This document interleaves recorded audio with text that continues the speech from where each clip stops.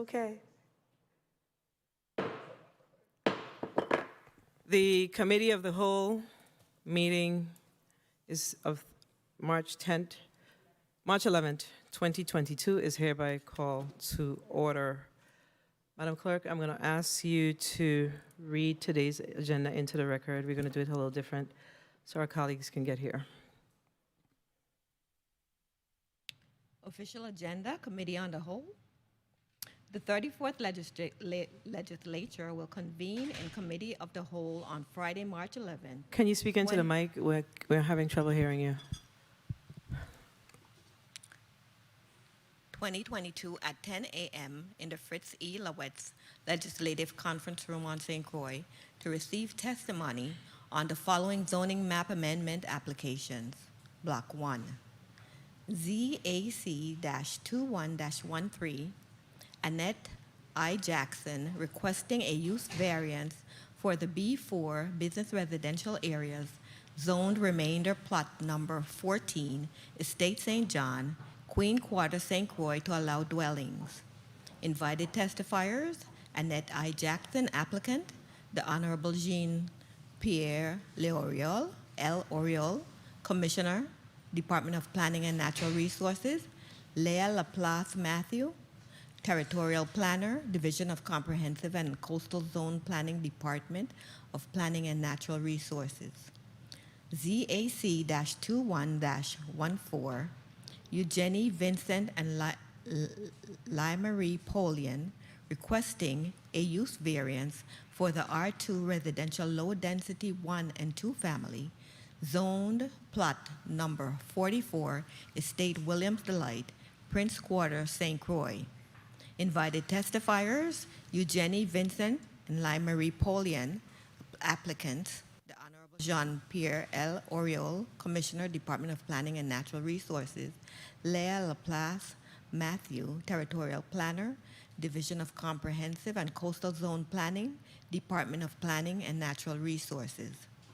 ZAC-22-2, Linda D. Peterson, Authorized Agent Armando Liebert, requesting that plot number 32 of subdivision of parcel number 11 of Estate Richmond Matricula 1AL, Company Quarter, St. Croix, be rezoned from C, Commercial, to B3, Business Scattered.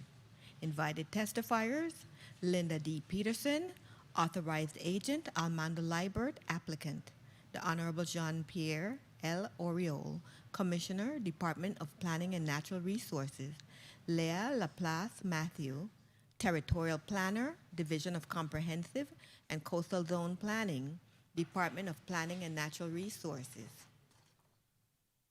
Block 2, ZAC-22-1, Michael and Sharon George requesting a use variance for the R2 residential low density 1 and 2 family, zoned plot number 126E, Estate Wim, West End Quarter, St. Croix.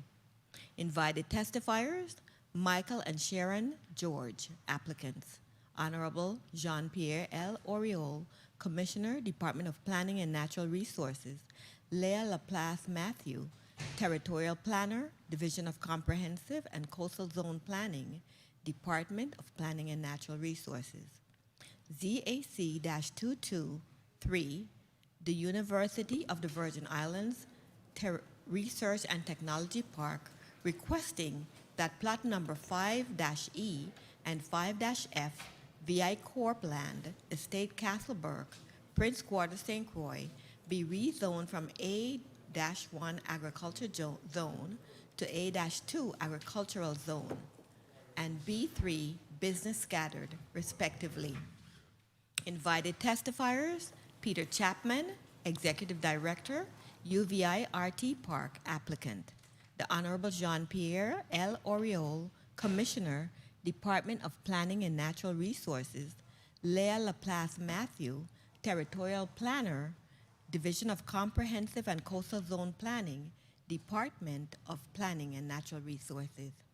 That's the end of reading of the official agenda. Thank you, Madam Clerk, can I get the roll call, please?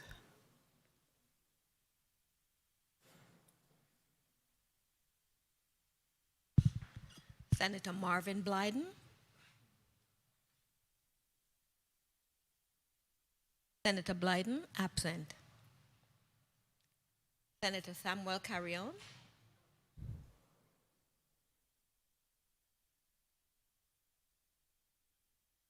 Senator Carrion, absent.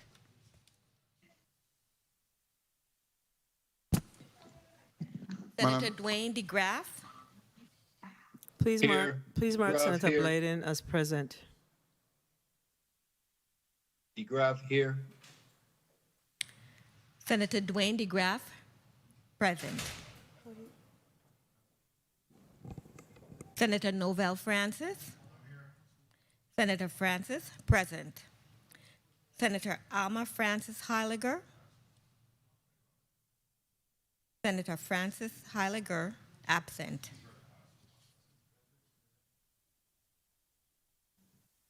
I'm here.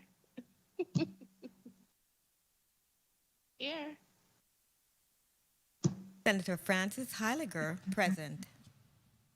Thank you. Senator Donna Fred Gregory, Senator Fred Gregory, present. Senator Kenneth L. Gittens, Senator Gittens, absent. Senator Javon James,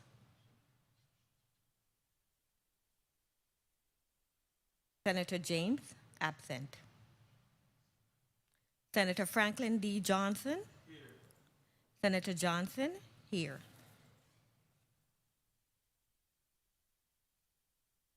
Senator Carla Joseph,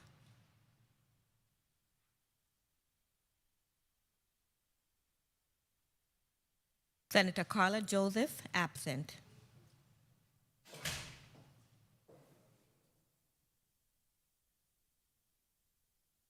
Senator Stephen D. Payne, Senator Payne, present.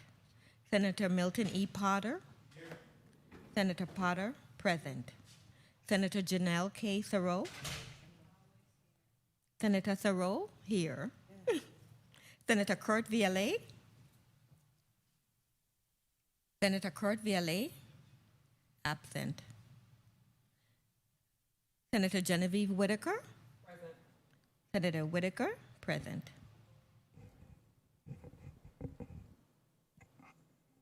Please mark Senator Gittens as present.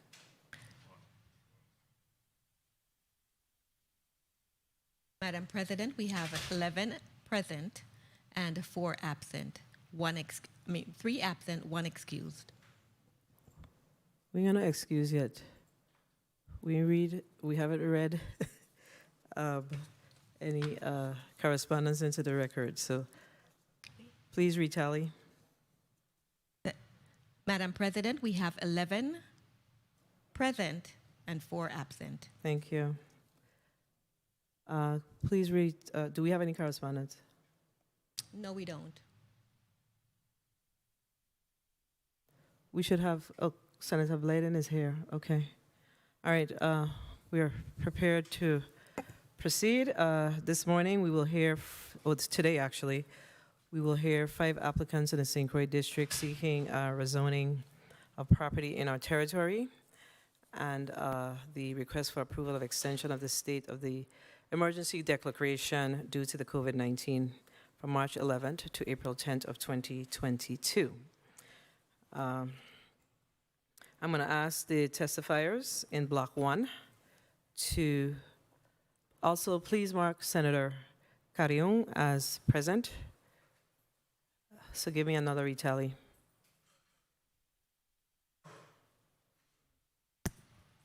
Madam President, we have 12 present and 3 absent. Thank you. I'm going to ask the testifiers to put their names and titles on the record. I'm going to start with ZAC 21-13. Who is the representative? Well, first I'm going to start with DPNR. Department of Planning and Natural Resources representative. Can you please put your name and title on the record? Good morning, Senate President Fred Gregory. Representing the Department of Planning and Natural Resources, myself, Leah Laplace Matthew, Territorial Planner with the Division of Comprehensive and Coastal Zone Planning. I have with me Planning Technician Drew Polimis, who will be assisting with the reading of the reports. I recently had oral surgery, so she'll be reading the reports. Could you state that name again, that full name? Jewel Polimis, Planning Polimis. Technician. Thank you. Ms. Polimis, can you please put your name and title on the record? Good morning, Madam President. My name is Jewel Polimis, Planning Technician with DPNR's Division of Coastal Zone Planning. Thank you. And the representatives for ZAC 21-13. Who is the representative? Anna Jackson? Anna Jackson, are you on the Teams? Please turn your Yes. camera on. Okay, please put your name and title, please put your name on the record. Sheena Jackson. I'm representing Annette I. Jackson. Okay, so you're the representative for Anna Jackson. Yes. Okay. Okay, ZAC 21-14. Who is the representative for Eugenie Vincent and Leigh Marie Polion? Good morning, Madam President. My name is Leigh Marie Polion. Good morning. And it's just you? Yes. Okay. ZAC-22-2, Linda Peterson. Who is the representative for Linda Peterson? I believe it's Armando Rocky Libert. Are you on the Teams?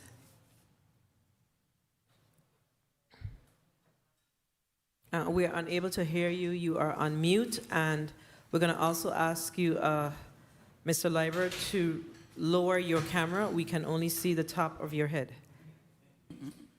You only see the top of my head. Yes, sir. The other direction. The other direction. Direction. Yes. Let me see. Well, wait, hold on. Let me get it fixed. It was right a while ago, and it don't happen now. I ain't getting it fixed yet. I just checked with your office, and they told me I'm good. So I don't know what happened here. We're What going to am I ask them doing? to assist you as we proceed, but we are unable to see Okay. you. Okay? All right. ZAC-22-1, Michael and Shireen George. Are you on the Zoom? Or Yes. you're here in person? Good morning, Madam President. I'm Sharon George and my husband, Michael George. Thank you. Okay, so we are prepared to proceed. We're going to ask, usually what I do is ask the since they are bringing the application, I'm going to ask the testifiers for the respective zoning requests to give their testimony on why we should approve their zoning today, and then we'll go to the Department of Planning and Natural Resources as each requester or applicant rather has completed their testimony. So we're going to start with ZAC-21-13, and good morning. I think I just saw Senator Vele. Please mark Senator Vele as present as well. Good morning, Senator James. Please recognize Senator James as present as well. All right, so we're going to start with ZAC-21-13, and that is, I think she's indicated her name was Shireen Jackson. Ms. Jackson, you may proceed. It's Sheena. Sheena, I'm sorry about that. Sheena, Yes. you may proceed with your testimony. I'm going to read my mother's testimony. So Yes. if I say my husband, I'm indicating my father. Okay. My husband and I will be so honored if you approve the new zoning map. It has been my lifelong dream to rebuild and live in the old stone cottage. where I was born and raised.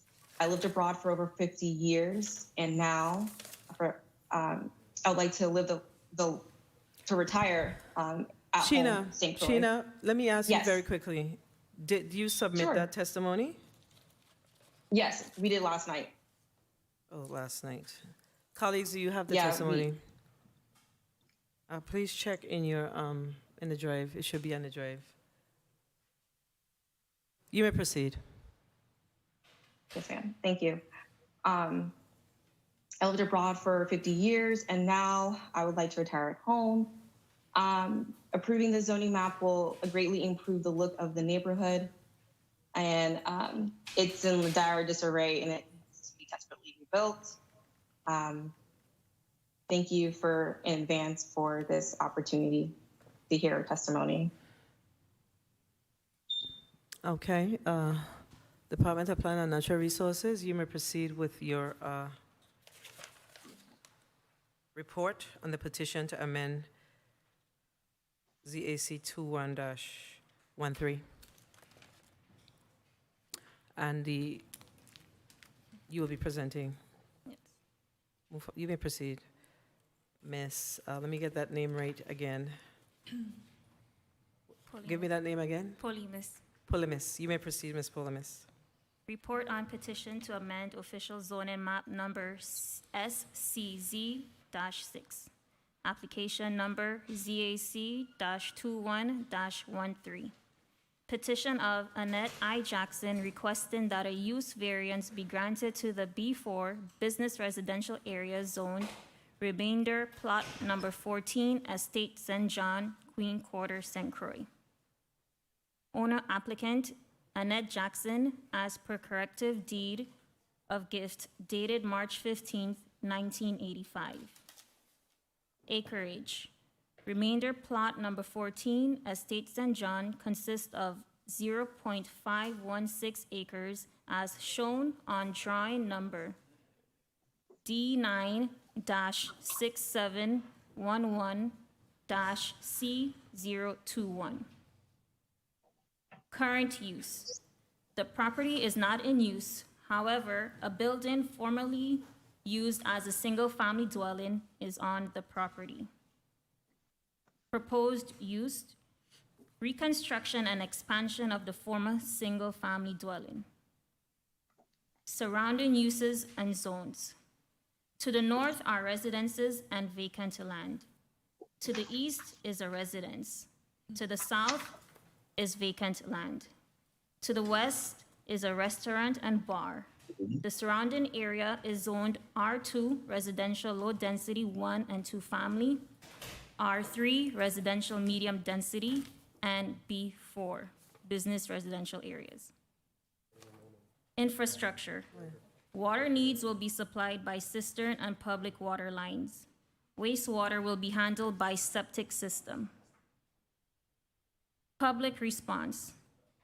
There has been no opposition to the proposed zoning map amendment. At DPNR's public hearing held September 9th, 2021, one meeting attendee questioned whether the entire property would be subject to the zoning map amendment, which it would. Analysis. During the department's public hearing, Ms. Annette Jackson testified her intent of the petition is to renovate a residential building that was last used residentially 20 years ago. Ms. Jackson found out the property's B4 zoning does not allow dwellings and decided to request a use variance. Plans are for a 1-story, 2-bedroom, 2.5 bathrooms dwelling. The current B4 zoning designation was intended to be near residential areas, allowing residents convenient shopping without needing an automobile.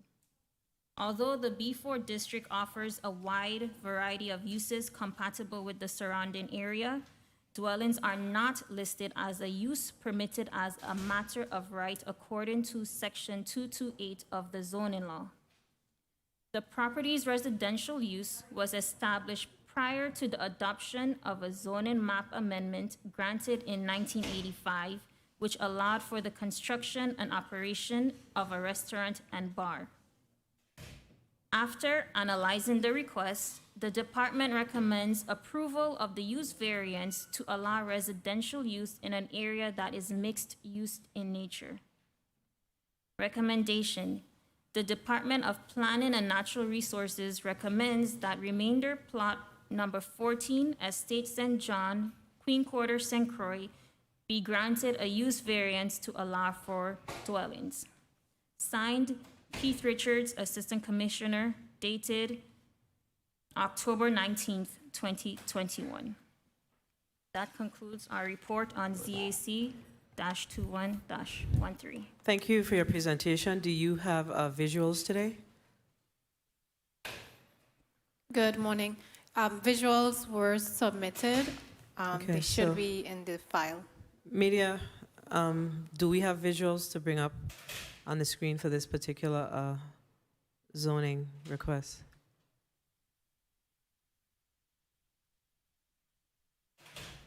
All right.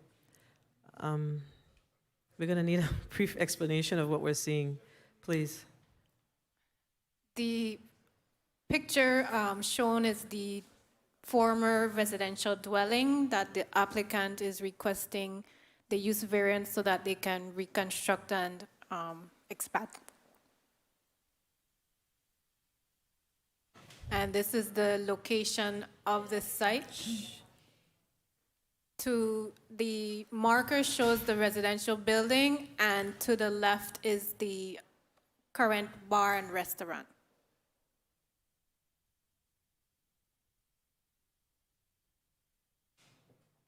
And the conceptual plans for the reconstruction.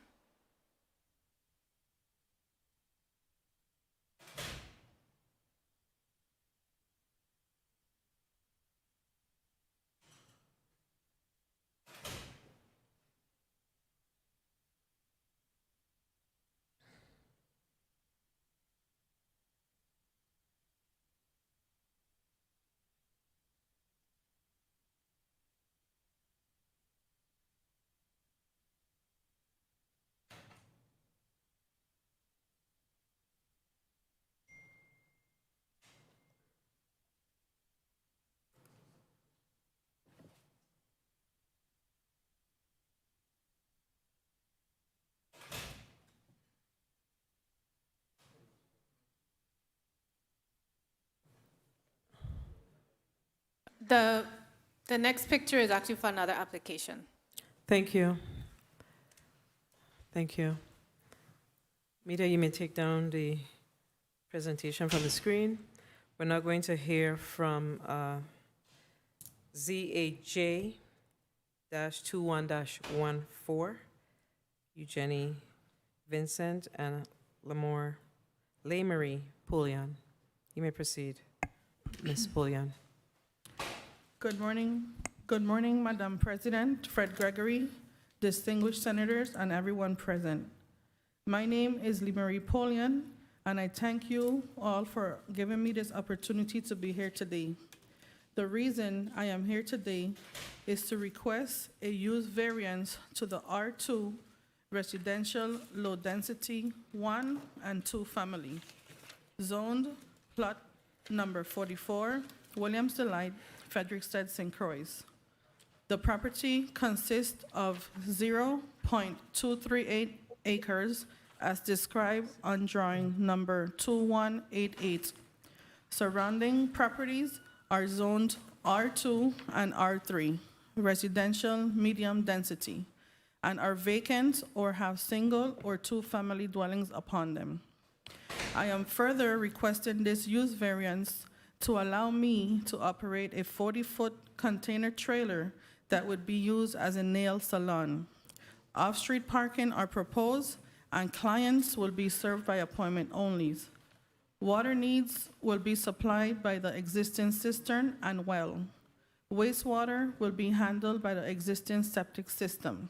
It would also consist of electricity, restroom facilities, air conditioning, 2 exit doors, and all other amenities to the customer satisfaction and as legally required. Additionally, the rezoning in this specific area is to aid a young small business entrepreneur like myself to keep my business doors open and continue providing top-rated nail art to my customers. The cost of renting a commercial space, coupled with paying for expensive associated such as utilities, sanitation equipment, products, tools, employee payroll, and day-to-day business necessities would make it almost impossible to stay afloat. I am blessed that my customers know my location, support my location, and support my talent. The main overhead expense of rent would be eliminated since I own the container. I thank you all again for this opportunity to come before you. I humbly request that you please refer to all documents submitted to DPNR and grant me the use variance. I'm now open to any questions, and I will answer to the best of my knowledge. Thank you. Ms. Polion, did you submit your testimony? Yes, ma'am. When did you submit it? Because we do have the letter of application, but I'm not seeing a testimony. Yeah, I submitted it on,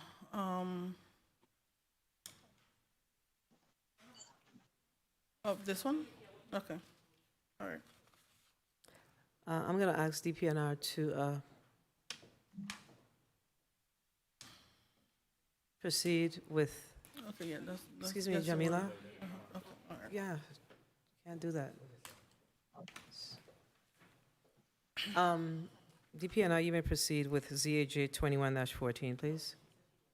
Report on petition to amend official zoning map number SCZ-11.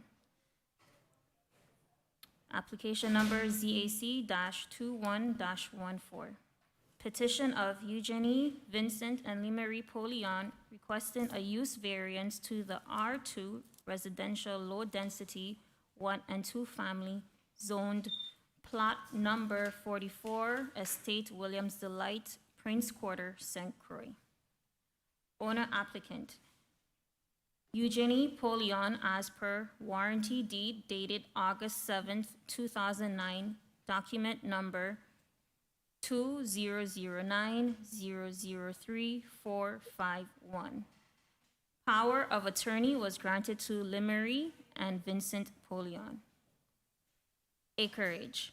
The property consists of 0.238 acres as described on drawing number 2188.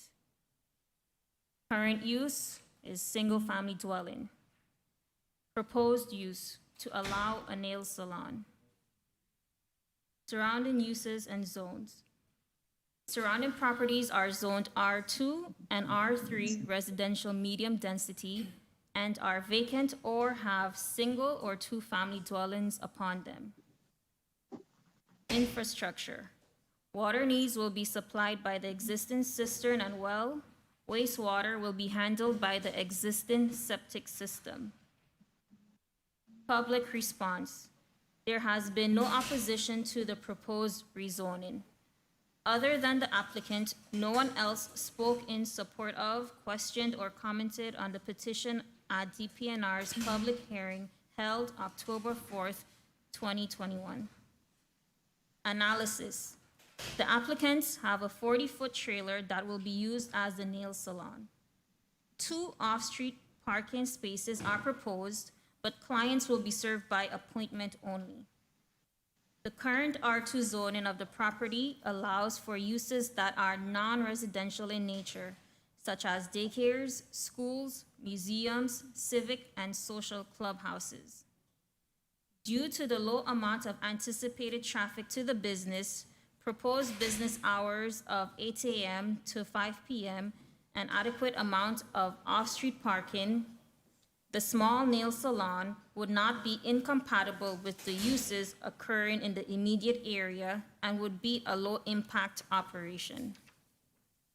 If the use variance were to be granted, permits would have to be secured from DPNR's Division of Building Permits, and a business license would have to be granted by the Department of Licensing and Consumer Affairs Board overseeing barbers, beauticians, and manicurists.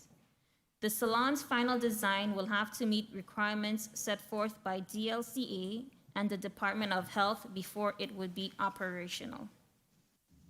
Recommendation: the Department of Planning and Natural Resources recommends that a use variance be granted to the R2 zoned plot number 44 Estate Williams Delight, Prince Quarter, St. Croix, to allow for a nail salon.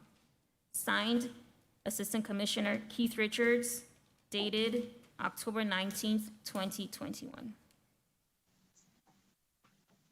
This Thank you. concludes. Do we have map visuals of this particular request?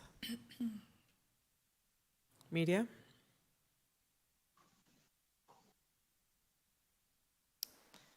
The picture shown is the single-family dwelling in the front on Plot 44, Williams Delight, and in the rear is the 40-foot trailer proposed for the nail salon. This is another direction of the property with the trailer to the left and the single-family dwelling to the right. The trailer proposed for the nail salon. The interior of the trailer.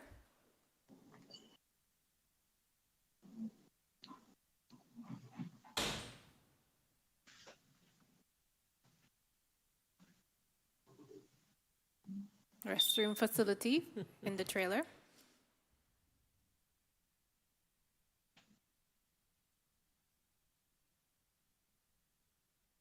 And the site plan of the property.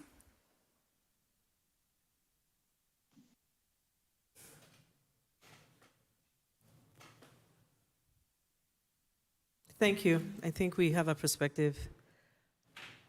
Media. I believe this is the. All right, we'll now hear from ZAT 22-2. Mr. Armando Liebert is the representative. Mr. Liebert, you may proceed.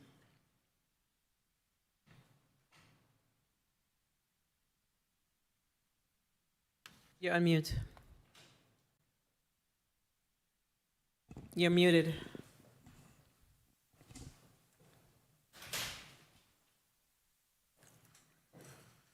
Former Senator Liebert, we cannot hear you. Can you hear us? Yeah, I'm hearing you. Can you hear Okay, me good. now? We weren't hearing you, so can you, Okay. you can all right. proceed. Can you start over? Thank you. Very well. Good morning, Madam President and members of the legislature. My name is Armando Rocky Liebert. I'm representing Ms. Linda Peterson, who is seeking to get a rezoning from a C to B3. This is parcel number 32 in Richmond, company Christiansted. The purpose of this rezoning is to build a residential facility. After looking at the property that was given to her by her aunt, we found that it was a C zoning, and C zoning does not allow commercial, does not allow for residential area. So basically what it is that she's trying to build a residential area for herself and her daughter. But in order to do that, the zoning needs to be changed so she can accommodate that. And we're asking for your support to make this a reality, to own a piece of the rock. Thank you. Thank you, Miss, I'm gonna get it right, Miss Polamis. You may proceed with your report. Report on petition to amend official zoning map number SCZ-20. Application number ZAC-22-2.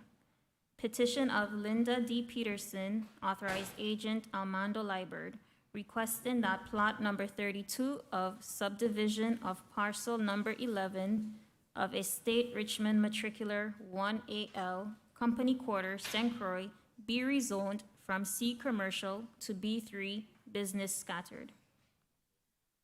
Owner applicant, Linda D. Peterson, as per deed of gift dated April 16th, 1998, document number 4257/1998. Limited power of attorney was granted to Armando Liebert. Acreage. The property comprises of 0.11 acres and is described on drawing number 103 dated July 7th, 1945. Current use, the property is undeveloped. Proposed use, a single-family dwelling. Surrounding uses and zones.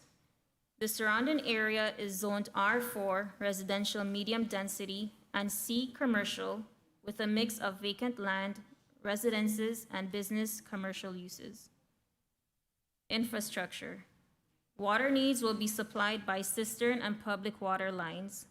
Wastewater will be handled by public sewer lines. Public response. At DPNR's public hearing held December 14th, 2021, no opposition or concerns were expressed with the proposal. Analysis. During the department's public hearing, Mr. Liebert testified the intent is to develop a residence for the applicant. The property was last used residentially over 20 years ago, but the current commercial zoning does not allow for residential use, and the property no longer qualifies for the non-conforming grandfather status. The property's previous residential use was established prior to the adoption of the zoning code and is governed by the conditions established in Section 234 of the zoning law, non-conforming uses. Section 234H states, any non-conforming use of land or building which has ceased by discontinuance or abandonment for a period of 3 years shall thereafter conform to the provisions of this subchapter. The current C commercial zoning designation was intended for light industrial and manufacturing uses to be located away from the central business districts that cater to pedestrians and tourists and does not permit residential use. The legally established non-conforming residences of the area were allowed to continue, but with limitations, allowing for eventual conformity of the entire zoning area. After analyzing the applicant's request, the persistent past and present non-conforming use of the area, and the mix of surrounding uses, the department recommends approval of the rezoning request. The requested B3 business scattered zone is appropriate because it allows for both residential and business use of a property and would not be out of character with the surrounding area. Recommendation.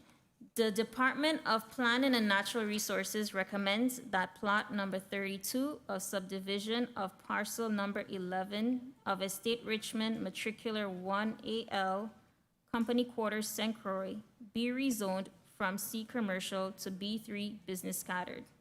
Signed, Assistant Commissioner Keith Richards, dated January 24th, 2022. Thank you. Media, could you please bring up the visuals? The picture shows plot 32 of Estate Richmond, which is vacant. There's no structures on it at the moment.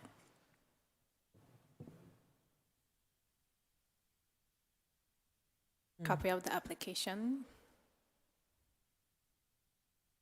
And this is the proposed conceptual of the single-family dwelling to be developed on the property.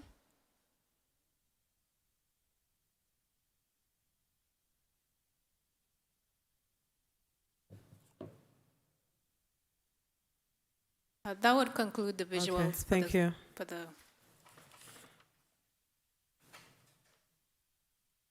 All right, colleagues, we've heard from the applicants and we've heard from the Department of Planning and Natural Resources.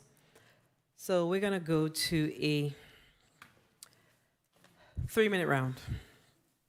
You have 4 zonings in front of us. Or am I missing one? I'm actually missing one. I'm seeing Mrs. Matthew looking at me like, are you serious? We have one more, I'm sorry. ZSC-22-1. Ms. Sharon George, you may proceed with your testimony. Morning, Madam Thank you. President and Senators. I am Sharon George, owner of the plot 126E Estate, William Frederickstead. My specific intent for zoning map amendment is to provide the St. Croix district with its first ever adult daycare and assisted living facility. As a registered nurse and originator of the proposed nonprofit Heinz Fit Adult Daycare and Assisted Living Facility, as I said, I'm Sharon George, aiming to provide dual services for seniors in St. Croix, USVI. The proposed property is located at 126E Estate, William Frederickstead. The target population will be seniors 60 years and older. Our first service will provide respite care to families with seniors. Adult daycare service will be available Monday through Friday, 7 a.m. to 6 p.m. At Heinz Fit, families are given the opportunity to attend work as scheduled or get their personal errands completed while having the comfort of knowing their loved ones are properly cared for. The service will include preparation and assistance with meals, administration of home medications, vital signs check, medication and chronic disease teaching, and provision of activities and entertainment.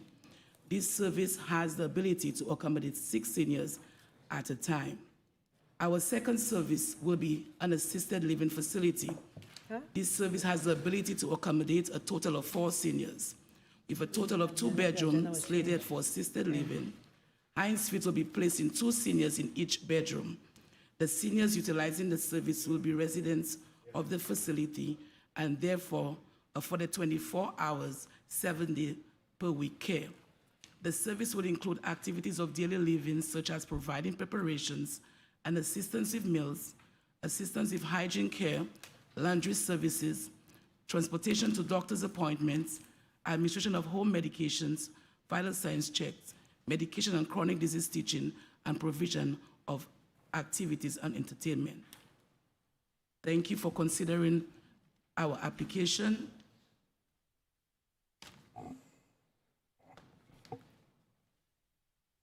Thank you, Ms. George. And I'll also ask you, did you submit that testimony, Yes, I submitted a testimony. that particular testimony that you No. just read? No. So it's very important that we understand that whatever you're reading into the record, we need a copy of it. So I'm going to ask that you please send the... You want me to read the one I No, submitted? that's fine. I'm just Okay. going to ask all of the testifiers today that whatever they read into the record, to please forward it to my office so I can upload it on the drive for my colleagues. It's important that the information that's read into the record is submitted to the legislature, okay? Okay. So please forward it. If you have someone, if you could do it now on your phone or whatever you could do it on. I would like to- submitted it. I did submit. The Okay, one this that you here. read, Okay, that's what I'm asking. okay. Let's be clear. Did you submit the one that you just read? No, Correct, so you did not submit it. So we'll get a copy of it from you, okay? okay. Thank you. All right, colleagues, we're going to go to what did I say, a 3-minute round? Okay, so. Well, we have it a little interesting time today.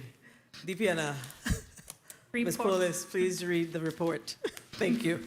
Report on petition to amend official zoning map number SCZ-16.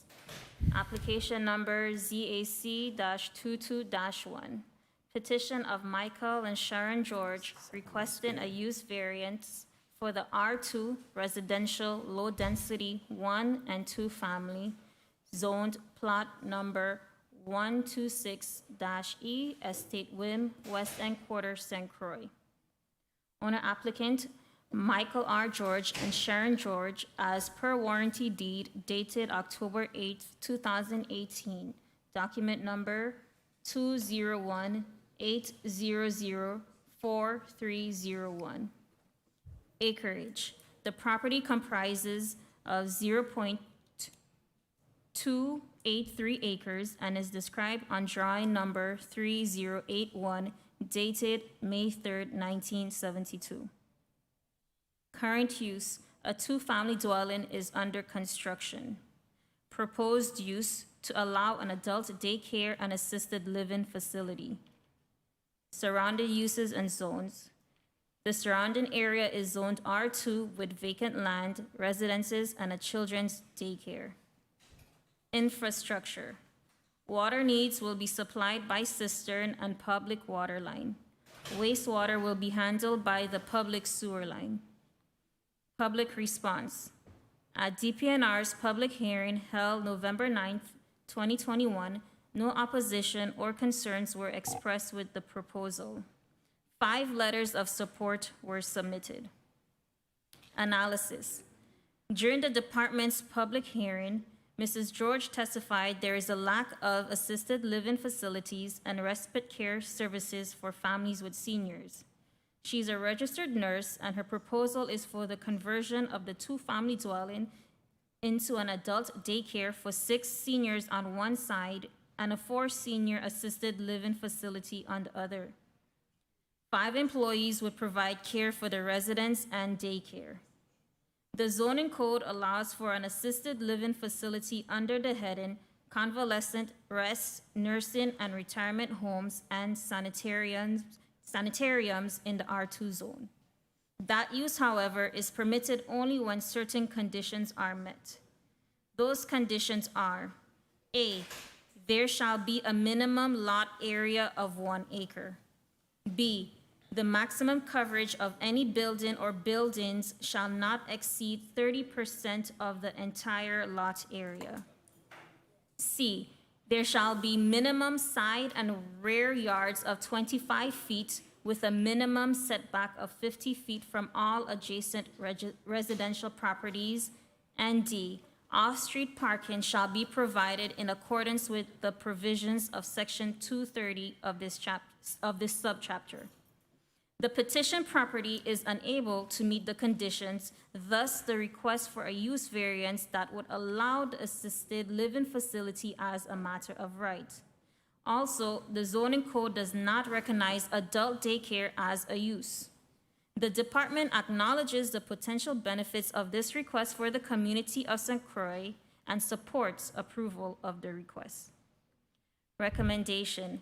The Department of Planning and Natural Resources recommends that a use variance be granted to the R2 residential low-density 1 and 2 family zoned plot number 126E, Estate Wim, West End, Quarter, St. Croix, to allow an adult daycare and assisted living facility.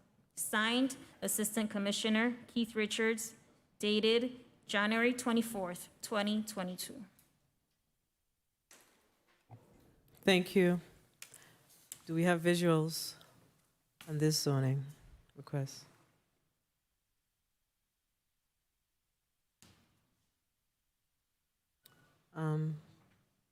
Media, please move the screen. Those, yeah.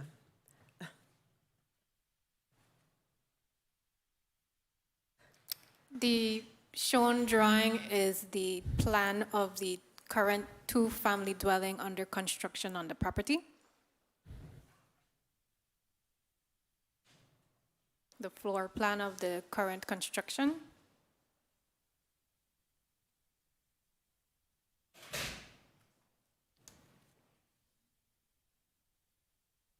We're only looking for the map information, media. Thank you. This is for another application.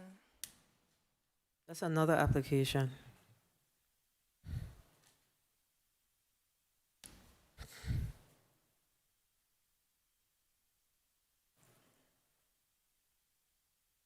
Do we have other information, Ms. Laplace, on this particular zoning? There were pictures of the current building in the file, yes. Colleagues, you should have those pictures in your files. Everything is uploaded on the drive, so if you have any concerns, let me know, but we're going to continue to proceed with this zoning absent of the information that should have been up on the screen. Thank you. We're going to go to a 3-minute round, colleagues, with regards to these 4 zonings in this block. We're going to start with Senator Alma Francis Heiliger. Senator Francis Heiliger, you're recognized for your 3 minutes.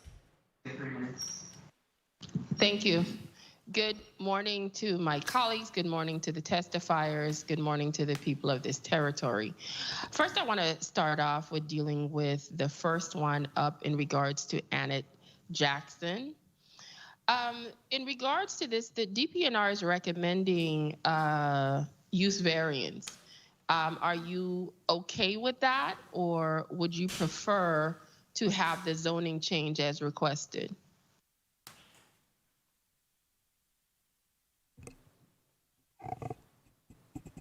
I think the senator is frozen. I think the senator is frozen. Senator Francis Heiliger, can you hear us? Please hold the senator's time. Can you hear us, Senator Heiliger? Francis Heiliger? Yes, I can hear you. Can you hear me? Yes. Okay. Start the senator's time over. Can you re-ask your question? Because I think that we have a little delay on this side. So start the senator's time over, and we'll proceed. Senator Francis Heiliger, you No are problem. recognized for your 3 minutes. Thank you. Good morning once again to my colleagues, the people of the territory, and to the testifiers. I want to start off first with Annette Jackson's request and DPNR's recommendation for our use variance. Is everyone would be okay with that as opposed to any other zone changes? DPNR? The department is fine with the use variance proposal. The applicant did request the use variance as well. Okay, excellent. And since everybody's on board with that, I'm okay with it. The only thing I wanted to ask in regards to the property had to do with the, from what we were explaining, had to do with a restaurant and a bar there. Is that also property of this individual, or is this some type of family land that's being shared? I just needed a little bit more understanding as to how that is set up. Ms. Laplace Matthew responding. The property is owned by the applicant. She subdivided it in order to to request the use variance specifically for the property with the house on it. So it was subdivided, Okay. separate from the restaurant and bar. So she already subdivided it. Okay, Correct. that's where I needed some clarity. We're gonna move on to Eugenie Vincent. And this one and this is Lemari Polian. I wanna make sure I'm saying the names correctly. This one has to do with the nail salon business. And first of all, I need to know, are you currently in business? Because you spoke quite a bit about rent and overhead, and this is part of you attempting to stay in business and progress, which I have no problems with. But is this something you're saying that you do on the side, or you are actively trying to set up and pursue a business via this container?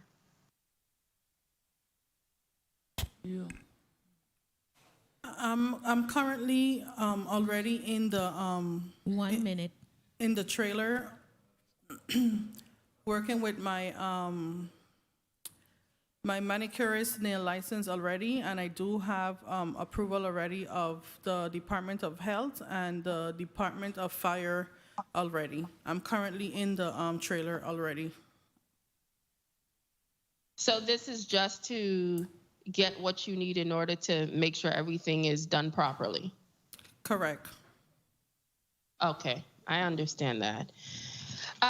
The other part I wanted to ask about the next parcel, the last one we actually just touched on, there was no issues with them dealing with the property and getting a variance.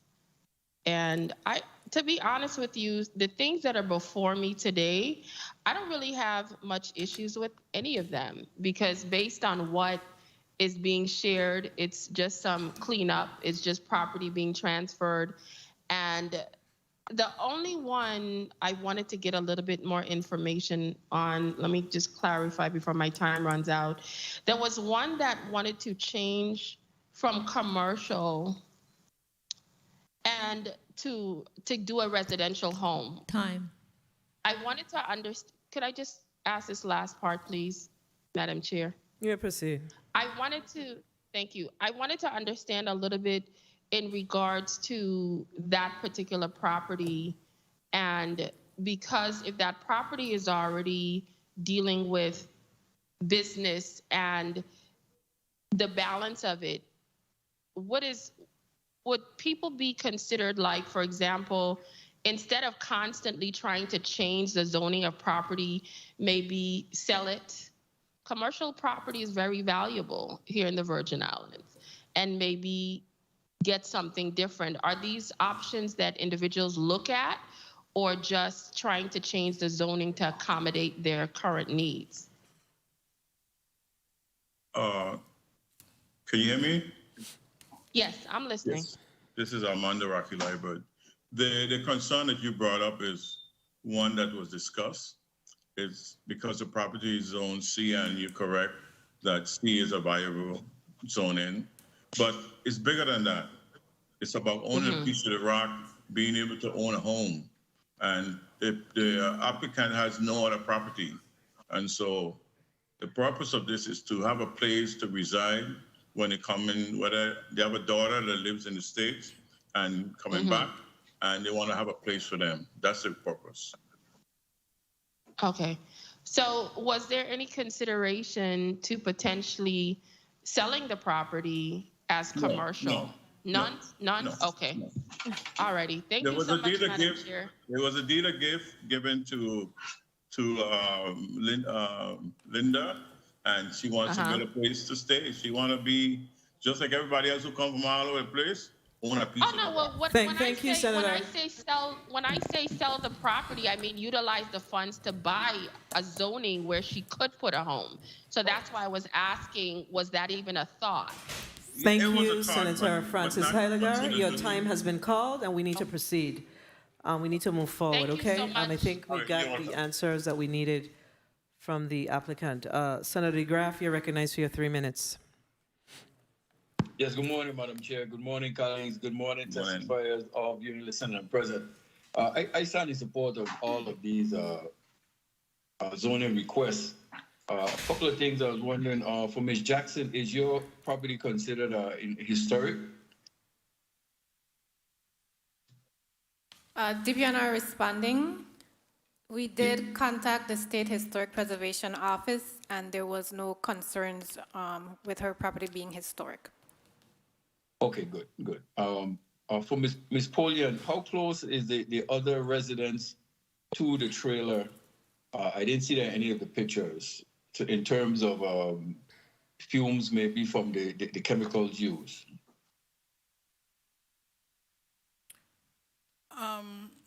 In one of the, good morning, in one of the house that would be to the north of the property, there, which is the closest house to the container trailer, there's nobody living in that home. That home is like an abandoned home, and there's nobody living there.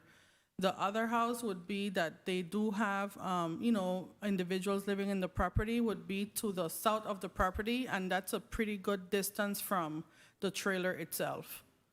And then Okay, to thank the you. to the north, and to the east and west of the property, there's nobody living in those houses as well. Those are also abandoned properties. Okay, thank you. Welcome. Ms. George, in regards to your property, is there a designated area for a generator system? In addition to the WAPA lighting, where generator, because the property was built out to the max, is there room for a generator system? Yes. It's not yet completed, Okay. but that is in consideration, yes. Okay, good, because you definitely need that. Yes. And finally, for Mr. Liebert, welcome, good to see you. Like to see you too, man. Is that vacant lot has the family been in contact with the banks and stuff already? Are they waiting for this variance to be done for them to obtain the funding, or are they ready to go once this is completed? It's we're gonna obtain the funding once it's done, because we found out that you couldn't do what we wanted to do with the C zoning. And once this is completed, we're going to have an opportunity to maximize the potential. Okay, great. Thank you so much. Okay, yes, again, I support all of them. Thank you for the time, Madam Chair. Thank you, Senator DeGraff. Senator Franklin D. Johnson, you're recognized for your 3 minutes. Good morning. Thank you very much, Madam Chair. Good morning to my colleagues. Good morning to the viewer and listening audience. Good morning to the testifiers that are here. And if DP and I ain't giving you a fight, don't look for one from me either. But what I'm really proud about is a bunch of ladies trying to do business, trying to survive, trying to be a part of this economic growth here in the territory. And I'm proud of that more than anything else. And you know, I don't have a lot of questions for you because I'm fully supporting you going forward what you're trying to do and hope that you're successful. Ms. George, I want to ask you one question. With your business, do you have intent to try to do some outside service? Because there's a lot of home care needed in this area that you're embarking on. Yes, presently I'm doing that. I'm doing home care.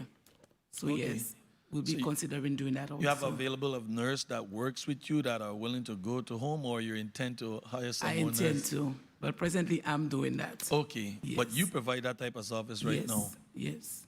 Okay. I'm not going to hold up no bunch of time. Like I say, I'm supporting all of your initiative, all what you're trying to do. Thank you. And all of it is business. All of this is entrepreneur. People trying to do to make themselves better and better for their family and their life. So I really appreciate all of you women. And this is your month, so let's go for it. All right? Yes. Thank you very much for that opportunity, you. Madam Chair. Thank you, Senator Johnson. Senator Javon E. James Sr., you're recognized for your 3 minutes. Thank you, Madam Chair, and greetings to the people of the U.S. Virgin Islands, and happy Women's History Month. And as we speak about Women's History Month, we have a whole panel here filled with women. And I want to echo the sentiments of my colleague. It's a good day in the Virgin Islands for the territory to see that we have some economic growth. Not taking anything away from the other zoning requests, but the one that stood out to me the most is the one for the adult care and assisted living facility. And I'm happy to know that individuals in the private sector would like to pick up on areas where the government falls short. So I want to say kudos for bringing that forward. Thank you. My question to you, though, I know it's still early in the game for you when it comes to this zoning request, but as far as your conversations being had with entities like Department of Health, have you had those conversations as far as some support or some level of collaboration, if you ever do get through? No, I haven't. But I'm just going through the process now. I'm just completing my CON, my certification of need, and I'm looking forward to do that. Well, it's Women's History Month, so and Commissioner Hussein Kanasiong is a very intelligent and supportive woman Yes. when it comes to things of the territory, and you know she's a Yes. Cushion, so jump on board with that. Yes, thank you. So I see here where DPNR made mention that the zoning code does not recognize adult daycare as a use. I guess that's something we can revisit. And I'm happy to know that you're going to have a use variance instead of shutting it down, because, you know, last year you had a little pushback from some of my colleagues with some of the no's, but there's a lot of yes here today. So I'm happy to know that things are moving forward at DPNR. And like I said, when it comes to the adult daycare, I'm all for that. And I'm hoping and praying that by the time I get old, or older I should say, that we do have more of these in the Virgin Islands, because everything can't be about government. I'm happy to know that individuals in the private sector taking the lead on this. Thank you. And when it comes to the other zoning requests, it's a no-brainer because we don't have any opposition. And the reason why we have these committee of the whole hearings is to discuss the oppositions, the pushback from the neighbors and the community. And I'm happy to know that there are no opposition, so it's a no-brainer for me to support it when it do comes to the full body. But I'm happy to know, though, that for zoning requests ZAC 21-14, no, my bad. The one that is undeveloped, that's the one for the nail salon, right? No, that's not the one. No, the one for Ms. Peterson. I'm happy to know that land that is undeveloped and hasn't been used for all these years is finally being put to use. And I think the proposed use is for a single-family dwelling. And here in the U.S. Virgin Islands, we have a housing crisis and a shortage of homes in the U.S. Virgin Islands. So I'm happy to know that undeveloped land will be used for its intended purposes. And as far as the nail salon, I'm looking forward to supporting that when it do comes. Hopefully when it opens, I have my wife and the women in my family support you. And last but not least, the restaurant and bar. I look forward to seeing the menu. So in closing, I just want to say congratulations to everyone. And like I said, when it reaches to the full body, I will support all the measures discussed here today. Thank you. Thank you. Thank you, Senator James. And let me just ask very quickly, your certificate of need, Ms. George, that you submitted the application. How long ago did you submit it? Honestly, I just completed the CON yesterday evening, and I submitted it. I spoke to Ms. Encarnacion this week. She asked me just to email it to her so that she could review it. All right, thank you for the information. Senator Joseph, Senator Payne, Stephen E. Payne, you're recognized for your 3 minutes. Thank you for the, good morning. Thank you for the time, Madam Chair. Good morning, testifiers. Good morning, colleagues. Good morning, listening and viewing audience. I'd like to begin today with Miss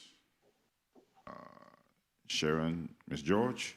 Yes. I spent most of my life working with young people, so I don't want you to explain to me and possibly some persons are watching, what's the difference between an adult daycare center, which you're proposing to build, and a nursing home? What's the difference? Well, a nursing home, an adult daycare center, let me get some information here. The adult daycare center, they come in daily. There's an assisted living where the 4 residents are going to reside there. They're going to be getting a 24-hour care there.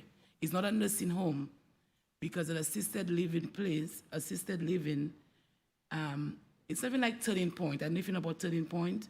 They come and they get the care that they need. If they have to go to the doctor, they go out to the doctor. They get there so they're gonna be living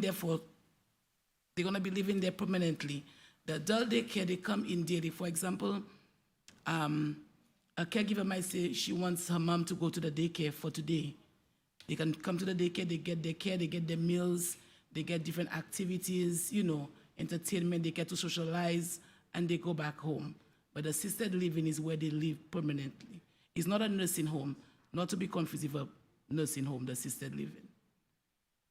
Okay, thank you. And are there any kind of specific certifications or degrees or something you need to be a resident expert in the field of geriatric care? Well, I'm a registered nurse with a bachelor's BSN. Okay, thank you very much for your response. Just one or two more questions for next, Ms. Polian. One of my colleagues mentioned about the possibility of the acetone in the area. Because traditionally when you go into a nail care salon, that's the first thing that actually greets you. You have any type of ventilation system set up to prevent that from happening? Yes, I do have a vent that is turned on, as I go in the trailer, and that pulls out the fumes of the acrylic liquid, which is what really smells the strongest. Okay, well, Deep and apparently doesn't have an issue with it, and I'm sure they did their homework to just ensure that the neighbors and stuff wouldn't be impacted or affected. So you definitely have my support. You all have my support. Thank you. Madam Chair, I don't have any further questions at this time. Congrats to all of y'all. Thank you for the hard work that you're doing. Thank you. Thank you for the time, Madam Chair. Thank you, Senator Payne. Senator Kenneth L. Gittins, you're recognized for your 3 minutes.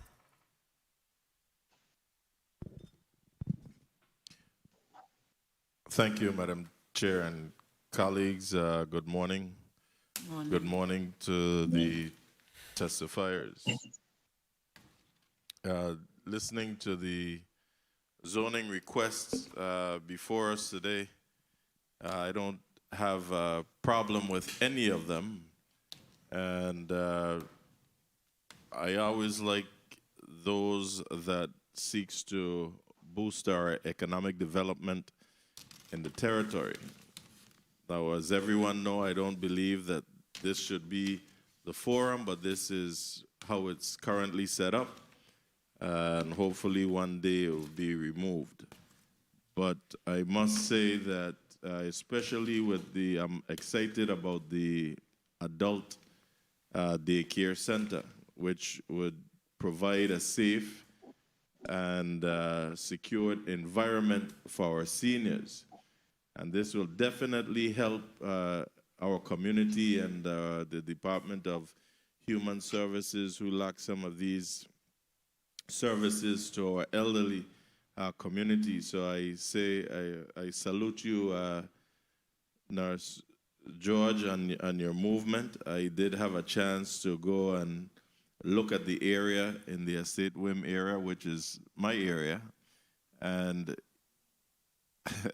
you know, sometimes I don't even understand this process. You're requesting this being right next door to a daycare center already, which tells me, well, I hope that they would have already had the rezoning for that plot as well.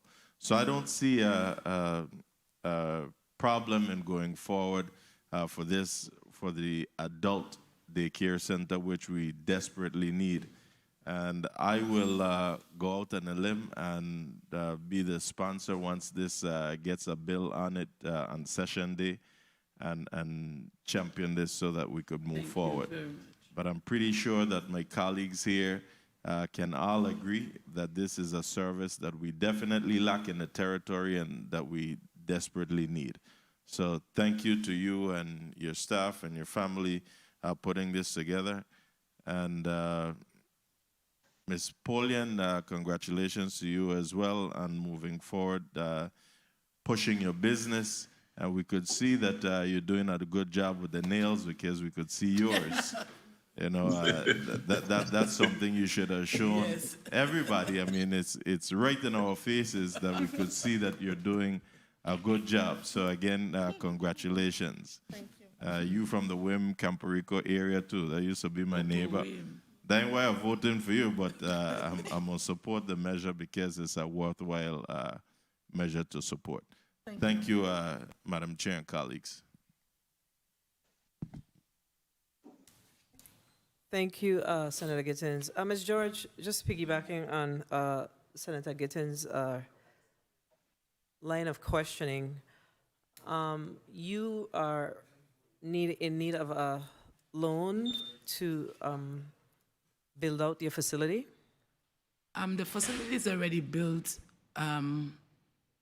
It's just now we haven't had, my husband and I we didn't take any loan. It's just So you're just that good of a citizen that you're not, that you are actually opening your facility absent of needing a loan, and you're coming for your rezoning. That's honorable. Thank you very Because, much. I give God thanks. It basically says that the daycare center next door, let me ask Mrs. Matthew, the daycare center next door, are they in compliance? Yes, yes. Senator, the Okay. code allows for children's daycare in the R2 zone. Understood. Thank you. So that's honorable. Thank you. All right, Senator Samuel Carrion, you're recognized for your 3 minutes. Good morning. Thank you, Madam Chair, and good morning to my colleagues and the people of Virgin Islands, and good morning to the testifiers. I also want to join and echo my colleagues and their sentiment with regards to having women in our territory stepping up and entering the business field. It's commendable, and we need more of it. So, Women's VA History Month, kudos to you all for stepping up and forward. So, thank you for that. And also boosting your intentions to be able to boost our economy. We need, and we know that small businesses are the engine that boosts our economy. So it's necessary to continue to foster and support small businesses in the territory. This is, like some of my colleagues say sometime, a no-brainer because there aren't oppositions on these rezoning.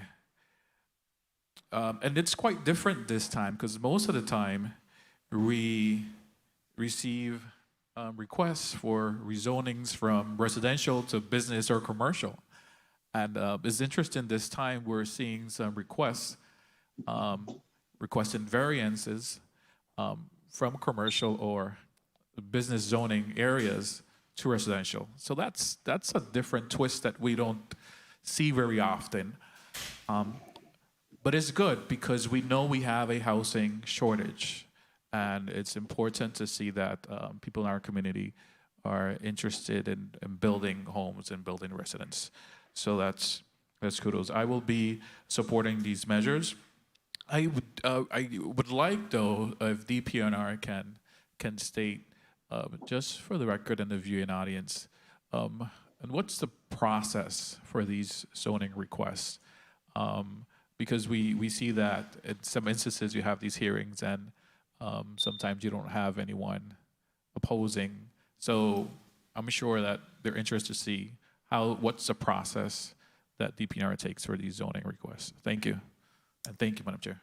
Leah Laplace Matthew responding for DPNR. Once a complete application has been submitted to the department, we schedule a public hearing. Notices are sent out to property owners within 150 feet by mail. Notice is posted in the newspaper for the respective district, and a sign is also posted on the property. The neighbors are then free to attend the public hearing or get a link to the electronic file so they can review the file. And there's a public comment period after the public hearing that they can also submit comments in writing. So that is the process. Thank you. And another question I forgot, Phil, to ask. In regards to ZAC 21-13 and I Jackson, what's the year that residence was built? Because you did mention you reach out to historic preservation and Time. But I'm curious to see because it seems like a property has been there for a while. The residence was built prior to 1972, but according to the State Historic Preservation Office, it doesn't qualify for historic status, so they had no concerns. Okay. Prior, but you don't have a year exactly when it was built? No, I don't have the exact year at the time, at the moment. Thank you very much. I will be in appropriate time voting affirmative on these measures. Thank you, Madam Chair. Thank you, Senator Carrion. Senator Gittins, you're recognized for your point of inquiry. Thank you, Madam Chair. Point of inquiry through the chair to DPNR representative. Since you were just explaining the process, I thought I should ask whether or not your process includes you verifying that these properties that are requesting these zoning changes, whether or not they're up to date with their property tax payments. Yes, that is a requirement, a tax clearance letter. Thank you. Thank you.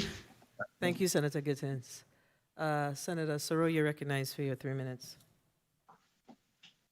Thank you, Madam Chair, and good morning. Morning to the testifiers. This month is Music in the Schools Month. So we have to support the arts. Music in the Schools Month, Women's Month, and VI History Month. So just wanted to add to what my other colleague across the aisle said. And during Women's Month, a girl should be two things: who and what she wants. And of course, we had Amendment 19 that was passed that gave women the right to vote. And here in the Caribbean, we have had female leaders from Jamaica to Dominica to St. Lucia to Trinidad and Tobago to Barbados and even in our territory. So I salute all the women in leadership, and those unsung heroes who have never made the history books. So happy Women's Month. Senator Rocky Liebert. Yes, Senator. How are you going to sing for your business? How I get there? You performing your at-large duties? You know I was at large, Senator, so I am in every island's business. Okay, Mr. At-large, good morning. Good morning. I stand in support when the time comes with all of these legislations. And to you, Ms. Polion, you know, sometimes businesses and the way businesses look, it changes. So I want to commend you because so often we push like academics and everything else, and the vocab component is missing, and every woman wants to look beautiful. So your business is definitely needed. So you have my support Thank you. in that regard. And Miss Registered Nurse, Miss George, thank you for what you're proposing. I had a grandmother who had Alzheimer's. And we'll accommodate for Lord knows. She passed in 2020. May she rest in peace, but that was a journey just to find the appropriate care, conforming the whole house. It's painful to watch, and you know, we just didn't have the services.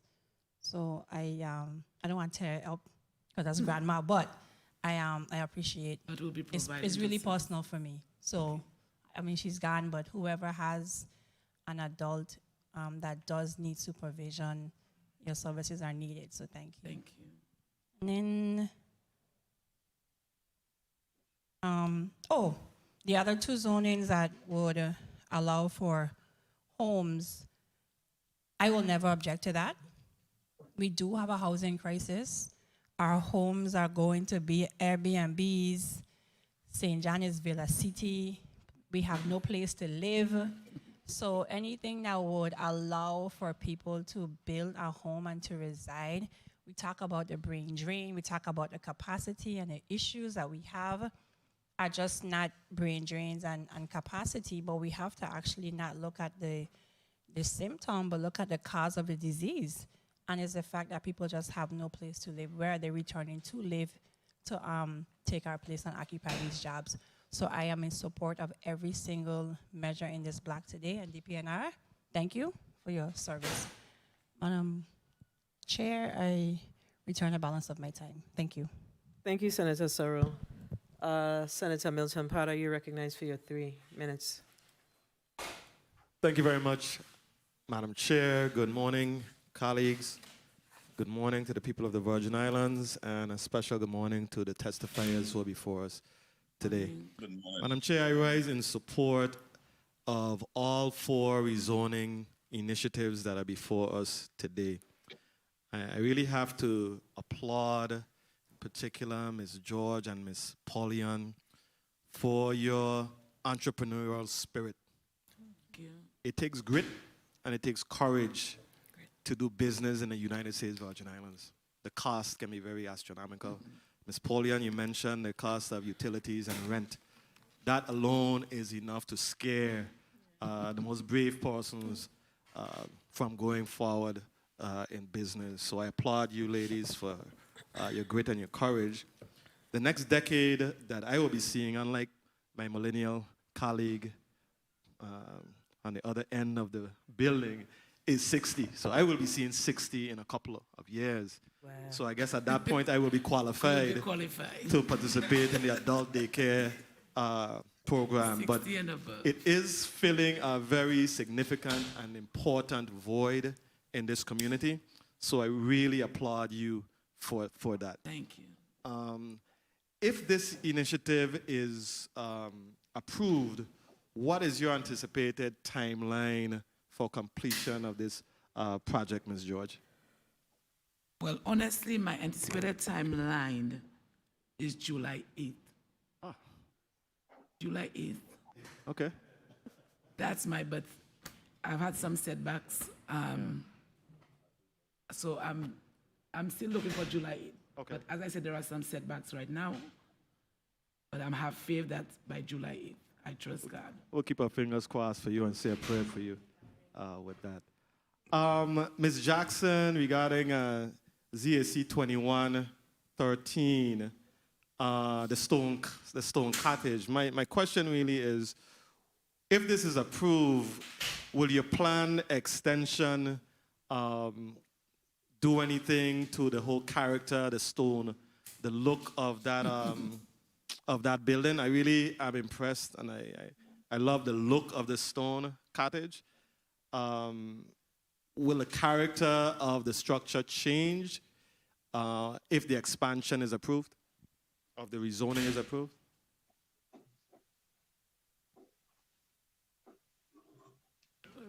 I don't think is Ms. Jackson here? Oh yes, we're here. We're here. I'm so sorry. Can you please repeat your question? No, my question was, if the rezoning is approved, will the character of the stonework, the character of the building, change in any way? Because I was admiring just the whole look and the stonework. No, it wouldn't. It wouldn't change the character of the house. No. Okay. Okay. I think Senator Liebert, I absolutely have no problems with that rezoning.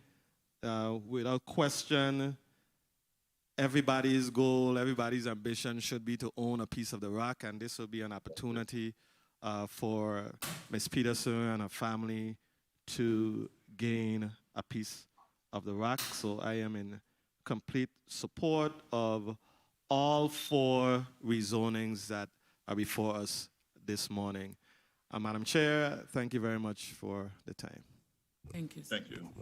Thank you. Let me take this opportunity to recognize the presence of Senator Carla J. Joseph and also recognize you for your 3 minutes. You're recognized for your 3 minutes, Senator Joseph. Thank you so much, Madam Chair. Pleasant good day to you, my colleagues, the listening and viewing audience, as well as the testifiers. I do ask that my tardiness be forgiven. I did sending a note. Apparently it didn't reach to indicate that I was going to be tardy. So I did send it in. But nonetheless, I want to, of course, begin with DPNR. And as always, commend Ms. Leah Laplace Matthew for the good work that you do and continue to do such a thorough job in vetting these rezoning before they come to us, and your team for doing all of that hard work and meeting and sending out all of the notices that goes with it.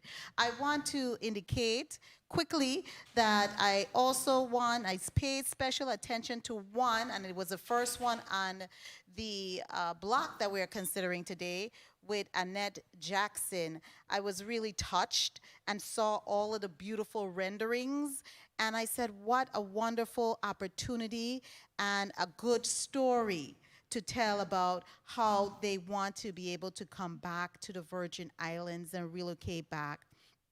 I have no objection to any of the rezonings. Typically, and I still would like to do that, a part of my modus of operandi is that I typically like to visit the sites to get a hands-on appreciation of where it's located. I did not have an opportunity to do this, but I'm trusting that that would be afforded in the coming future before we vote on these measures.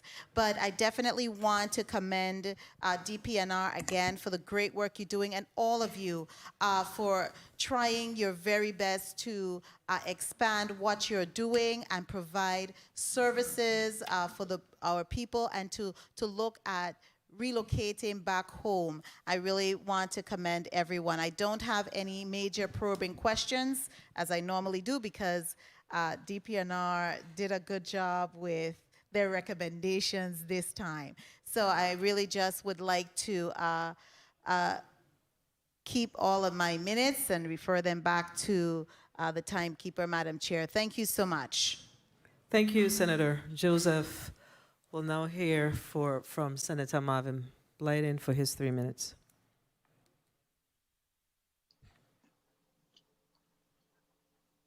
Thank you, Madam Chair. Good morning to my colleagues, viewing, listening audiences, staff, central staff, and good morning to all of the testifiers. And thank you so much for your investment in our community, which will help to spark economic development. I believe that all 4 of these requests are no-brainers. DPNR have no objections. and they made some very good recommendations, and I want to thank them for the good job they continue to do. But let me ask the Jackson family, good morning. I know that based on, in particular, Annette spoke to her lifelong dream, of coming back home and living here since they've been abroad for some time now, and living on the rest of their elderly days there. And I think that's most of our dreams and aspirations. And of course, we are going to assist in making a dream become a reality, because I think it's important, especially at that age, to live here in the Caribbean, to live in the Virgin Islands. Where else, you can get such perfect weather? We are blessed, and many times we take it for granted. But I want to say in advance, congratulations to you. And definitely, I hope you and your family enjoy your time on St. Croix in your elder days. Also, I want to speak to Companion Haven, the assisted living facility. I believe necessity brings opportunities, and it is critical that we have those type of facilities here in the territory. It's an excellent idea. It's a great need in the community, and I believe that you're going to be overwhelmed. Yes. Many times for those that look after their parents, or other that looks after elders, many times, we need a little break sometimes to get other things done. But let me ask you, do you plan on expanding to having service available in the evening like they do in the States at time when folks have stuff to do, not only in the day? We plan to also have respite care. For example, Okay. somebody want to have their loved one just to be housed for overnight, or if somebody is traveling for like about 2 weeks or a week and need to provide care for their loved one, we'll be providing that service. So we'll be doing respite care also. Okay, very well. And also for the nail salon, that's always a need. Folks always like to have themselves looking nice, have their nails, the toes, hair done, everything did. So it's always a need, and I want to congratulate you on that. And for the individual that building a home, we all know, of course, we have a housing crisis, and home ownership is the most important investment anyone can make in themselves and their families. And there's no feeling like having a house or having your own home, And it's a place where families meet, they speak, they eat around the dinner table, and they just share memories. And that's something that's priceless. You cannot really pay for that. So congratulations to everyone, and Madam Chair, I want to thank you so much for the time, and thank you. Thank you, Senator Blyden. Senator Whitaker, you're recognized for your 3 minutes. Good morning, Madam Chairwoman. Good morning to my colleagues. Good morning to all the staff. And a special good morning to our testifiers, and of course, both from the applicants as well as the Department of Natural Resources. I also want to say hello, of course, always to see my classmate, Ms. Leah Laplace, continue to do your incredible work. I'm so proud of you. I wanted to first off start off with Ms. Jackson and to indicate that and I wanted to each one of you, I know the application process is very rigorous, and I know it's very intense, and I hope one day we can try to maybe make a shift with it not being where, because I support everything that's being done today from the perspective of entrepreneurship, economic development, workforce, support for seniors, young women, millennials coming home to address the brain drain. To Ms. Jackson, I wanted to find out, as you're working on this, on your efforts, have you at all engaged the Housing Finance Authority? One of the things that our current legislature did, we passed the first home buyer mortgage program, and I've been, in my capacity, along with other colleagues, we have been, really trying to push that the Housing Finance Authority promulgate the rules so that we can get that going. Have you looked for any source of income to support your efforts?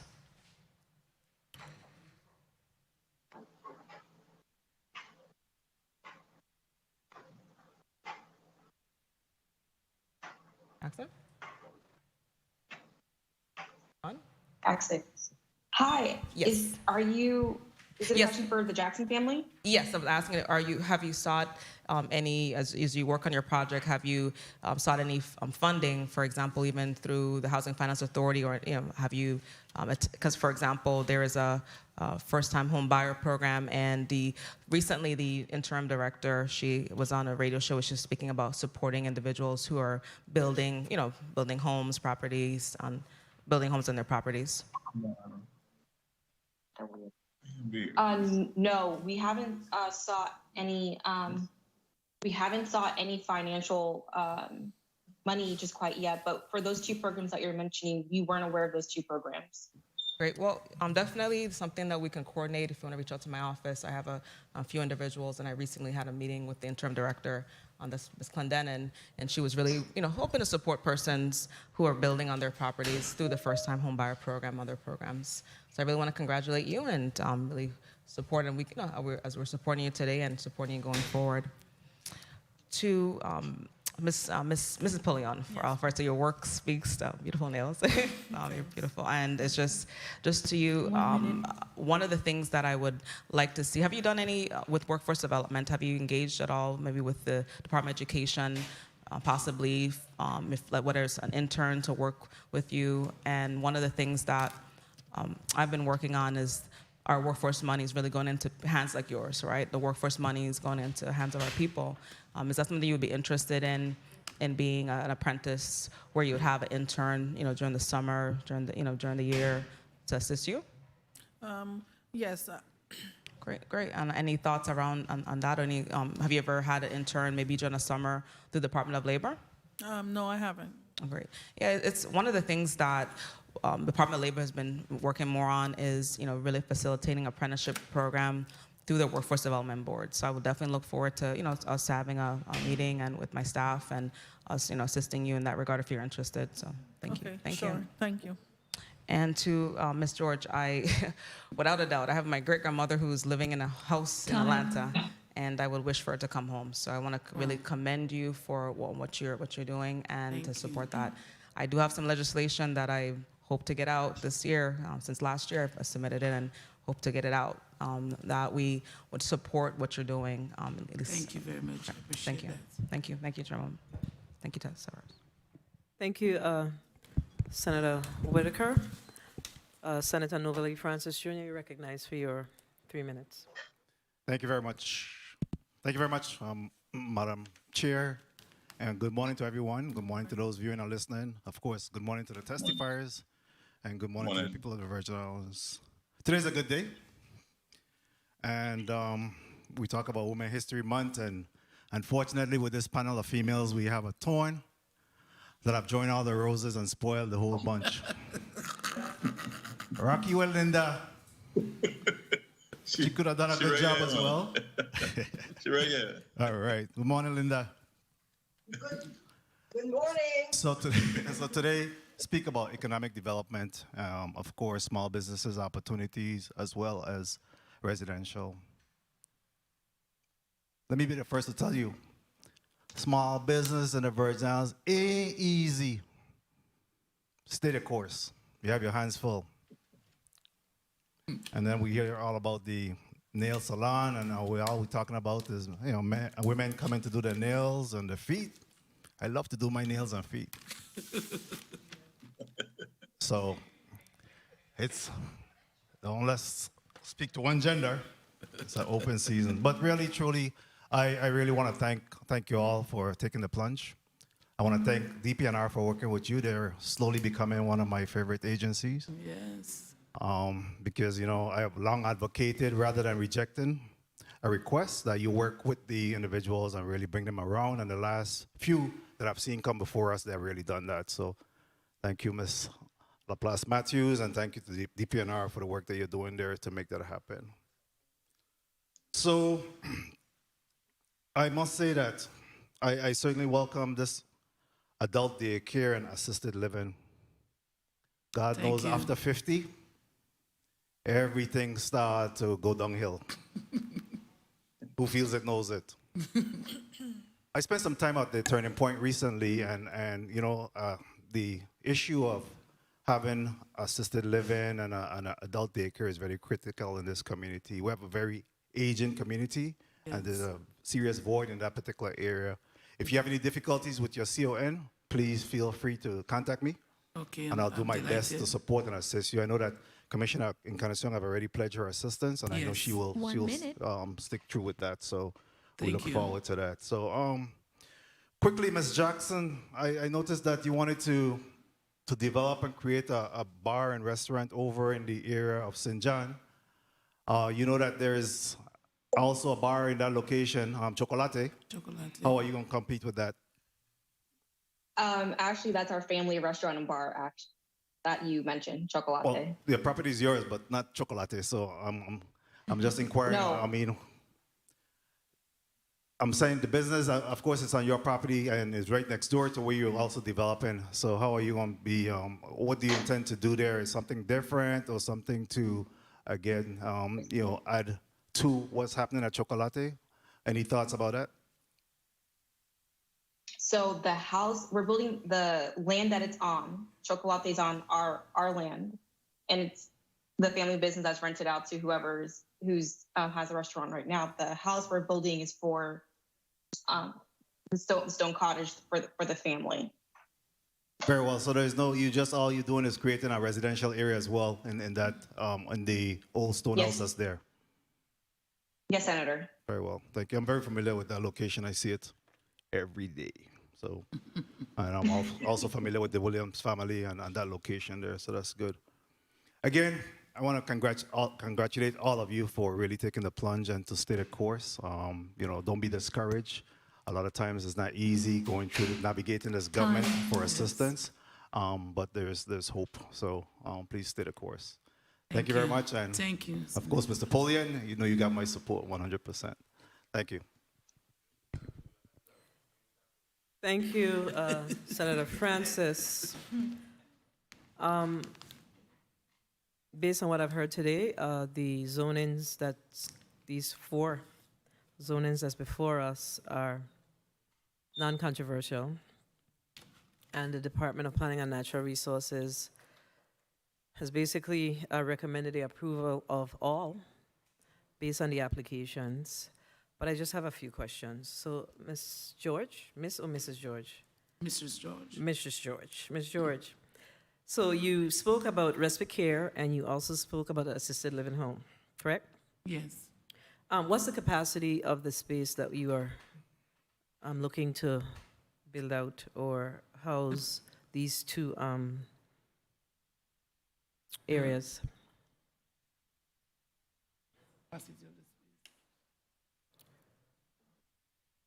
Capacity meaning how many people can you, how many beds? That's the question. How many beds? Sorry, I thought we were talking Yes. about the.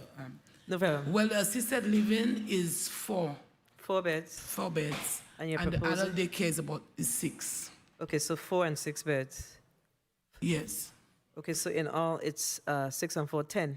No, the adult daycare is not really going to have beds. The adult daycare, they just come in for the day and they leave. Okay, I see. So so 4 beds, and you're looking to have 6 individuals in the daytime. Yes. Okay, very well.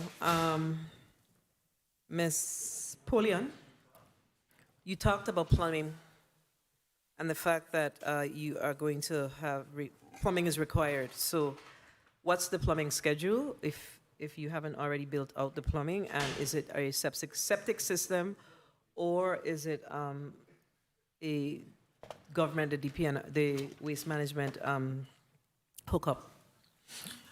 It is septic system. And what's the schedule on the build out of the septic system, or is it already hooked up? It's already hooked up already. Okay, so it's already hooked up. And do you need additional resources to, do you have to go to the bank? No, Madam President, I don't. Okay, all right, very well.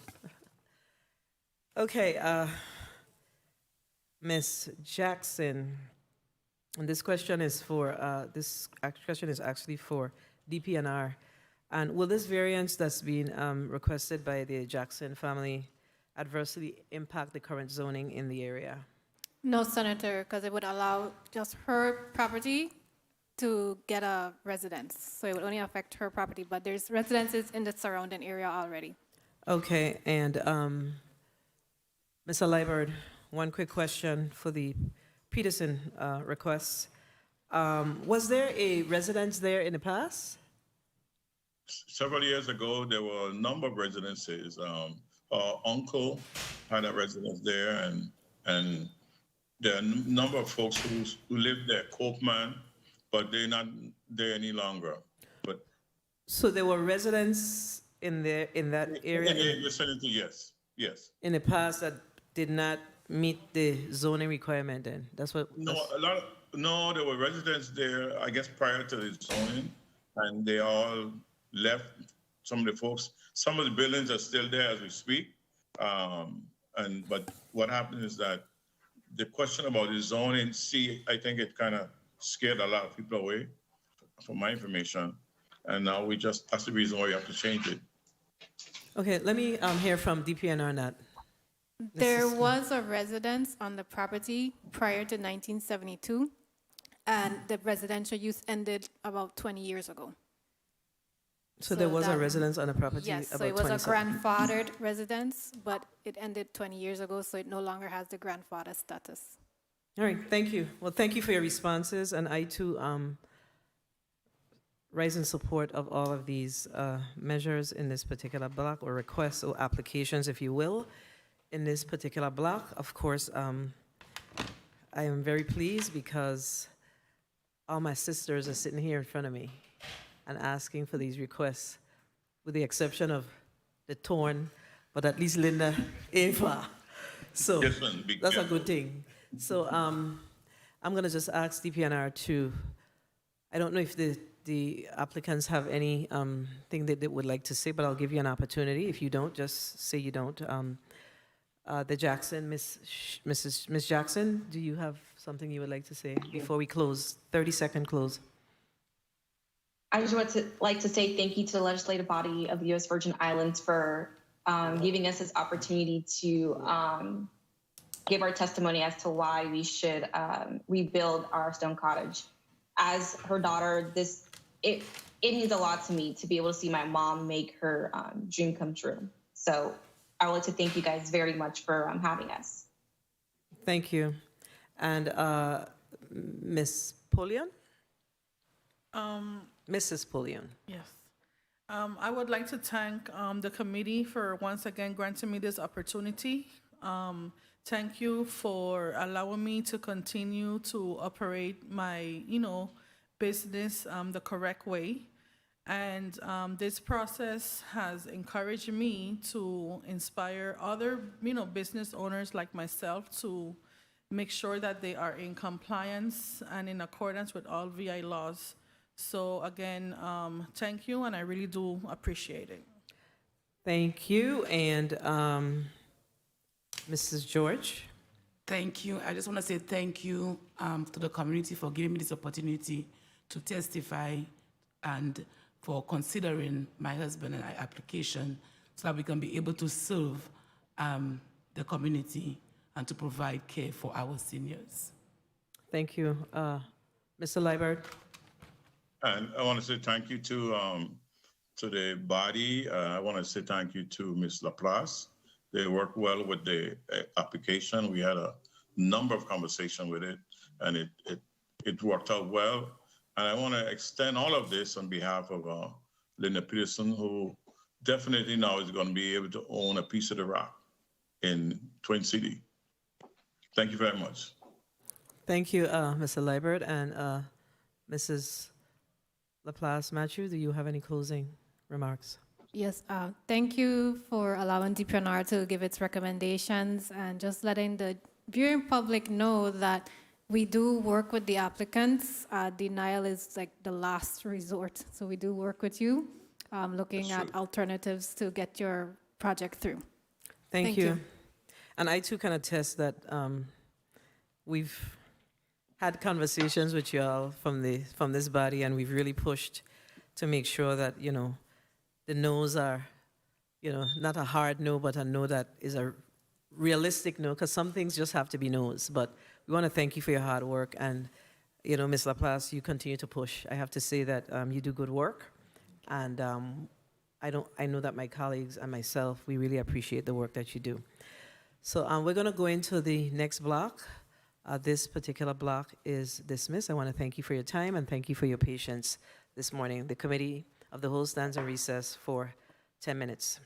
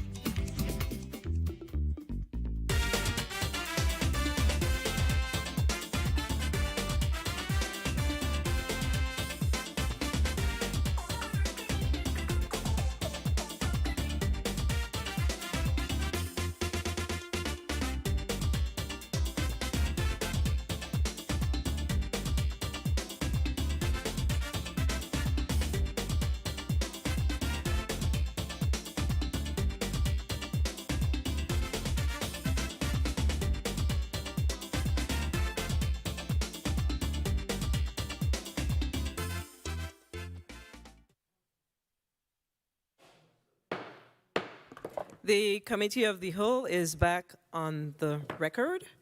Madam Clerk, can you please read the items or item in Block 2 into the agenda, please? Into the record, I'm sorry.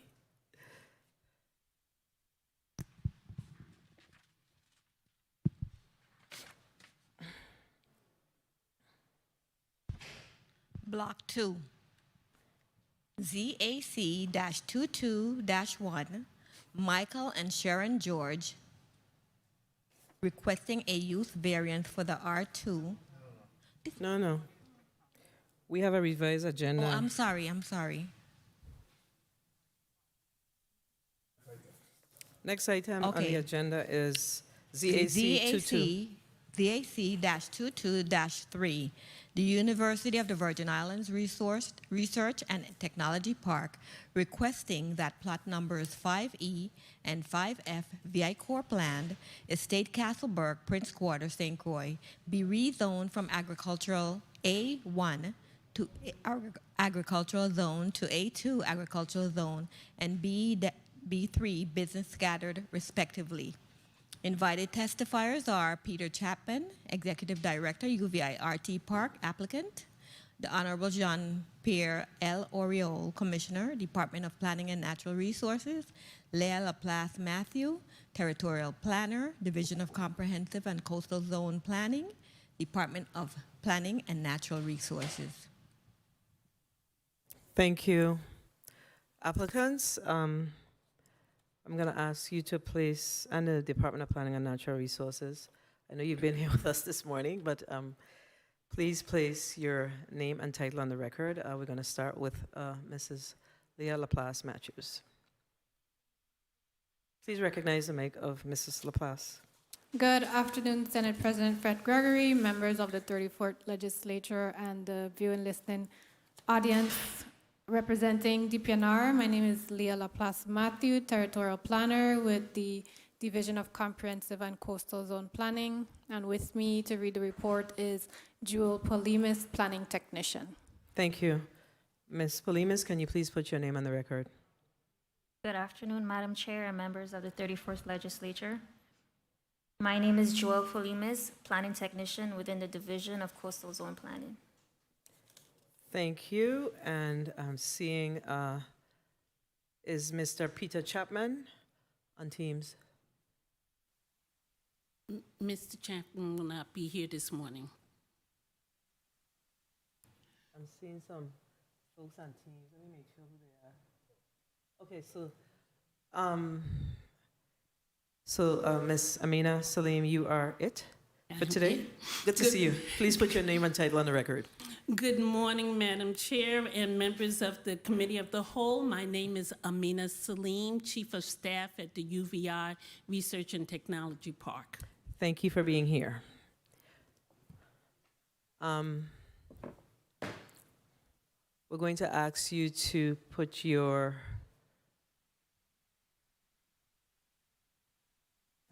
I'm having a little distraction. 1 second. So we're going to hear ZAC-22-3, and the representative from the RT Park is Amina Salim. Yes. So Ms. Salim, you may proceed with your testimony. Good morning, Honorable Senate President Donna Fred Gregory, and other members of the Committee of the Whole. My name is Amina Salim, and I am the Chief of Staff of the University of the Virgin Islands Research and Technology Park Corporation.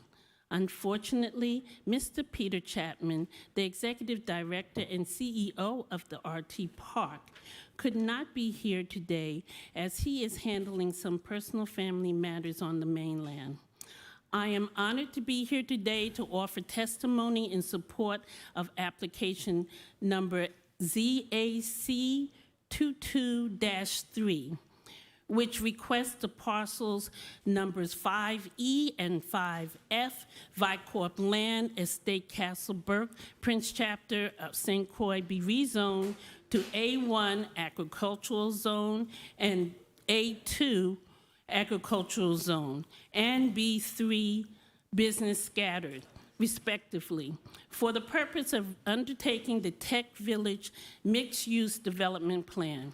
We are extremely grateful for the support we've received from the body, as far as especially from Senator Francis, from the Finance Committee Chair, Senator Violet, the sponsors or co-sponsors of the bill, Senator Johnson, Whitaker, and Carrion, and the leadership of the Senate with Donna Frick Gregory. I also want to thank Mrs. Leila Laplace Matthews and the Department of Planning and Natural Resources for their guidance throughout this zoning process. We believe the zoning change requests are options for our project to successfully move forward. In addition, these changes will support preservation of the land as resources for agricultural food production and research, while becoming a creative center for business, innovation, and education to supplement agricultural-focused research campus. As a mixed-use sustainable agricultural project, Tech Village is targeted to constructed on a roughly 26 acres parcel between educational complex and the agricultural fairgrounds, on the opposite side of Centerline Road from UVI St. Croix campus. The RT Park was guided to this site by personnel from the Department of Agriculture, which manages the land because there is no active farm leases on the property. This parcel, which by some accounts has not been farmed since 1972, is the perfect location for the Tech Village for the following reasons. The dominant commercial characteristics of Tech Village concept is sustainable agriculture, therefore utilizing Centerline Road site as the zone for agricultural use makes sense. The proposed site is located within a federally designated opportunity zone, which incentivizes private entities to invest in local projects by providing federal capital gains tax exemptions and reduction. The St. Croix Opportunity Zone boundaries encompass downtown Christiansted, downtown Fredericksted, a vast swath of farmland, mid-island moving west. The USVI Opportunity Zone areas were established in 2018 by the previous governor's administration to spur investment in these underinvested areas in the island. 3, the parcel is across the street from UVI, one of our key funders of the Tech Village, and the HBCU Opportunity Zone is a qualified opportunity zone fund created to make investments that would facilitate mixed-use development of areas around minority-served educational institutes like UVI. The HBCU Opportunity Fund investments must be located within the opportunity zone to support mixed-use ventures. This tends to carry most of the significant potential for economic impact. I'd like to highlight a few other key areas that can be provide clarity on our zoning requests. About 62% of the site, 16 acres, will be used for agriculture-related activities, including farming and agricultural research. Only 9 acres will be used for non-agricultural use, and parcels have been identified which will be put back into the Department of Agricultural inventory to replace these 9. 2, the office and research and development spaces will be available to local and non-local entrepreneurs and will be heavily marketed to those in the sustainable agricultural sector. 3, the 66-unit workforce housing component, which will be made available to local residents on a first-come, first-served basis, is the only residential project of this kind presently underway in St. Croix, according to the independent market study. 4, the second phase of Tech Village would consist of a business hotel that will increase our hotel inventory by 120 rooms, while also providing UVI with access to a state-of-the-art teaching hotel that provides high on-the-job training for UVI students as well as high school students at the adjacent educational complex. 5, the second phase of Tech Village will also consist of a state-of-the-art conference center and outdoor food hall that will be available to local food vendors and retailers. Your favorable vote on this zoning request will ensure a catalytic economic benefit and impact with that this $50 million project will provide the Virgin Islands, especially St. Croix, including the 300 permanent sustainable agriculture and clean energy jobs that do not compromise or threaten public health, promoting economic diversification, supporting food independence, which is desperately needed since we import 97% of our food we consume, expanding our very limited supply of workforce housing that is accessible to middle-income Virgin Islanders and young professionals, generating revenue that will be reinvested into vital entrepreneurial and technical assistance programs, especially those benefiting in existing farmers and individuals seeking pursuit of careers in agriculture. Demonstrating to national and financial partners such as the Renaissance Equity Partners, which is backed by the Kresge and Rockefeller Foundation, that the Virgin Islands is capable of executing large-scale community and economic development projects. The Tech Village, the RT Park Tech Village redevelopment is one of the most important sustainable agricultural projects introduced to the territory in many years and could become a national model for sustainable development and economic empowerment of local stakeholders, especially existing and emerging farmers. We continue to update and upgrade layouts of the project with the community input in mind in order to achieve a design that can be a best practice example of sustainable living and development. Available USDA data suggests that the number of active registered farmers in the VI has stagnated in recent years, which is a threat to our need to achieve greater food independence. Therefore, because the Tech Village will help increase the number of local people seeking careers in agricultural science, it is absolutely essential that this project be approved.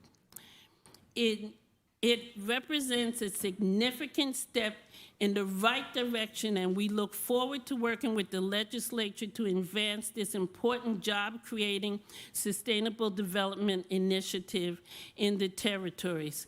Senators, this concludes my formal presentation, and I welcome questions you may have.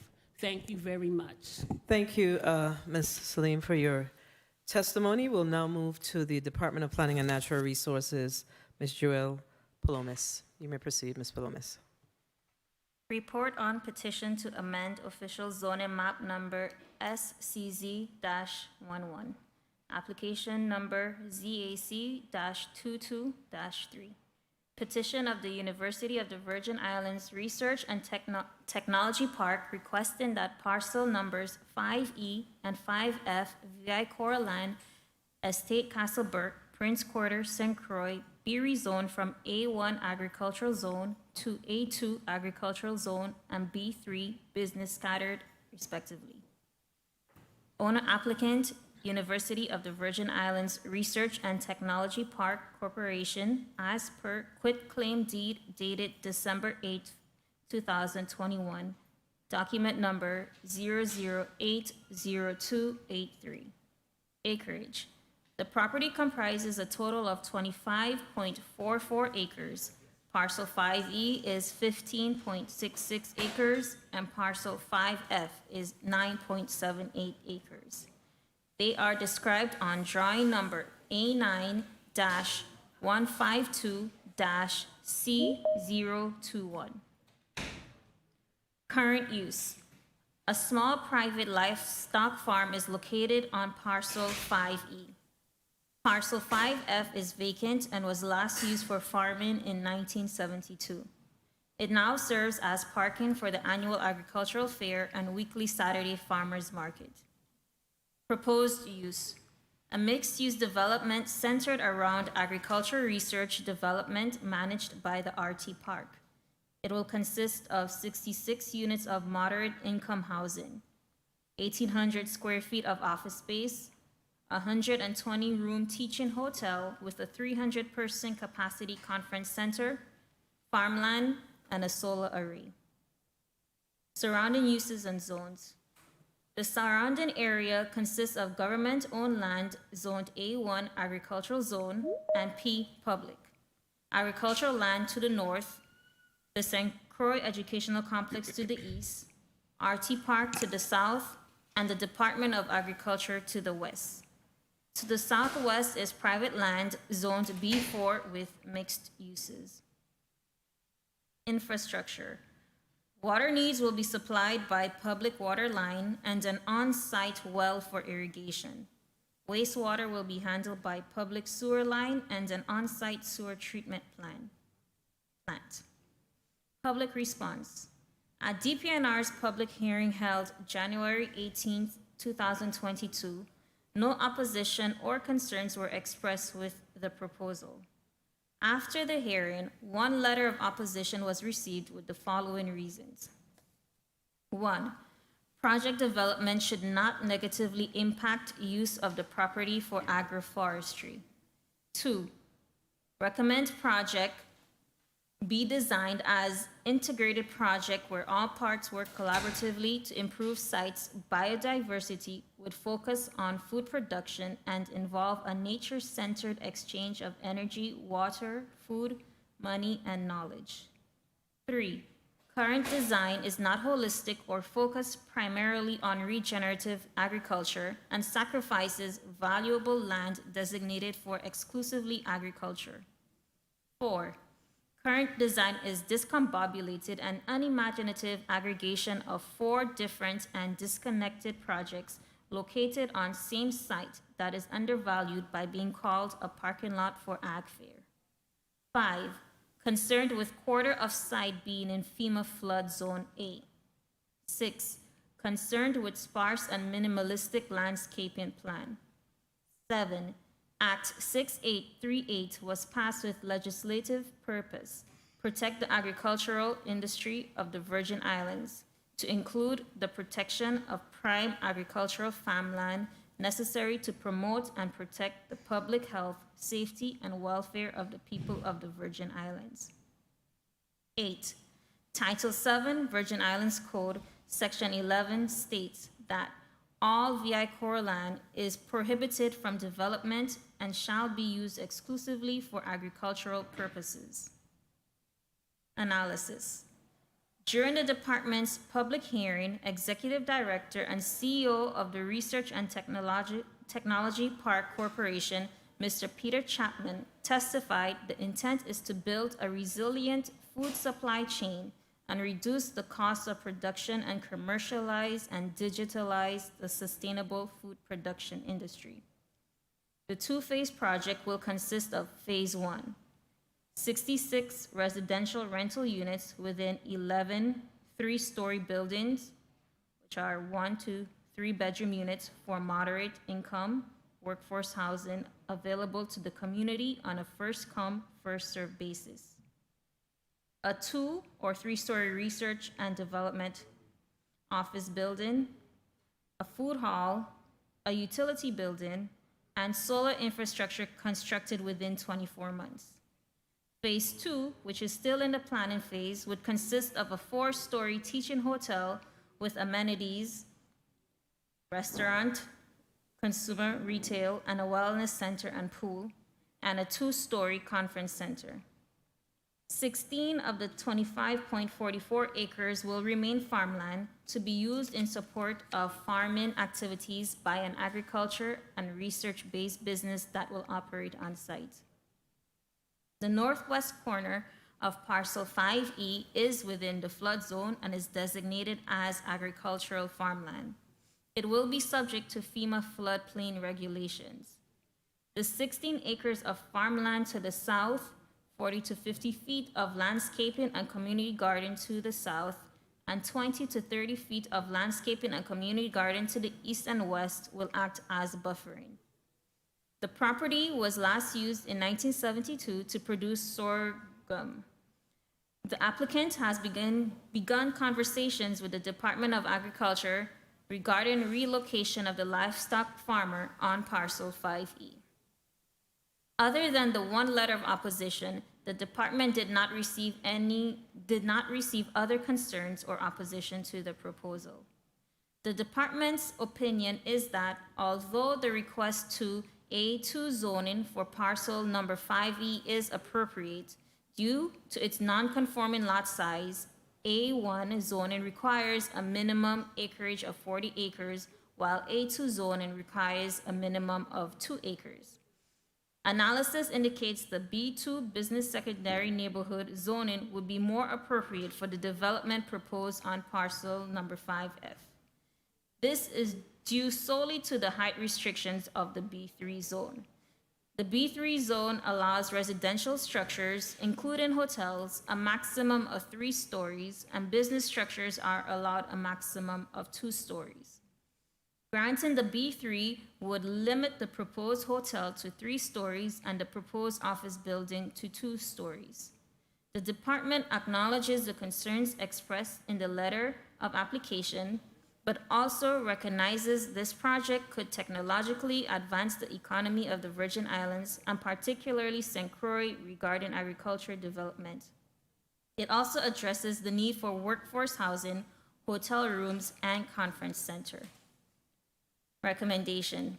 The Department of Planning and Natural Resources recommends that parcel number 5E VI Corlan, Estate Castlebrook, Prince Quarter, St. Croix be rezoned from A1 Agricultural Zone to A2 Agricultural Zone, and parcel number 5F VI Corlan, Estate Castlebrook, Prince Quarter, St. Croix be rezoned from A1 Agricultural Zone to B2 Business Secondary Neighborhood. Signed, Assistant Commissioner Keith Richards, dated February 11th, 2022. Thank you. Media, can you bring up the visuals, please?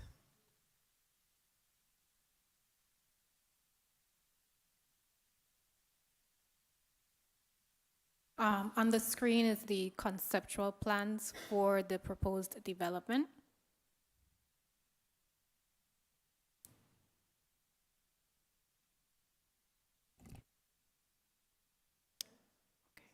Highlighted in the yellow box is the property that's proposed for the development. Next slide. The current use of the site as parking. Next slide. Next slide. Conceptual for the proposed development. Next slide. Next slide. Next slide. More conceptual. That ends the visuals. Thank you, Mrs. Laplace Matthew. Colleagues, we're going to go to a 3-minute round for this block. Senator Francis Heiliger, you're recognized for your 3 minutes.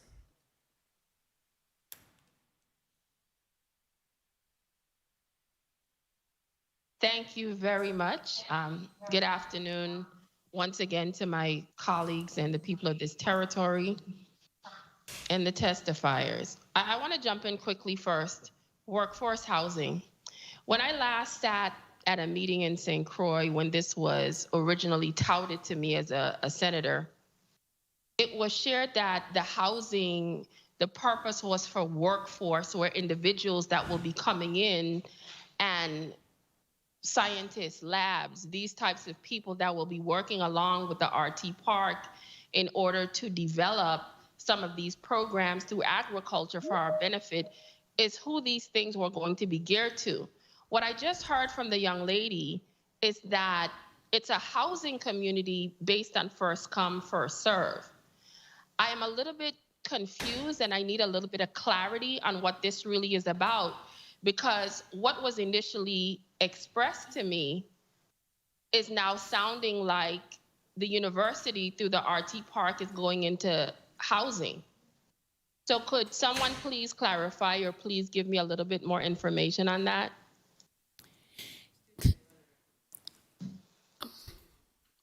This is Amina Salim, Chief of Staff at the RT Park. Yes, Senator. Hi. We do call this workforce housing because it will be, especially many of the housing developments made right now are low-income housing. What we're saying is that as we develop more projects that are bringing in professionals who are looking for something a little bit more as far as housing, they're going to be looking for places that are going to be like this housing. They're for young professionals, and we're not discriminating. We cannot discriminate and say, if someone comes to us and they're a professional in this community and they want to get an apartment, that they can't have the apartment. Okay, well, let me say this, and this is where I have a problem, because this is not how it was originally explained to me. I was under the impression that as the university and the RT Park, you were building housing for individuals that would be working with the university. Just like how you have individuals and students come on a campus, the regular public can't just come there and stay. So that's the impression that was originally given to me when I listened, but now I'm listening to you. You're having a totally different conversation as to what was sold to us previously when it was originally brought to us. So this, I feel very uncomfortable with the conversation right now, because I don't like when one thing is told to me and then you're now telling me something else. After we passed this bill and it's now a law, because if I'm correct, this is the same pieces of parcels that we were able to transfer that you're now asking to get rezoned. And I'm very much concerned about the difference of conversation that we're now having as to what I had no idea that the RT Park is now wanting to go into the housing business. I really just thought it was housing for people that would be participating in this project, or either the university. So I'm a little confused about that, but I'll go from there. Has anyone done any kind of environmental study as to combining the two with the agriculture aspect of it, and now potentially dealing with the changing to business for another parcel of agriculture to business in order to build these housing units, the motel, the restaurant, and all of these things? Has any of this been done? Senator, we have a hotel study that was done. We also have a study that was done for the housing and the viability of doing that project here. We also, and I know that you're concerned about it, but you must understand one of our programs, which is Vista Plus, is trying to bring Virgin Islanders home to work in projects just like this. And so when we're looking at housing, we're not going to have a housing unit that is empty, but as people come to us, we're hoping that they will be coming into those apartments. It's not going to be easy for us. If we were just to leave it for people who were coming to work at the university, we would have empty units waiting for people to move in. It will have a mix. It is a mixed-use project. I'm not questioning that, ma'am. What I'm questioning is I felt like I was sold a bill of goods, and that's my problem. Mm-hmm. I don't like when people come before this body and present one thing and then I'm hearing something else. That is what I don't like. That's all I'm saying. I'm not saying that we as a community should not build things so we could have people coming home. So attempting to change the narrative is not, I don't like that. I'm saying if that is what it was presented at initially, I wouldn't have had, I understand that. But when you told me, well, not you directly, because I've been to several meetings, when I'm told it's workforce development, it's people that are coming to the university, it's people that are going to be working on developing the agriculture, and this is what I got. So now when you say to me, it's just open, free for all, I didn't realize that now the university, through the RT Park, is now getting into apartment complex business. Time. I didn't know that. Senator Francis But Helliger, thank you so much for sharing your thoughts. your time has been called. But Yes, I think you want I to answer. appreciate it. I just heard you. Yeah, you want an answer. So we're going to allow Ms. Salim to provide a response, because the last thing we want is to hear that there is a change in the narrative. So I think it's very important that we clear that up early in the conversation. So please share with us if, in fact, there is truly a difference between the first conversation that we had when we approved the first request and where we are today. You may proceed. Thank you, Senator. No, there is not a change in what we first brought to the Senate. We have always come to the Senate with the same plans for this, and especially for our workforce development housing. It is, when we came, we said that it will be for people who are coming, working. We have people who are going to be working at the university. They have a simulation center. We have people who are going to be working in the farm projects because it's research. We have people in the community who are going to be working at this project. We have never said that it was not going to be anything else but what we brought it to in the first time. It's not been changed at all. Thank you for your response. Senator DeGraff, you're recognized for your 3 minutes. Thank you. Okay, good afternoon, colleagues. Good afternoon, testifiers.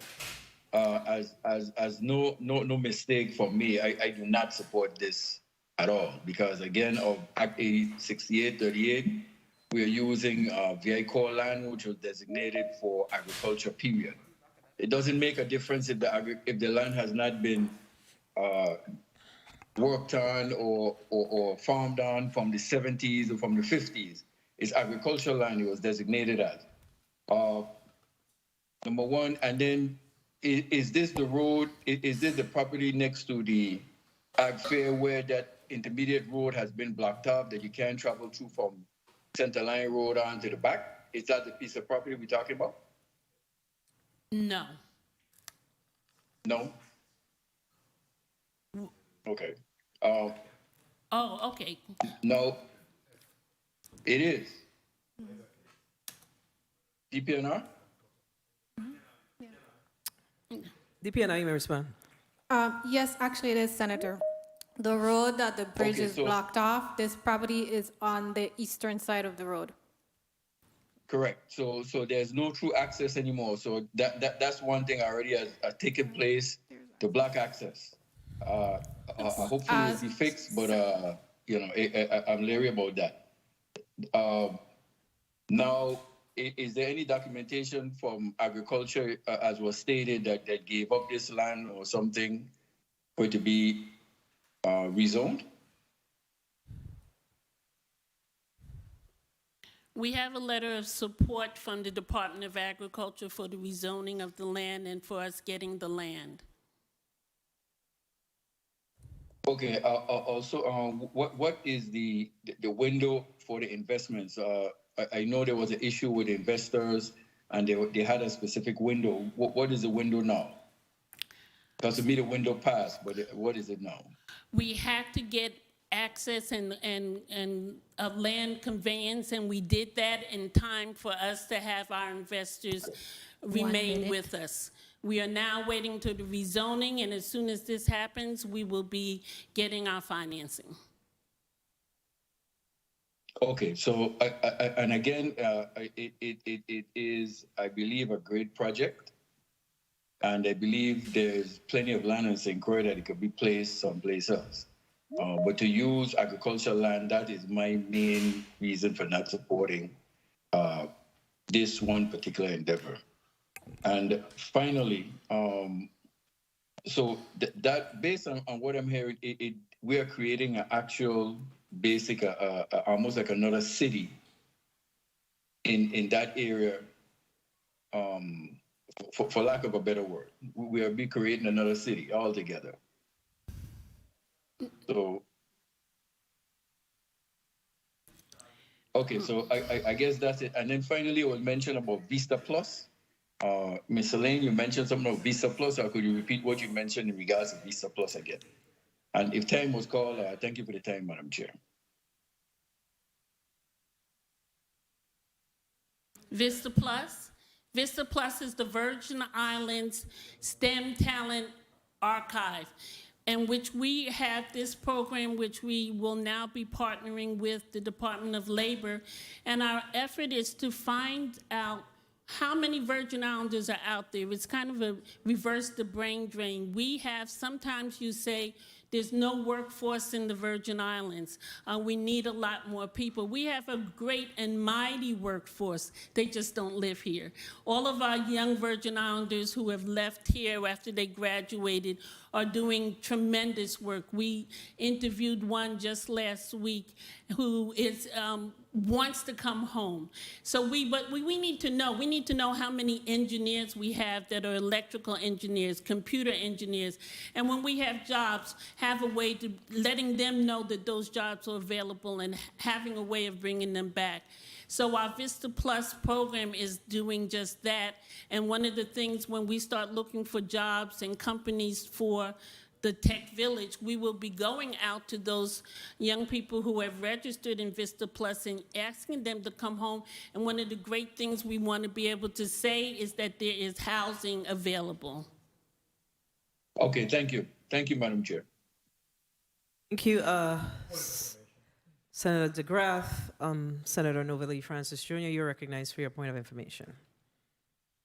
Thank you very much, Madam Chair. I think after those two previous senators, I just wanted to make it clear that, in fact, that when we considered the land conveyance with the RT Park, that we work along with the RT Park as well as the Department of Agriculture and Property and Procurement to ensure that there were exact acreage of property provided to replace those property that was being utilized in this Tech Village. So I just wanted to put on the record that the exact acreage was also swapped and provided for replacement of the non-agricultural use of the land that's being considered here today for zoning change. Thank you very much, Madam Chair, for the time.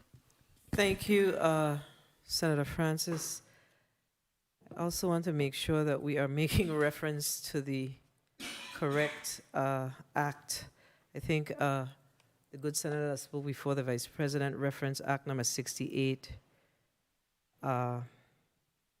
38, but it's 6836. Okay? So let's make sure we're clear on that, okay?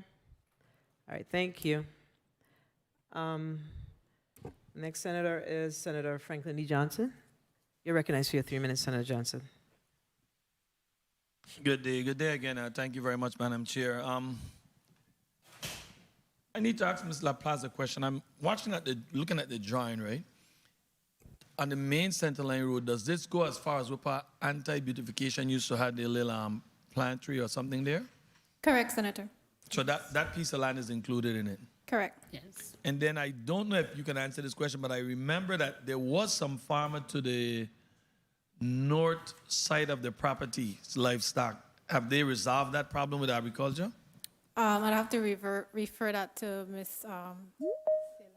Yes, we are working with Department of Agriculture to relocate that farmer who is in there right now. There's just one. Just one. It's a livestock farmer? Yes, he has livestock. He has some plants also.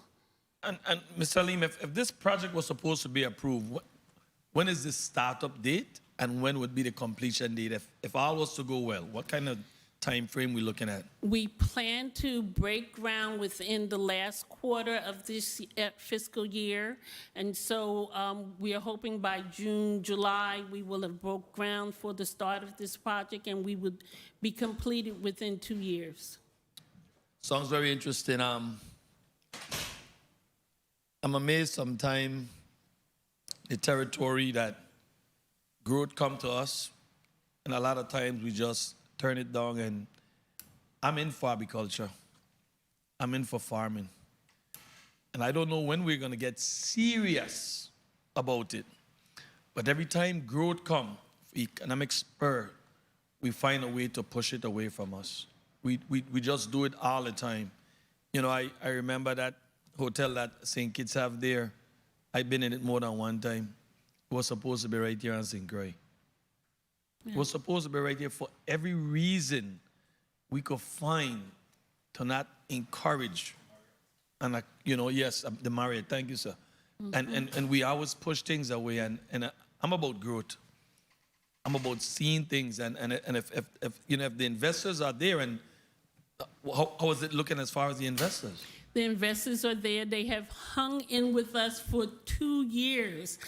We have had this project. We've had it approved by investors for 2 years now, but they have hung in with us while we've gotten everything done, and we're ready to go. We're waiting right after this. We can schedule our meetings and start getting ready to close. And I appreciate hearing all of that, and I sure do hope that all the questions are answered, and we could just get on board and trying to move this big sleeping giant. As we know, there's a problem with homes right here in this territory. Every time you listen, people are having a difficult time in finding a place for their family.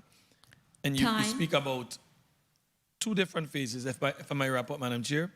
Two different phases in the home part of it. People under Section 8 would be available to get that opportunity to apply? Section 8, if they can apply within that, but we're not really doing subsidy housing. Okay. It is more for, and sometimes people don't realize that we don't have that type of housing available.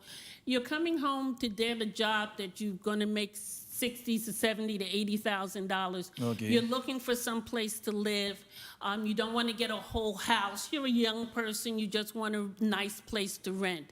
Those are the apartments that you would be looking at. We're going to have 1 bedroom, 2 bedroom, and a couple of 3 bedrooms for people who have families. I've heard number of young people who we've told about, they said, wow, I could get a roommate and we could have a really nice place to live. Okay. Those are the type of housings we're trying to do.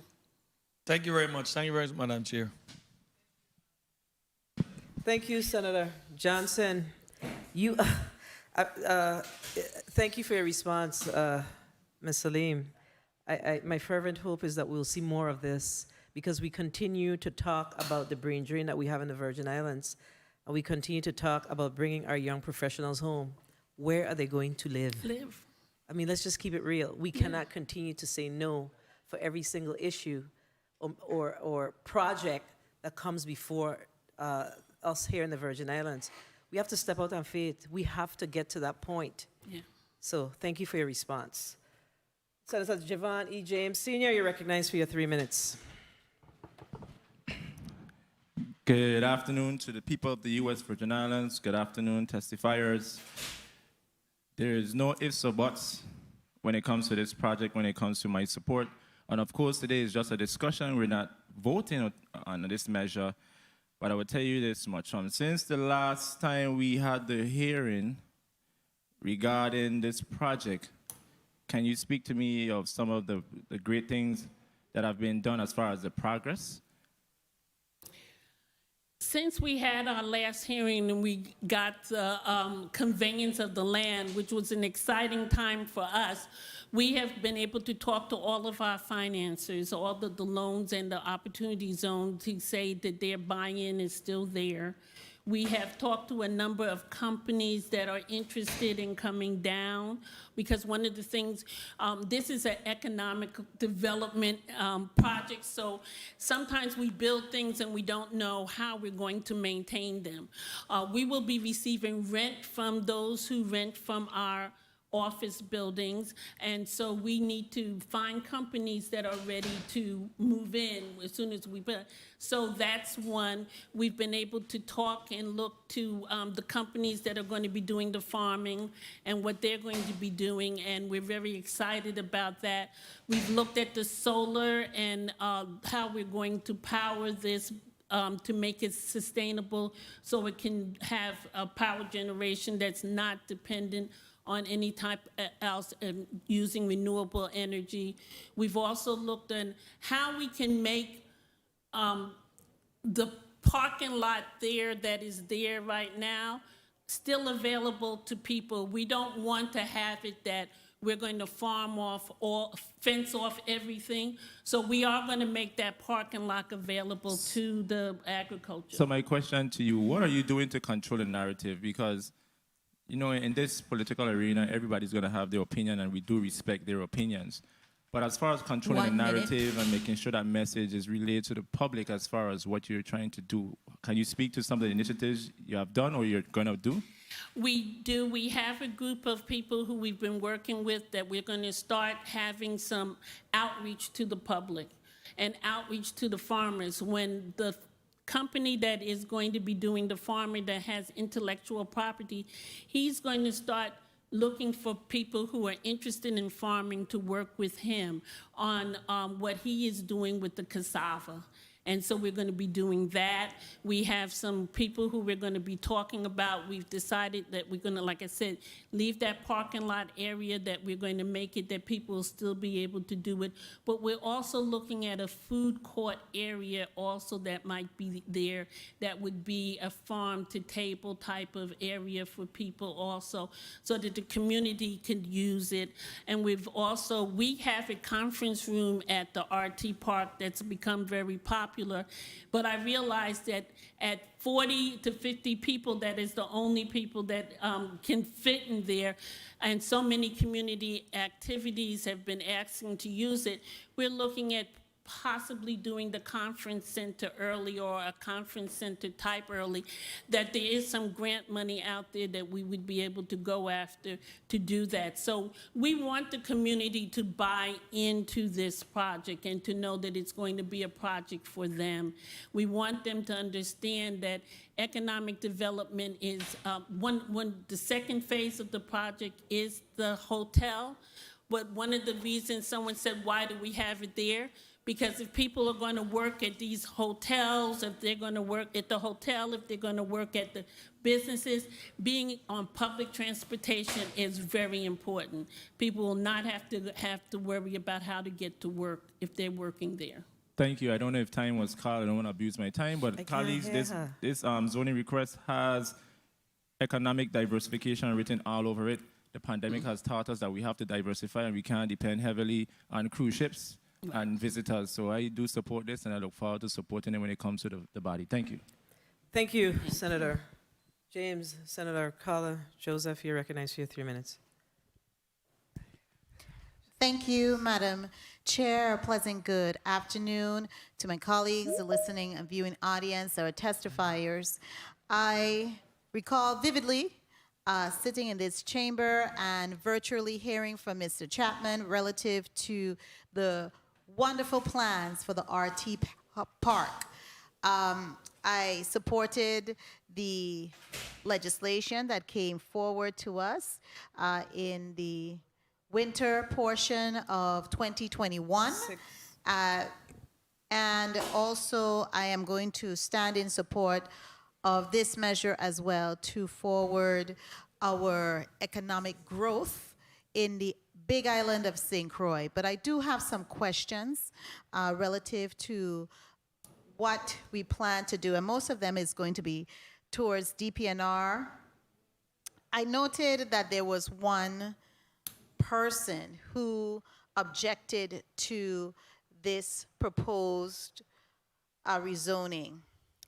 And I wanted to just zero in on one aspect of it, which would be the FEMA flood zone portion. I know the RT Park is proposing to have that area as part of a farmland and farming. Has that historically been what the use of that flood area, Ben? I don't. Yes, Senator. So it wouldn't be an issue. And is it now, Ms. Salim, is it now the position and the suggestion of the RT Park that you are going to be able to have local farmers use that portion of the land to actually farm and produce, or is that the portion that's going to be given to your partner to do the cassava farming?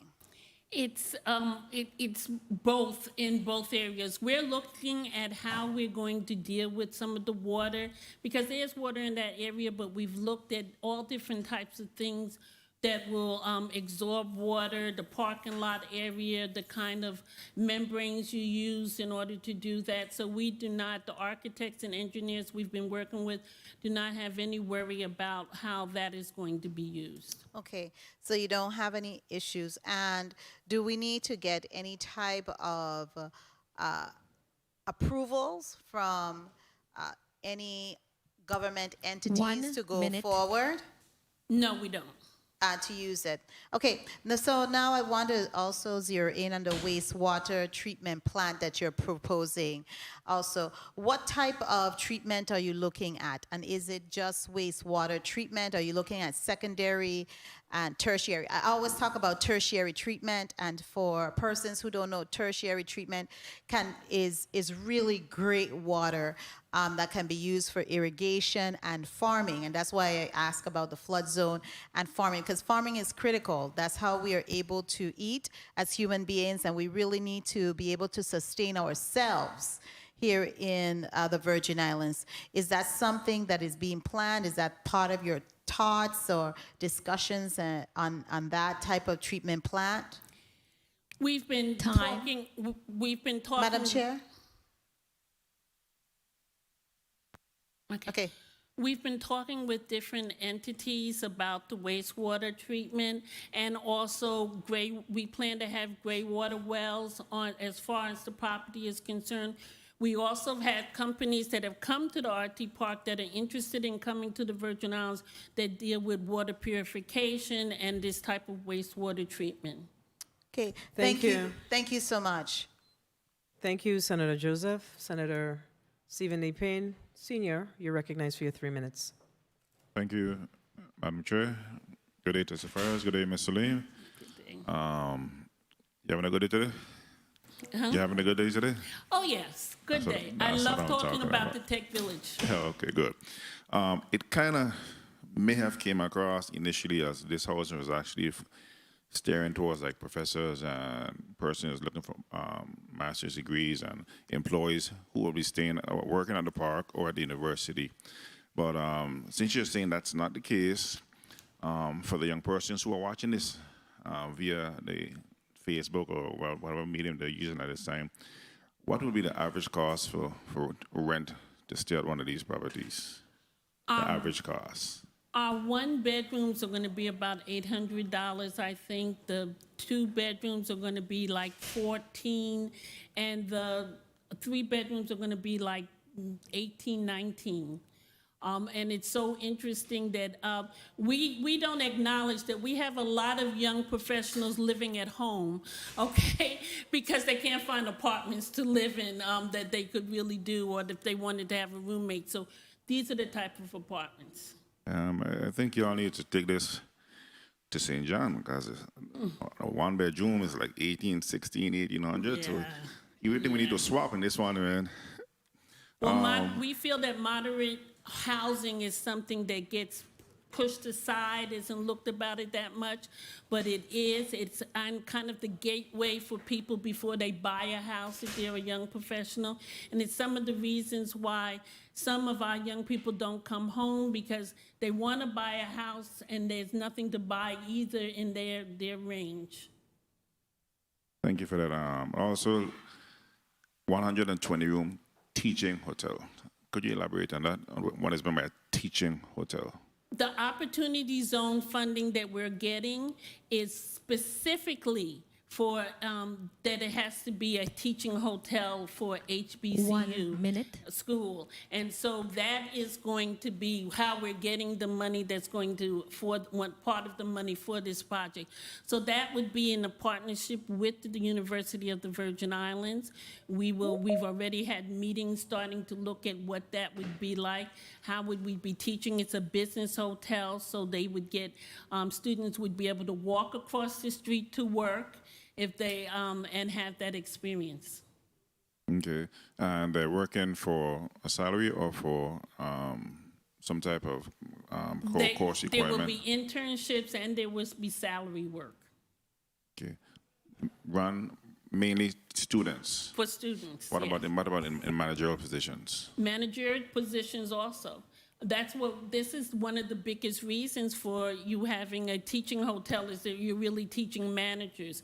And we feel it's a great attraction for people to come to UVI because they get to work live in the Virgin Time. Islands and work at a hotel. Okay. If you want my support, let's work on swapping, bring you all to St. John. Okay? We have a plan for St. John. I've already started talks with it, and we are going to be over there, and St. Thomas. Thank you, Well, then Senator. you have my support. Thank you very Your much for time your has been time. called. We have to move on. Senator Kenneth L. Gittins, you're recognized for your 3 minutes.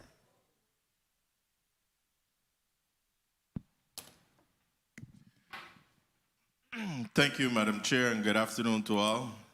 Special good afternoon to you, Good afternoon. testifier. How are you doing today? Okay, thank you very much. Good. Don't worry about a thing. We need progress for St. Croix, and they're going to start here. We can't continue to go down that road. It's time for us to say yes to progress in St. Croix. And I ask my good colleagues in the other district to stand with us on this. You know, the project may not be a perfect one, but we need to create opportunities for our young people. And this opportunity before us not only creates initiatives for housing, but also jobs and prospects for research and workforce development. Correct? Correct. So we can't, again, let the perfect be the enemy of the good. So I ask, again, colleagues, for all of us, and especially those from the St. Thomas and John district, to please stand with us so that we can have some economic progress here on St. Croix, economic progress not only for St. Croix, but economic progress that will benefit the entire U.S. Virgin Islands. So I thank you and I commend you and the RT Park officials on moving this forward. And I'm here to stand in support and to lend any assistance that I can. Thank you so much. Thank you, Madam Thank you, Chair. Senator. Thank you, Senator Gittins, for your remarks. Senator Samuel Carrion, you're recognized for your 3 minutes. Thank you, Madam Chair. I don't really have much to say in regards to this rezoning. This was something that we already addressed on 2 different occasions and various committee hearings. We voted in favor. I'm in support. This is just one part that is missing in order so that the RT Park can continue to move forward. I know there were some concerns in regards to the fact that it was agricultural land, but can you once again, Ms. Selim, speak about the portion, the percentage that will be used for agricultural purposes, so that everyone could once again hear that even though we're using agricultural land, it will still be used for agricultural land, a portion of it. Right. 16 acres are going to be used for agriculture. Only 9 acres are going to be used for non-agriculture. So we feel really good on the fact that it's more than, almost 3/4 of the property is going to be agriculture. And what we're going to be doing on the 9 acres will be really the hotel, the apartments, and the office buildings, which would actually support the revenue from those entities will support us maintaining this building, never having to come to the government and say we can't afford to maintain the property, and to be able to support the things that we want to do, and we, as far as funds for farmers and different things within agriculture. Thank you for that. And please, I don't want a committee to get me wrong. I am pro conserving farmland and conserving our natural resources. But if we don't have any jobs and if we don't have any housing, then we're still stuck. Right. So this is a project that would move the territory forward when we speak about economic development. And also, you guys are also, that other percentage you're speaking about, address our housing issue that many of my constituents, young like my age and younger, are looking for a place to live. For middle income professionals, like you clearly stated, that we don't have here in the territory. So I think this is a win-win for all of us, and this will benefit the territory greatly. So you'll have my support when the time arrives to vote. Thank you very much, Madam Chair.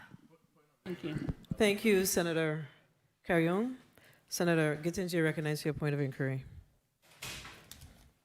Thank you, Madam Chair. When you're talking on the time, you tend to forget certain things, and that's where I have to write. But since this project is associated with the RT Park, we expect for this to be state-of-the-art. Yes. So to this end, what are your plans through the chair for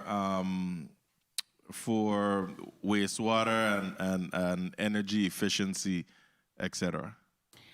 Well, it's going to be sustainable development. We have to really say that we want to be able to sustain if there's no power, if there's no water. So one of the things is a microgrid that we are going to be using to power the buildings, the apartment buildings, the office buildings, the hotel, that we will be able to offer them power. The other thing is for water. How do we conserve water? How do we reuse the water that we're doing to water the plants, to keep the place lush? And how do we purify water? Some of the things that we'll be looking at is how do we reduce our carbon footprint? So we just talked to a company, and they might be interested here, and we talked about water purification. And one of the things is that we as a people need to start figuring out how we drink our cistern water without buying all this bottled water. That's killing the environment. And so we would like to figure out how the water that is on Tech Village is really drinkable water, that they would not have to get bottled water to bring in and reduce our carbon footprint. So thank you for that, and I think you're on the right path. Senators Whitaker and the good Senator Carrion, and I met with some entities just last week, I think it was, and we may have 1 or 2 entities for you to talk with to this end. Thank you so much. Yeah. Thank you, Senator Gittens. Senator Janelle K. Saru, you recognize for your 3 minutes. Thank you. Thank you, Madam Chair. I think Ms. Salim, right? Mm-hmm. I think you were speaking to me today because we always talk about affordable housing, and I'm a young professional in the Senate, and I live with my parents. Right. Because the banks is a whole different story, and then you make just enough that you don't apply for a rural development loan, and then most of the homes that we've built have been for low income. We've forgotten that middle income group, and then it's just a whole horse and pony show. And we keep talking about home ownership, but what about the professional that's fresh out of college and does not want to own a home yet? Where do they live? Where do they live? And I have a many of my friends are young professionals, and we all live with our parents. And we shouldn't have to go away and come back and be subjected to living in a little bedroom that you grew up in, and you're moving from bin to bin. And I mean, and that's the reality. That is our reality. And then when you find a place to live and it's not in any apartment complex, the landlord is charging you $2,000 for a one bedroom, plus WAPA and everything else. So I just said that to say that, over time as a territory, we were instrumental in developing Tutu and Anna's Retreat and Mambiju and all those places. And then somewhere along the line, we stopped. I felt like home ownership wasn't a priority because the generation I was in charge already had homes. Right. So it wasn't on the list of things. And we're seeing now that you just can't recruit a workforce because we have no place to live. So thank you for your commentary. Scream it from the mountaintop. I live it, so I can concur. Quickly, what's the rack rate for the teaching hotel? The rack rate, that would be, what are you charging at night? Between 150, 200, you're looking at We the lower don't end? know yet. We have not, right 1 now, minute? we will be going after a hotel. We're looking for a flagship hotel, so we've talked about, something in the Marriott or the Hilton brand that we will be bringing in. When we did the hotel study, they said that there's not any business hotels that are by a flagship company here in St. Croix. And so they said when people are coming in, if they saw there's a Hilton business hotel, which they're very familiar with, they would be more lax to probably come in there. Okay, and before my time is called, I understand the argument about the agricultural land and everything else, but we're in the 21st century, and just this room alone, if you go to like a greenhouse or someplace with the technology and you have the vertical farming and layers of just crops being grown, I mean, you could do agriculture without going on acres of land in some instances. And we talk about agriculture, but our farmers and our agricultural sector also must become more educated and move with the times, use the technology. We can't do subsistence farming, growing 5 and 20 and 100 plants and expect to have a level of food security. So it's my hope that moving forward, that with the RT Park and this whole project, that we change the way that we produce and grow food in a territory. So thank you for your remarks today. Thank you, and that's what we're trying to do. And I do want to say one thing. The government is replacing those 9 acres with another 9 acres as agricultural land, and they're working on that right now. So we're not taking away from that number of acres. Madam Chair, if I may clarify, I don't want the You may proceed, Senator. I don't want the public to go with the perception that I'm saying it's okay, and I didn't misunderstand you. I just wanted our farmers to understand there are new and modern ways to grow food at a mass scale outside of plowing the land. Thank you, Madam Chair, for the latitude. I appreciate it. Thank you, Senator Sarro. And Senator Sarro, I think you forgot that last term in the 33rd, we worked on the agriculture plan legislation, and it passed, and the University of the Virgin Islands, in conjunction with the Department of Agriculture, they have laid out the plan. They're about to roll out the plan, so we're on the right track. We're on the right track, so thank you for that reminder. Senator Milton E. Potter, you're recognized for your 3 minutes. Thank you very much, Madam Chair. Good afternoon to my colleagues once again and to the testifiers. Good afternoon, Ms. Salim. I must say that you are a very eloquent representative of the RT Park.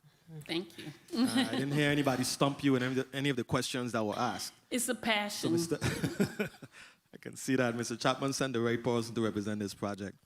Now, the last time I spoke about this RT Park, in a meeting, I don't know if you were here, but I know Mr. Chapman was here. We spoke about this teaching hotel.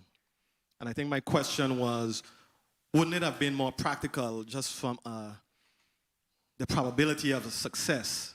Wouldn't it have been more practical for this initiative to be in a St. Thomas, St. John district. And I believe Mr. Chapman said something along the lines of, well, we are actually in plans with, interested folks who are likely to do some investment on St. Thomas, which was a nice general statement to make. Is this something that's really happening, that's really realistic? And shouldn't this project really have been on the St. Thomas district?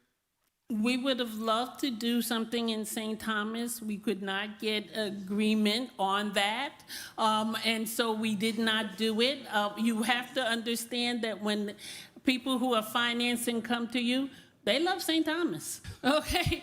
They do. They wanted to do something on St. Thomas, and it was not available. We still have the option of doing, because if you're doing teaching hotels, you need one that's a business hotel, but you need a luxury hotel also, that they get that experience on that. So we also thought it would be great to have a hotel that one was a business and one was a luxury, and they could interchange if they're going to work, maybe 6 months in the business hotel and then go over to St. Thomas and do a luxury hotel.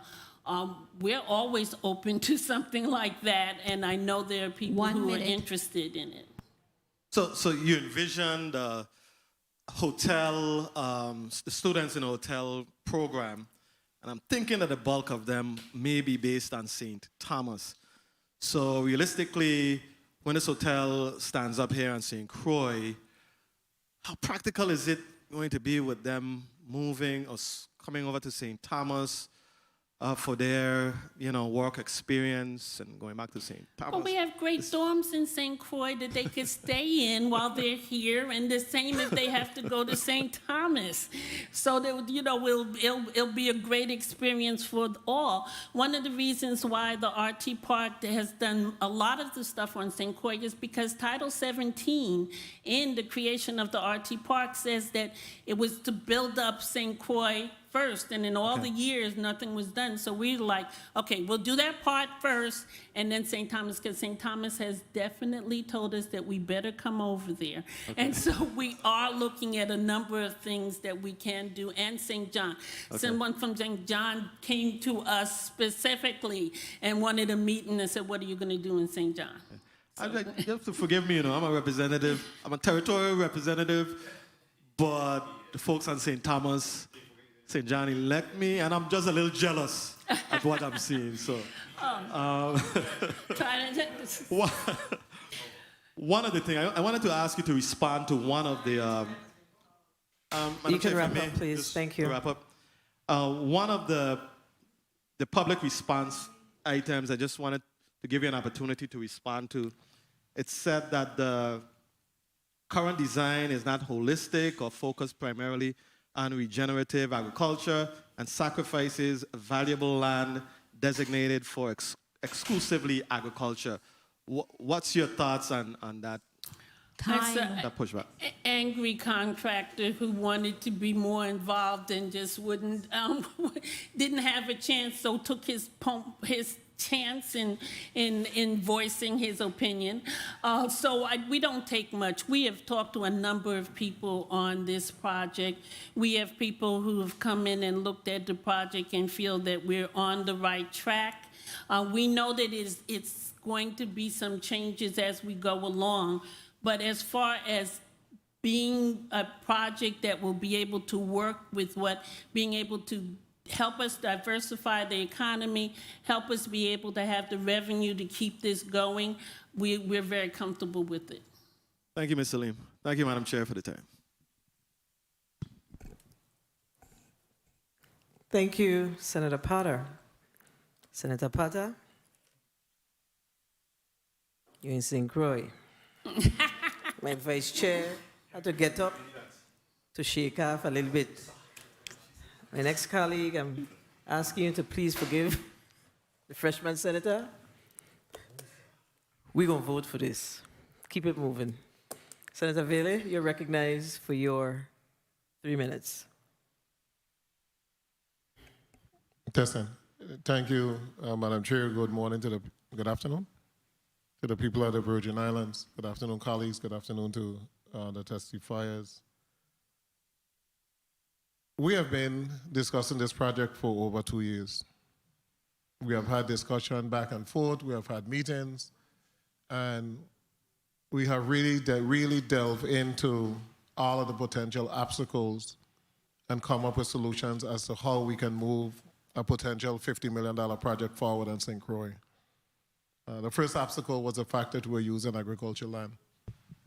We literally deeded the exact amount of acres to be rezoned agriculture to replace the 9 acres that we're going to be utilizing. The next issue was that we didn't want to displace any of the local farmers, and there's one farmer on the property, and we wanted to make sure that we take care of that individual. We did not just ask the RT Park to do it, or Department of Agriculture. We included it in the bill. So Section 5, the Virgin Islands Research and Technology Park Corporation shall bear the related costs as determined reasonable and necessary to relocate any farmer displaced by the conveyance of the property identified in Section 1 of this Act. So what this is saying is that we are not expecting the farmer to go out and have to spend an X dime to put up fencing, etc. That cost will be borne by the RT Park. Is that correct, Mr. Lee? Correct. Correct. Because it would be unfair to displace a farmer who has spent thousands of dollars to establish their farm, and then they have to spend money again. So we made sure that we took care of that. This project is not only going to provide housing, hotel, it's a research, it's an agricultural research facility. The bulk of agricultural land lies on which island? St. Croix.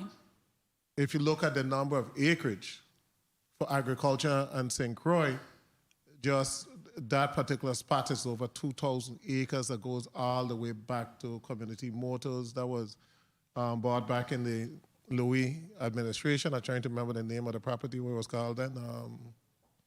I remember. But we have an abundance of agricultural land.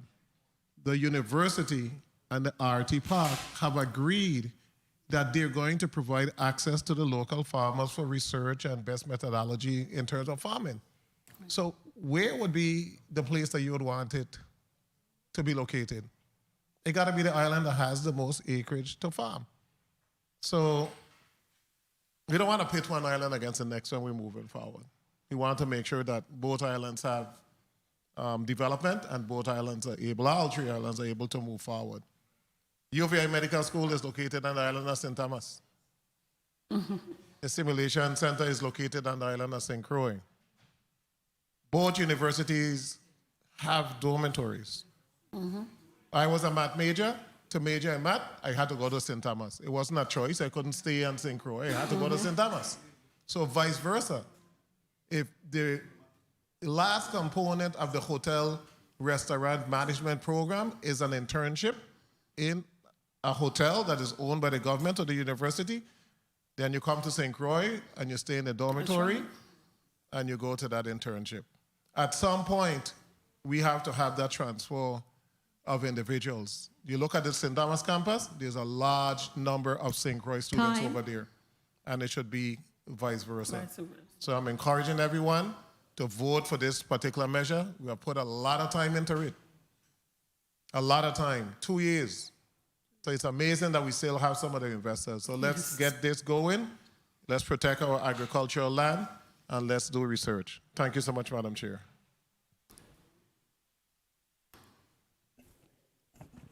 Thank you, Senator Ville. Senator Marvin Blainen, you're recognized for your 3 minutes. Thank you. Thank you so much, Madam Chair, and good afternoon. Ms. Salim, and thank you so much for your testimony. Great presentation. I'd like to add, though, I know my colleague, the senior senator from Frederick State, asked for support from this side, but it's a no-brainer for me. We're talking about economic development and housing at the same time. And before this project came forth, I received a call in respect to what was coming forth and asking for support. And I was like, of course, I'm going to support such a project. The last speaker was correct. There were some challenges that have been addressed. And I see this mixed-use project as a territorial project for the Virgin Islands. So I have no issues with St. Thomas and Croix. It's good for the Virgin Islands, it's good for me. It's that simple. Because this development has the potential to be a transformative step forward for our territory. It really addresses the need for investment, technological development, and information-based economy activity. And also, we know for sure it increases the housing stock on the Big Island of St. Croix. And we talk about moderate housing for middle-income individuals, which is non-existent at this time. So it's a great step forward for the territory. And we know with what's going on in Europe, with the war, etc., food prices are going to go sky high. Everything is going up. So with such a program, especially when it comes to training of our farmers and assisting them, you know, it's important that we move in that direction. And it points to us that it's a step forward for other developers in the future that can create such a project that will create high-paying jobs in terms of technological jobs for our young people. And I believe that even though there were issues with some of the land was idle, nothing was being done. So 1 minute. we did what had to be done, and there was a swap. And at the same time, though, we can move forward in terms of the bigger picture. We're talking about 300 jobs. We're talking about training for our young people. You know, we're talking about bringing in investors and other investments and showing the world that we are open for business and what we are capable of doing moving forward. So as far as I'm concerned, it's a no-brainer for me. It's a win-win. And definitely, I'll be signing on as a sponsor because I've been to all of the meetings. And I believe it's a great, great investment, a great project. And I look forward to voting in a positive when the bill comes to the floor and gets a number. Thank you so much, Madam Chair, for the time. And I really don't have any questions. Thank you so much. Thank you. Thank you, Senator Blyden. Senator Genevieve Whitaker, you're recognized for your 3 minutes. Thank you. Good afternoon to you, Chairwoman. Good afternoon to my colleagues. Good afternoon to the staff. Good afternoon to the listening viewing audience. And good afternoon to our testifiers. And so, to Ms. Salim, it's always a pleasure. I definitely have to put on the open that I do regularly engage with the RT Park because in the context of workforce development, it's really important that we have, you know, our stakeholders and we engage in that way. So I want to really commend you and Peter and the team. And I just want to first start off with asking, let's start with some of the lower hanging fruit in a sense, the working relationship with the Workforce Development Board. You know, I've been pushing that the board meets regularly because they have not, and I know that from firsthand. And just in the context, can we see how the Workforce Development Plan, the WEO plan, it's put out very consistently. And when we look at the Workforce Development Plan, we ended up most recently with disaster recovery with one single provider, ICF, even though we have a multi-page plan. How do you think this project can connect up so that we'll have more than just one provider getting disaster recovery funds in the context? Can we see how this park can maybe dive into some of those workforce development funds to help your project be more successful in the workforce development area? Yes, Senator, what we are looking at as far as workforce development, we have a number of companies that are coming to us now and wanting to, we've changed the RT Park. We're not just looking for people who are looking for tax incentives. We're a real economic development agency now. And one of the things is that we have companies that we're looking to bring in jobs, because that's what you have to be doing. And what we've done is ask them, what jobs are you going to need? How many? And what kind of training are they going to need? Because we would like to be able to start giving these lists to Workforce Development Board, to labor, saying, this company is coming in, we're bringing them in, they're going to start 2023 or 22, they're going to need this many jobs and people in this type of training. do you have the ability? Are you looking for people who can do this training? Because that's how we're going to be addressing that. And do you feel that the University of Virgin Islands is best suited? Because I'll just put it into context. 1 minute. Do you see a clear pipeline between elementary, secondary education as it connected to UVI? Do you think that with only the UVI participating in the workforce development, would it be successful? We would like to see it go much younger. Everything I've read said that you really need to start almost in junior high to start getting people thinking about it. But definitely in high school, we'd like to see some workforce development so that you could get them into into these jobs and internships or whatever, so that by the time they're getting ready to work, they could come out and do the work. Or have them, we have an intern right now. She's already had 2 years of UVI classes that she took on her own. If we start pushing our children in that direction, saying that why don't you get time? We have vocational schools that are available for them to take some night classes possibly. By the time they graduate with what they're doing, they could be ready for these jobs. Chairman, if I might close? Yeah. Thank you. And just to close out on the building that ecosystem, it's really from 5th grade, and it has to happen. It's not, we're gonna have to shift. The CTEC board support, the Department of Education, we have to make a concerted shift. At the pace that we're at, and if we continue at the same rate that we're going at, we're not gonna see a change. And so I would really love the RT Park to maybe work a lot more closely with the Department of Education and the CTEC board to drive home.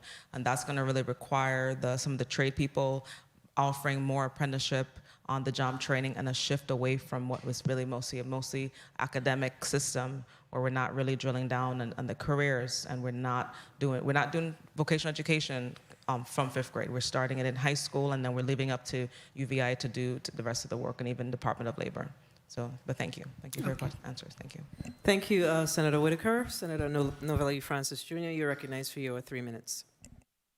Thank you very much, Madam Chair, and good afternoon to everyone. I just want to say that the days of hijacking projects from St. Croix is over. We have a new set of leadership in the legislature. We're not going to allow that. I was asked to keep my composure, so I promise I will, because we did tremendous amount of work on this particular project over 2 years. A lot of work we have done this. Economic diversification. For far too long, we have put all our eggs in one basket. And we have worked with all of our semi-autonomous agencies, Port Authority, VINGN, RT Park, the Catalyst Fund. We're looking at the Tech Village, Free Trade Zone, the South Shore Enterprise Free Trade Zone. A number of economic drivers, again, to support the economy of the Virgin Islands. That goes into a general fund that covers the entire Virgin Islands.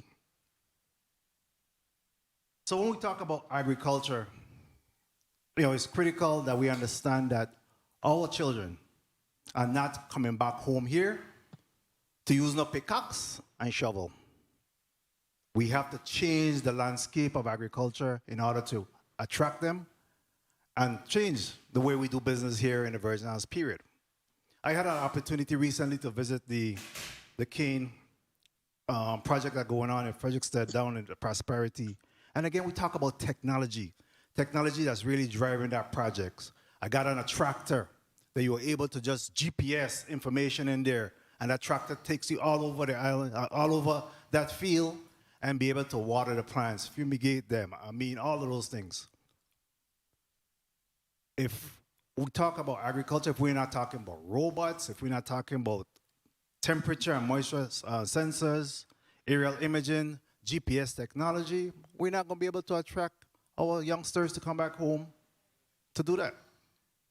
So this is a very good project, and I'm 110 behind it, because as we go through climate change and global warming, again, that threatens our ability for agriculture to survive in this territory. We have to be creative in our efforts here. I heard one of my colleagues mention that there is a teaching motel. No, it's a teaching hotel. Don't disrespect Crucians. It's not a motel, it's a hotel.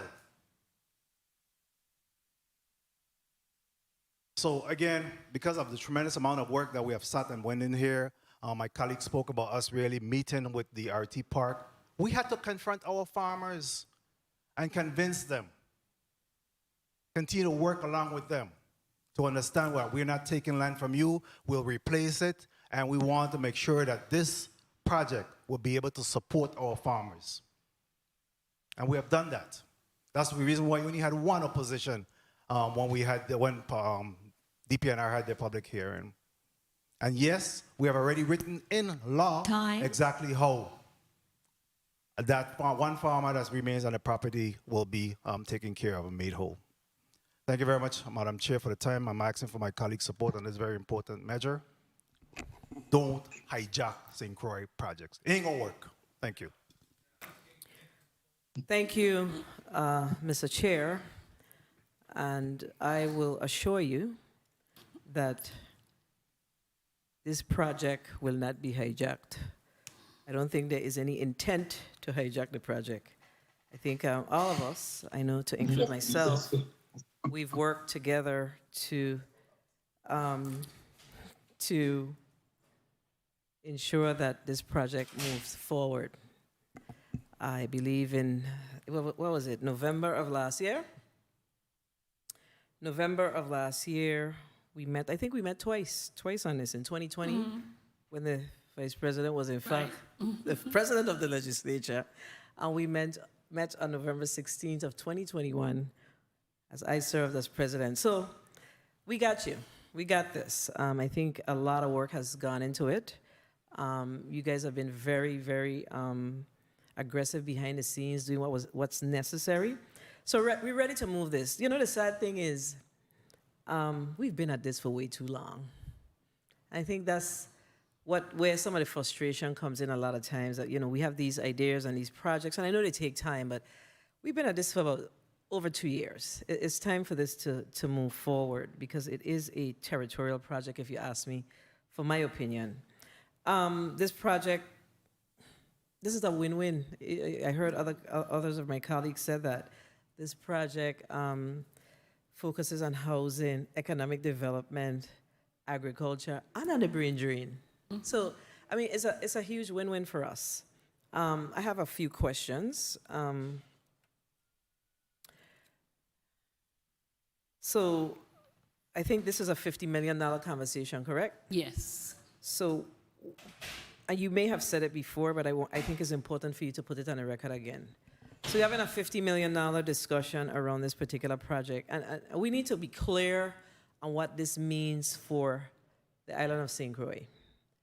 A $50 million investment, what's our ROI? What is our projected ROI on this project?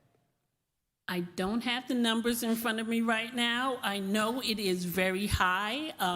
If I do, I can't send them to you. But our return on investment is more than just financial. Correct. It's more than just that. It is the fact that when we show this project to people who are coming in to maybe become clients of the RT Park or come to the Virgin Islands, they are so excited about this. They are looking at it and they said, well, can our company, you know, we have this, can we contribute to that? Do you want to work with us? Our return on investment is, imagine what it would be like when we have the agricultural fairs up and going once again, and we have people staying in the hotel, and we have a world-class project that people are coming from all over to see some of the things that we're doing in there as far as research as agriculture is concerned, as far as research with renewable energy and sustainable development. There's so much that we have to be there. The fact that we're going to have jobs that are going to be viable jobs in the hotel, for cleaning, for management, for working different things within the concierge, all type of things, that jobs that are there in the hotel. For the business offices, which are going to have companies. Right now we have about 4 companies that want a space in in that building, and they're going to be bringing their jobs and hiring staff in there and paying people. When we have our 66 rooms, office apartments. I know so many young people who said, I can't wait, I want to get that. But it also makes it look good for people when they say they want to come. But then agriculture, when you hear the cassava project and when you hear what he is saying, where he's saying that whereas the normal amount of cassava that you might be able to do in an acre of land in a year is 2 tons, and he says with his method and his intellectual property, you could get 20 tons of cassava. He says, and one of the things that really brought us in, he says, and then we could start exporting. And if you know the products that are coming out of cassava, there's cassava chips, there's cassava flour, there's cassava bread, there's all type of things. And if we are going to be doing that manufacturing and making those products here, or just the flour for those projects, there's a lot of money in that also. And thank you for your response. And I asked the question because I totally get it, that the ROI is not only tied to funding or income or resources, if you will. One of my colleagues asked, I think my millennial colleague from St. Croix asked earlier about the narrative. And the narrative that you just shared is a narrative that needs to be put out. It's important, and that's why I asked the question, because I know that you have so much information that you would have been able to give us the narrative around it. So I don't know if you've already put the narrative out as it relates to what we intend to see as the return on the investment, because it's not only dollars and cents, but it's just the whole gamut of what you just indicated. So do you have a white paper? Do you have a presentation around the entire narrative as it relates to the return on the investment for not only the Island District of St. Croix, but the territory as a whole? We have a website. We have just, right now, the Tech Village has its own website that is up. We've just put it up. It's going to be by the end of this month, probably full-fledged, where we'll be putting things like that on there so people could start understanding about the companies that are coming in and the products and things that we're going to be doing. And that's a very, very important part of this conversation, because we need for the public, our citizenry, to understand what this really means at the end of the day. Sometimes we have a lot of these conversations on the Senate floor, but people don't really walk away understanding, what is this really doing for the Virgin Islands? So I'm happy that we were able to have this part of the discussion. I don't really have any questions. I think I have one more, and that's tied to the, during your last testimony, you spoke about that the project would create about 300 permanent agricultural jobs. Are you still on that trajectory? Yes, we are. Great. And I think that's so important for this conversation, because I heard narrative today around, well, I'm not in favor of giving up agricultural land, but we're talking about creating agricultural jobs. So I think we really need to open our minds, and sometimes we see things from a very one-dimensional way, and we have to open our minds and look at this as a holistic project for the Island District of St. Croix and, of course, the territory as a whole at the end of the day. So I don't have any other questions. I will ask the testifiers to, there's a point of inquiry? Oh, Senator Whitaker? Point of inquiry. You're recognized for your point of inquiry, Senator Whitaker. Thank you, Madam Chairwoman. Just a quick point of inquiry to Ms. Salim, Director Salim. Not only jobs, but also I understood when you did the presentation also on the opportunity for farmers to actually have investment, right? So through I think the cassava crop, where they'll be able to would buy the seed. Can you explain more about not just them being laborers or workers, but them being entrepreneurs as well? The cassava project is going to be a co-op. And so any one of the farmers who are working in this, they are going to be they're going to be part owners in this whole project.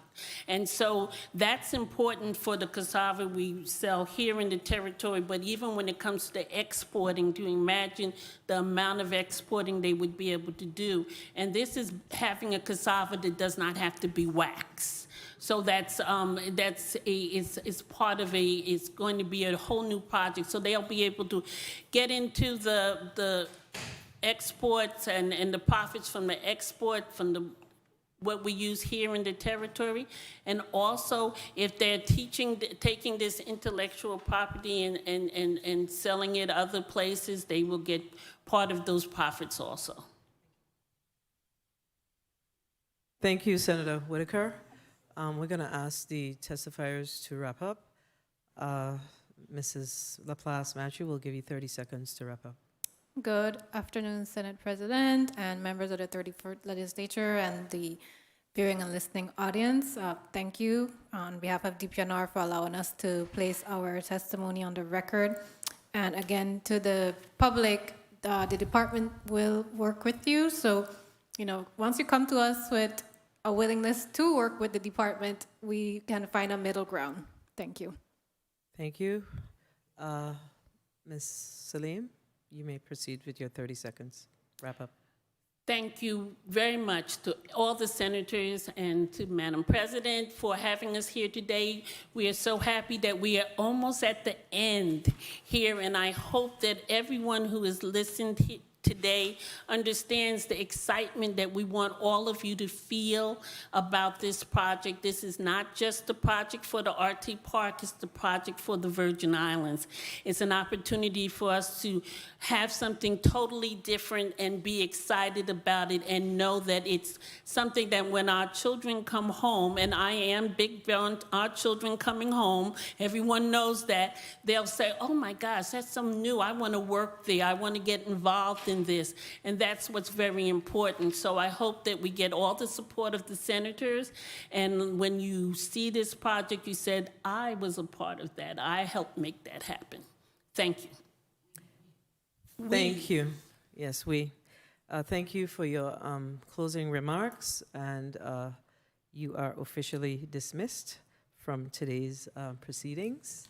And we're going to call up the next block. I'm going to take a 2-minute recess so we can take care of that. The Committee of the Whole stands in recess for 2 minutes.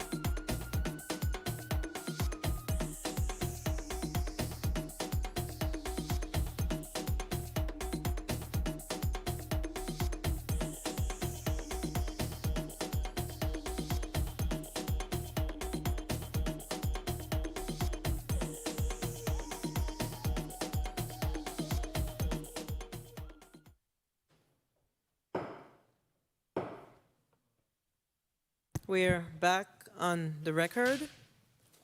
Madam Clerk, can you please call up the item in block number 3?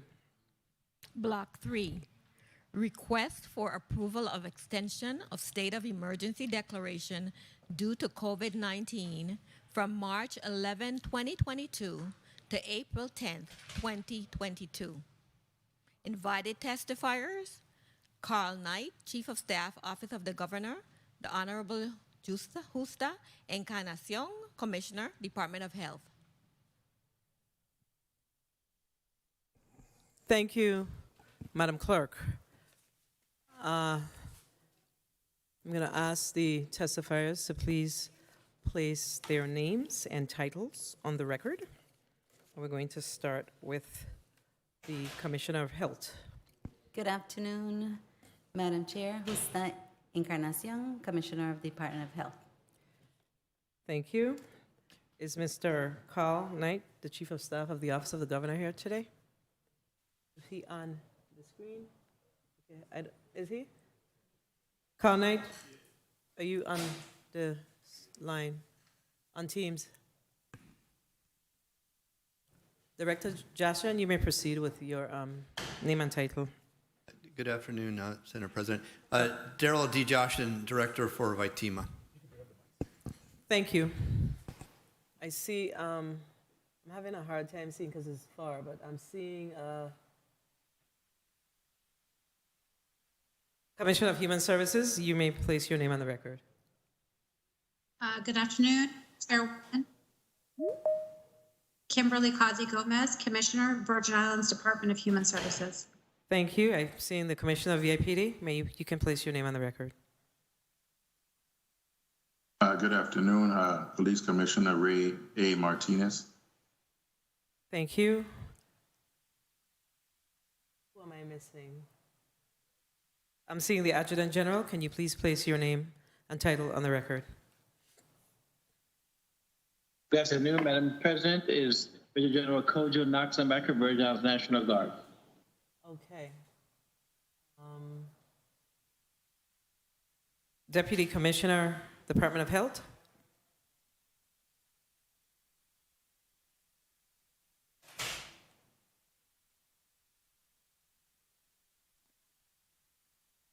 Hi, good afternoon. This is Dr. Sims, Assistant Commissioner, Department of Health.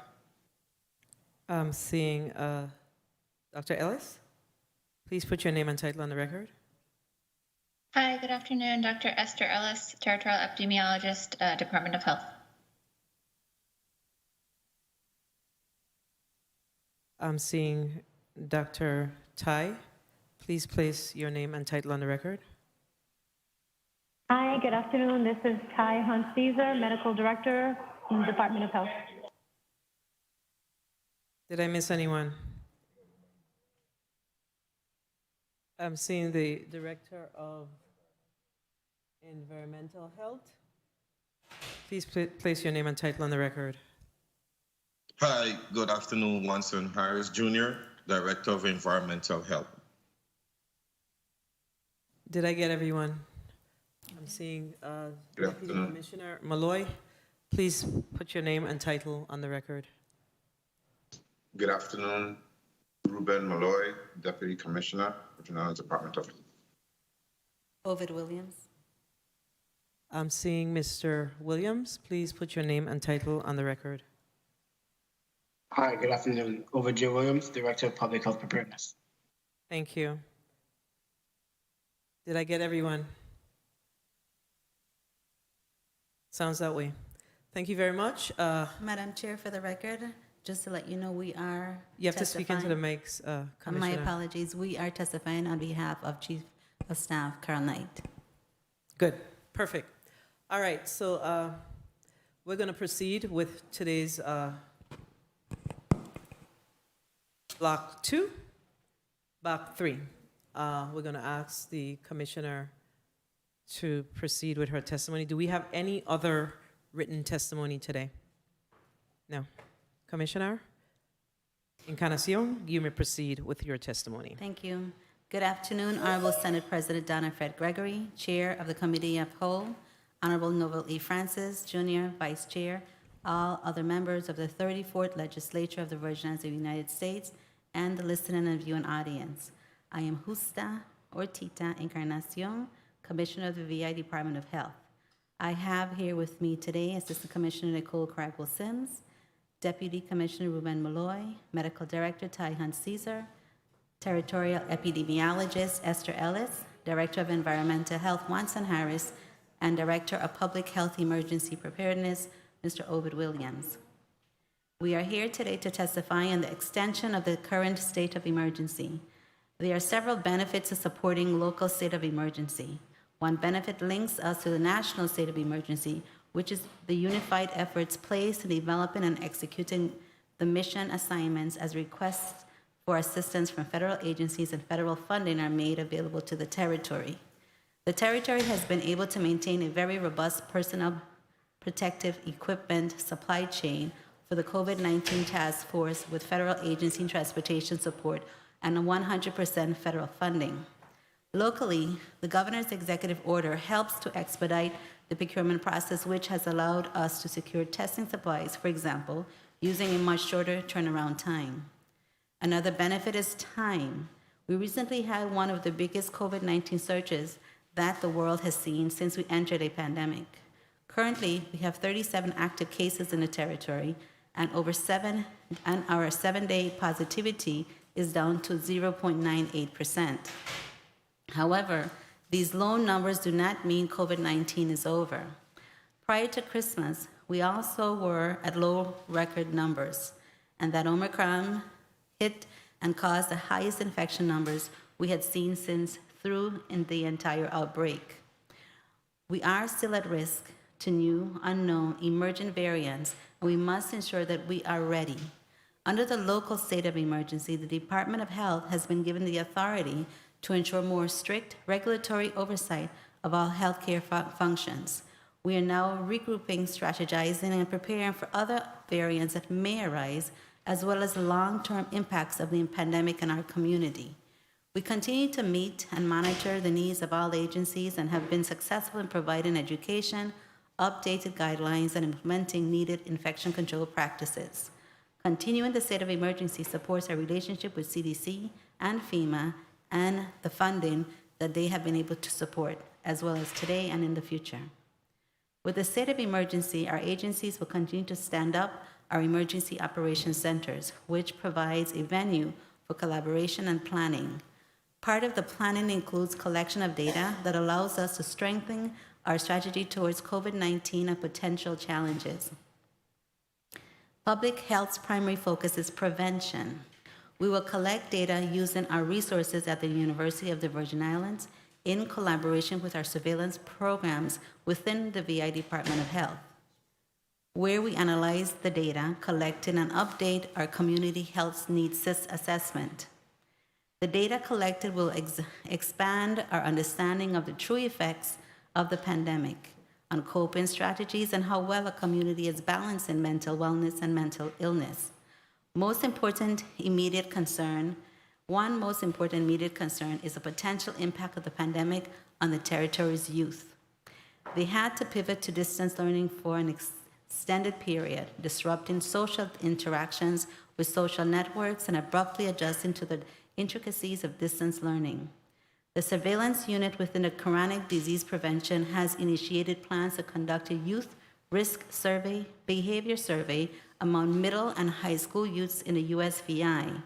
Discussions have already begun with the Caribbean Exploratory Research Center at the University of the Virgin Islands, the entity that conducted the 2017 USVI Youth Risk Behavior Survey, to conduct a follow-up survey, adding questions related to youth experience within the pandemic. The research findings will allow us to provide an early intervention that can avoid progression to more serious symptoms like depression. Performing detailed reviews of our community will determine how we can continue to utilize the federal funds allotted for crisis intervention. As community members begin to move about, stress levels will increase along with the fear of a surge. With the more severe Delta variant and less severe but more contagious Omicron variant came high numbers of hospitalizations and deaths, both variants carrying a tremendous harmful effect. Some recovered fully, and some have continued to experience symptoms and considered to be long haulers or long COVID. The hospital records show that during the year 2020, 30 individuals were hospitalized at JFL, and 99 individuals were hospitalized at SRMC. During the year 2021, the total COVID-19 hospitalizations at JFL totaled 145 persons and 173 persons at SRMC. Thus far in 2022, a total of 55 persons were hospitalized at JFL and 43 persons at our SRMC. There have been 109 total deaths from COVID-19, but 25% of these deaths occurred in the past 4 months alone. Our private and public providers will now see the full effects of COVID-19 on chronic diseases like diabetes, asthma, cardiac anomalies, hypertension, and yes, cancer, as many have avoided healthcare facilities and clinics due to the pandemic. The nation has seen a dramatic rise in chronic diseases, and we too are affected here in the territory. Behavioral health issues will continue to rise, and the work done by our local therapists has been and will continue to be a useful tool. This was made possible with the assistance of the GVI's expedited procurement processes allowed through the state of emergency. With the help of the VIDOH's Behavioral Health and Alcohol and Drug Dependency Division and colleagues, we have managed to avoid increased hospitalization, but the risks remain. Virtual schooling not only affects the physiological well-being and adds to our already elevated level of chronic disease, but it also increases our need for social interaction, communication, and yields increase in signs of depression, aggression, and increases in domestic violence. Early in 2020, this community began to realize the magnitude of the humanitarian and societal consequences of COVID-19 pandemic. We slowly recognized the huge physiological implication and the psychological implication of the virus itself and the required measures needed to prevent it. Worries and fears about losing loved ones and becoming sick blanketed this community and overloaded our behavioral and mental health system. Our territory-wide significant power in decision-making about measures that directly impact mental health regulations and guidelines around a pandemic. To maintain, it is critical that we continue local COVID-19 efforts with the tremendous support currently received. In an emergency, prevention, although it should not, can take a backseat to crisis services. In anticipation of the increased need in the future, this territory must not lose sight of prevention planning. Uninterrupted use of certain surveillance data systems will continue to aid in provision of timely interventions by proactively targeting the needs of various populations and locations. The U.S. Virgin Islands Department of Health receiving funding for data modernization, and part of the funding is to build sequencing capacity so that all samples can be sequenced on the island of St. Croix. Again, our COVID numbers may be low, but then again, they were in November of 2021. We must continue to work just as hard to build these systems and improve surveillance by modernizing our system. The strengthening of our healthcare infrastructure to include the expansion of our professional workforce, which would reduce the dependency on the contract workers, remains top priority. Additionally, attention to the data obtained from the surveys mentioned earlier will increase the timeliness of aggregated reporting and help to build trust and reliability locally and nationally, leading to improved behavioral and stabilities. I would like to extend a special thank you to the Epidemiology and Communicable Diseases team for all the testing and counseling performed, especially during COVID-19 surges. Our behavioral health team has been working along with our private providers to assist with the emotional effects of the pandemic. Thank you for that. And thank you to all the VIDOH staff as well as our first responders throughout the territory. The extension of the state of emergency for the territory is critical to allow for a transition to normalcy. In conclusion, Senator Fred Gregory, the Department of Health is committed to reducing health risks, increasing access to quality health care, and enforcing health standards. The department will continue our collaborative efforts with the members of the 34th Legislature. We welcome the opportunity to respond to any questions you may have. Thank you. Thank you, Commissioner Encarnacion. Do we have another testimony? Director Jocelyn, you may proceed with your testimony. Thank you very much, Senator. Senator Donna A. Fred Gregory, President of the 34th Legislature, and other senators present, legislative staff, and those in the viewing and listening audience. Good afternoon. I'm Darrell D. Joshin, the Director of the Virgin Islands Territorial Emergency Management Agency, known as VITEMA. Thank you for the opportunity to present testimony on Governor Albert Bryan Jr.'s request for approval of a 30-day extension of the state of emergency due to COVID-19 from March 11th, 2022 to April 10th, 2022. The nation, divided into 64 separate jurisdictions, has been under a disaster declaration from the COVID-19 pandemic since March 13th, 2020. As of today, 11 March 2022, is still under the same disaster declaration.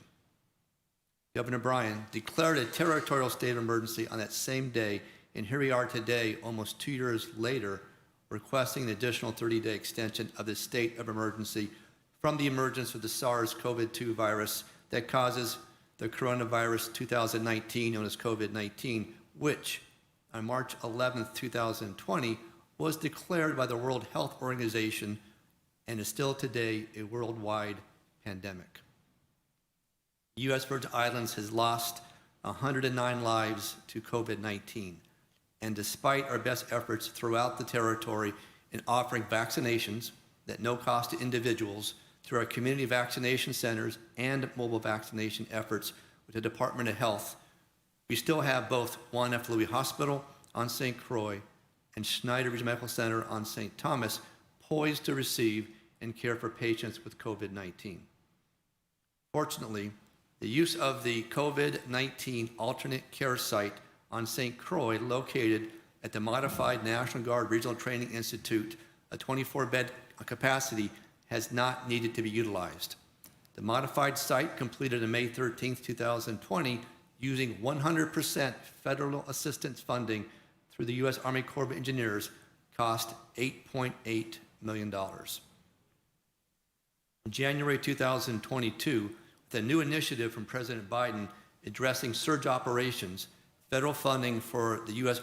Army Corps of Engineers for COVID-19 enabled a healthcare facility expansion assessment team to visit 5 potential sites to support Juan F. Louis Hospital on St. Croix. Based on the results of the assessments, CEO of Juan F. Louis Hospital, Mr. Doug Cook, indicated the best option to handle any further surges would be to expand the capacity of Juan F. Louis Hospital North, which is currently under development using federal public assistance funding. He indicated that 1 or 2 wings of the new temporary hospital would be modified for additional COVID-19 patients. Until this project is completed, any surge of COVID-19 on St. Croix, which exceeds Juan F. Louis Hospital capacity, would result in patient movement and additional staffing from Juan F. Louis Hospital to Schneider Regional Medical Center Hospital on St. Thomas. Including the cost of the alternate care site, over $46 million of direct federal assistance has been received through January 12, 2022 for COVID-19 support to the territory. This funding includes 100% coverage of National Guard soldiers and airmen under Title 32 of mission assignments for up to 200 individuals. The National Guard funding from January 1st of 2022 through April 1st of 2022 of the $4.85 million is included in this $46 million total. Now, on March 1st, 2022, recently, President Biden authorized an additional $4.85 million to fund the Virgin Islands National Guard through July 1st of 2022. The only stipulation on the use of the Virgin Islands National Guard for COVID-19 support is that they are not funded for any law enforcement missions. Our Virgin Islands National Guard continue to perform screening of airport passenger arrivals at Henry E. Rolson and Cyril E. King airports in coordination with VI Port Authority and U.S. Customs and Border Protection Agency. They also provide screening to seaports at the Blyden Ferry Terminal on St. Thomas and Cruise Bay on St. John to support the British Virgin Islands passenger ferry operations. An extension of the emergency declaration provides continued use of National Guard for airport and seaport screening for VI Port Authority. If we stand down the state of emergency, there are internal government factors that will change and create hardships for the territory. During the state of emergency, government suspends normal constitutional procedures to regain control. First, the ability to request resources from the federal government and receive technical support and other resources available to use during this emergency. Two, having control of goods and services. Price freeze on goods and services during an event like a worldwide pandemic, the supply chain for goods and services are limited. We must keep the U.S. Virgin Islands territory included in a national stockpile to receive goods. Three, we must control how and which businesses can operate. The state of emergency would continue to preempt businesses that allow close contacts of patrons and deemed unsafe. Four, mandatory targeted testing will be implemented to mitigate additional surges of admitted patients, intubated patients, and death. And finally, five, many of the Department of Human Services federally funded programs will adjust waivers and flexibilities impacting individuals and families having eligibility. An extension of the state of emergency through April 10th, 2022 or later is needed to deploy measures to safely protect our borders, as well as demonstrate achievement of President Biden's national strategy for COVID-19 response and pandemic preparedness, released on January 21st, 2021. As a territory, we have been both in a national disaster declaration and a territorial state of emergency for COVID-19 pandemic since March 13th, 2020. I want to thank Governor Bryan Jr. and Lieutenant Governor Georgiana DeRoche for their continued leadership as we navigate the many uncharted waters brought about by this pandemic. Constant vigilance is required, and we must not let our guard down. We must continue to work together and realize that both visitors to the territory, as well as those living and working every day, must comply with the requirements of Governor Bryan's executive orders. Weekly updates using social media, live by Government House, Department of Health, and by TEMA will continue to educate, inform, and answer questions from the press. Look for further communication activities involving COVID-19 vaccination distribution and implementation timelines to coordinate through the Joint Information Center as well as normal media outlets. The vaccination logistics deployment from manufacturer to local health provider will remain a key measure of success for the U.S. Virgin Islands in keeping pace with the allocation availability. As with many emergency responses, it takes a combined efforts of many public and private agencies at both the local and federal level. Thank you to each and every hardworking staff member, and especially thanks to the men and women of the Virgin Islands National Guard for their continued professionalism and service to the territory. Senator Donna A. Fred Gregory, President of the 34th Legislature, and the senators present, thank you for the opportunity to provide testimony today on the importance of extending the state of emergency for an additional 30 days due to the COVID-19 pandemic here in the U.S. Virgin Islands. My colleagues from Governor Bryan's COVID-19 task force and I welcome the opportunity to respond to any questions you have about my testimony here today. Thank you. Thank you, Director Jasin. I am seeing the Commissioner of Licensing and Consumer Affairs. Could you please place your name? Could you please place your name and title on the record? Good afternoon, Madam Senate President and the rest of the members of the 34th Legislature. Richard Tomas Evangelista, Commissioner of the Department of Licensing and Consumer Affairs. Thank you. Again, good afternoon. Good afternoon to all. I think it's important that I note today that we are not voting on the extension of the state of the emergency. I do recognize, though, that over the past couple of months, you've been sending down a state of emergency for 90 days, and you've sent one down for 30 days. So this state of emergency will expire on April 10th of 2022. The legislature will convene into session on or about March 24th of 2022.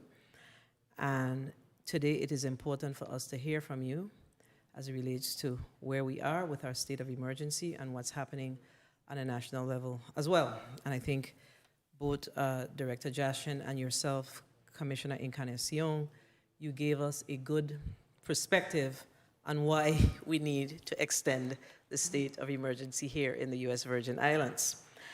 At that time, in our upcoming session, if we wish to make any amendments to the proposed state of emergency that's before us, we will be very happy.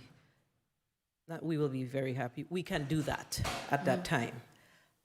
We know that somewhere about in the 32nd legislature, a measure was passed to require the governor to come before the legislature, the governor's staff to come before the legislature monthly when there's a state of emergency. That is impractical.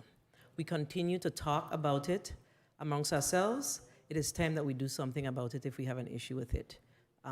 It just requires us to take some time out and make some amendments to the legislation. So I want to make myself abundantly clear this afternoon that let's not forget that we can make amendments to the legislation, and I think the time is ripe for us to really consider that.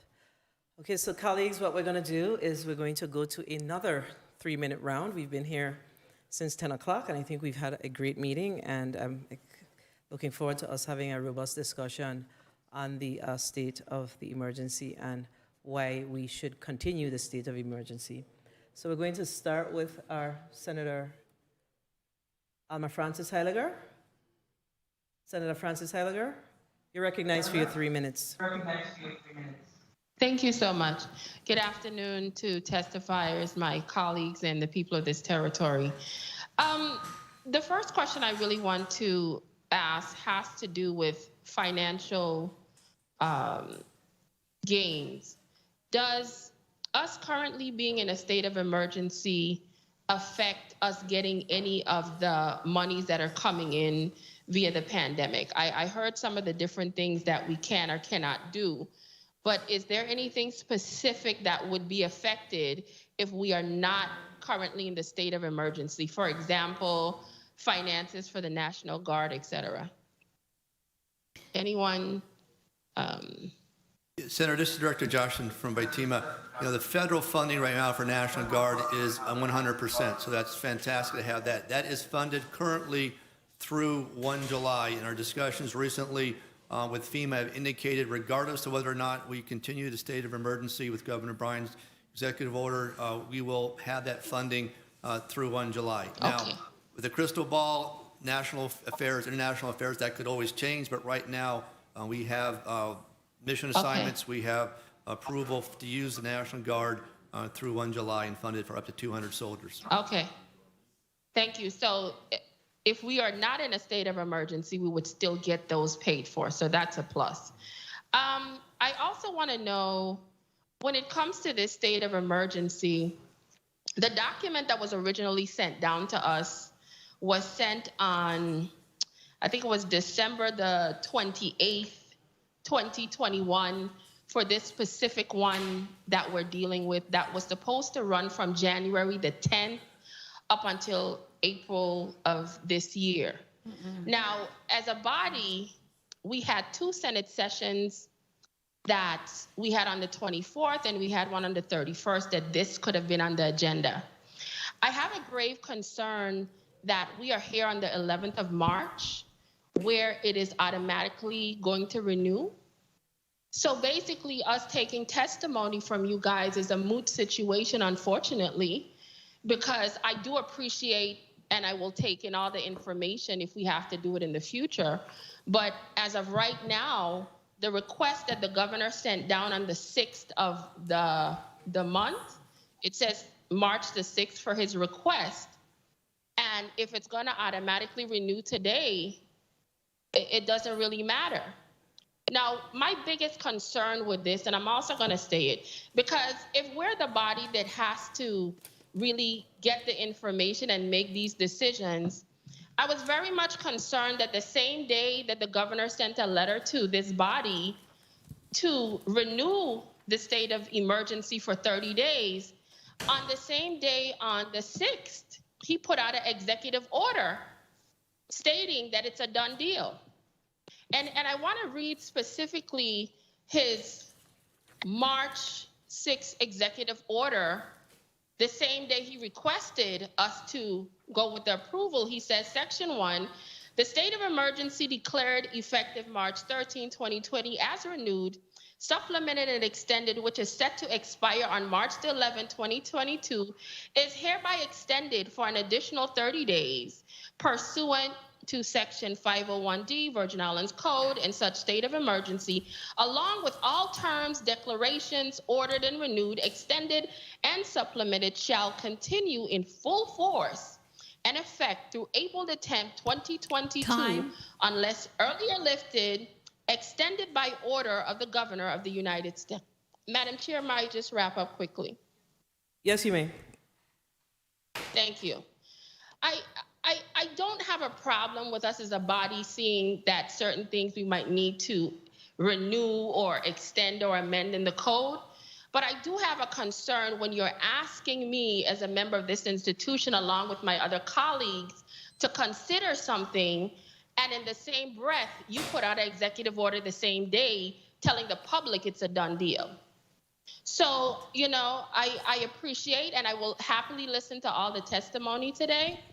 And hopefully we'll be able to make a decision at a later date, because as of right now, we can't do anything because we never brought it before the body when we had 2 opportunities to do so.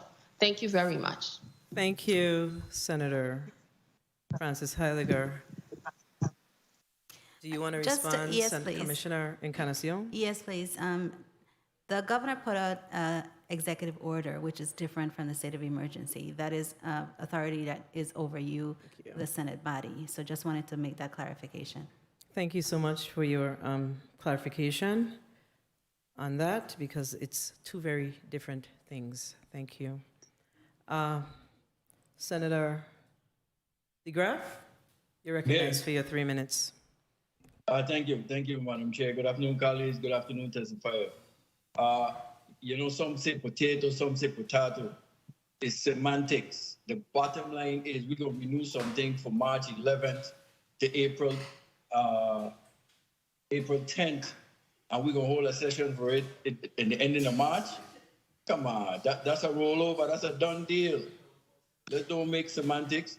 You know what? When I see on the screen all these professionals, commissioners, general, directors, and when they come before this body, we tear them up. Are we here as a body here dropping the ball and acting the fool? Come on, this is disrespectful. You know, as a member of this body, hey, majority, let's get together, let's do our job and get it rolling. You know, I would like to know from any of the directors, general, persons on the testifiers, do you have any personnel in your areas, in your departments or so, that have presently COVID, that I've seen it? Presently, is anyone with COVID in any of your departments? There's still, as a Commissioner of Health, I would answer that question. We still have COVID-19 positive cases on a daily basis. We had 1 day when we had 0 cases. So it's very difficult to say and to divulge if we have any one positive in any agency at this point in time. I can say that we do not have any surges at any agency, and no agency is closed at this point in time. That I can easily say. Well, definitely, again, thank you for your presentation and update. I'm happy to finally get it. Thank you, Director Joshin. Thank you to all the departments and for working through the COVID. I don't have a problem in voting to extend the extensions or to make adjustments or whatever. But as a body, I'm ready to do my job. We ain't been doing ours, and we will pull you guys up and call you out. But hey, thank you for what you're doing. Thank you for the time, Madam Chair. Thank you very much, Senator DeGraff, for your line of questions. Next, we'll go to Senator Johnson. You're recognized for your 3 minutes. Good afternoon. Good afternoon, Mr. Chair. Thank you very much. And what I'm about to say has nothing to do with Director Joshin or Commissioner Encarnacion. So just bear with me. But on March 23rd, 2018, was a piece of legislation passed, led by Senator Treventia Roach, Marvin Blyden, Dwayne M. DeGraff, Myron D. Jackson, and Positive Nelson. That's why we're here today. Prior to this, it was where the governor made that decision. And that's why we're here today. So I guess Lieutenant Governor Roach wanted this type of legislation, and so now we're going to have to deal with it. And we're going to have to continue coming here to deal with it. And I understand the concern of you guys and the people in its territory, but this should have never happened to start, if you ask me. That's my opinion. This should have never happened to the start. And if I go through it, there was a vetoed by the then governor. And there was an override too. And this override had 7 Democrats voted in favor of it and 4 independent. These are the facts here. And that's why we're here today. That's the reason why we're here today. And we shouldn't have to be here. And we're a day late because it automatically roll over. We could have been doing a lot more things for the people of this territory at this time. You guys got a lot of work to do. You could have been doing a lot more things too. So I'm saying sometimes we as leaders got to be careful of the decision we make. It comes back to choke us in the rear. We have to be more conscious of what we are doing.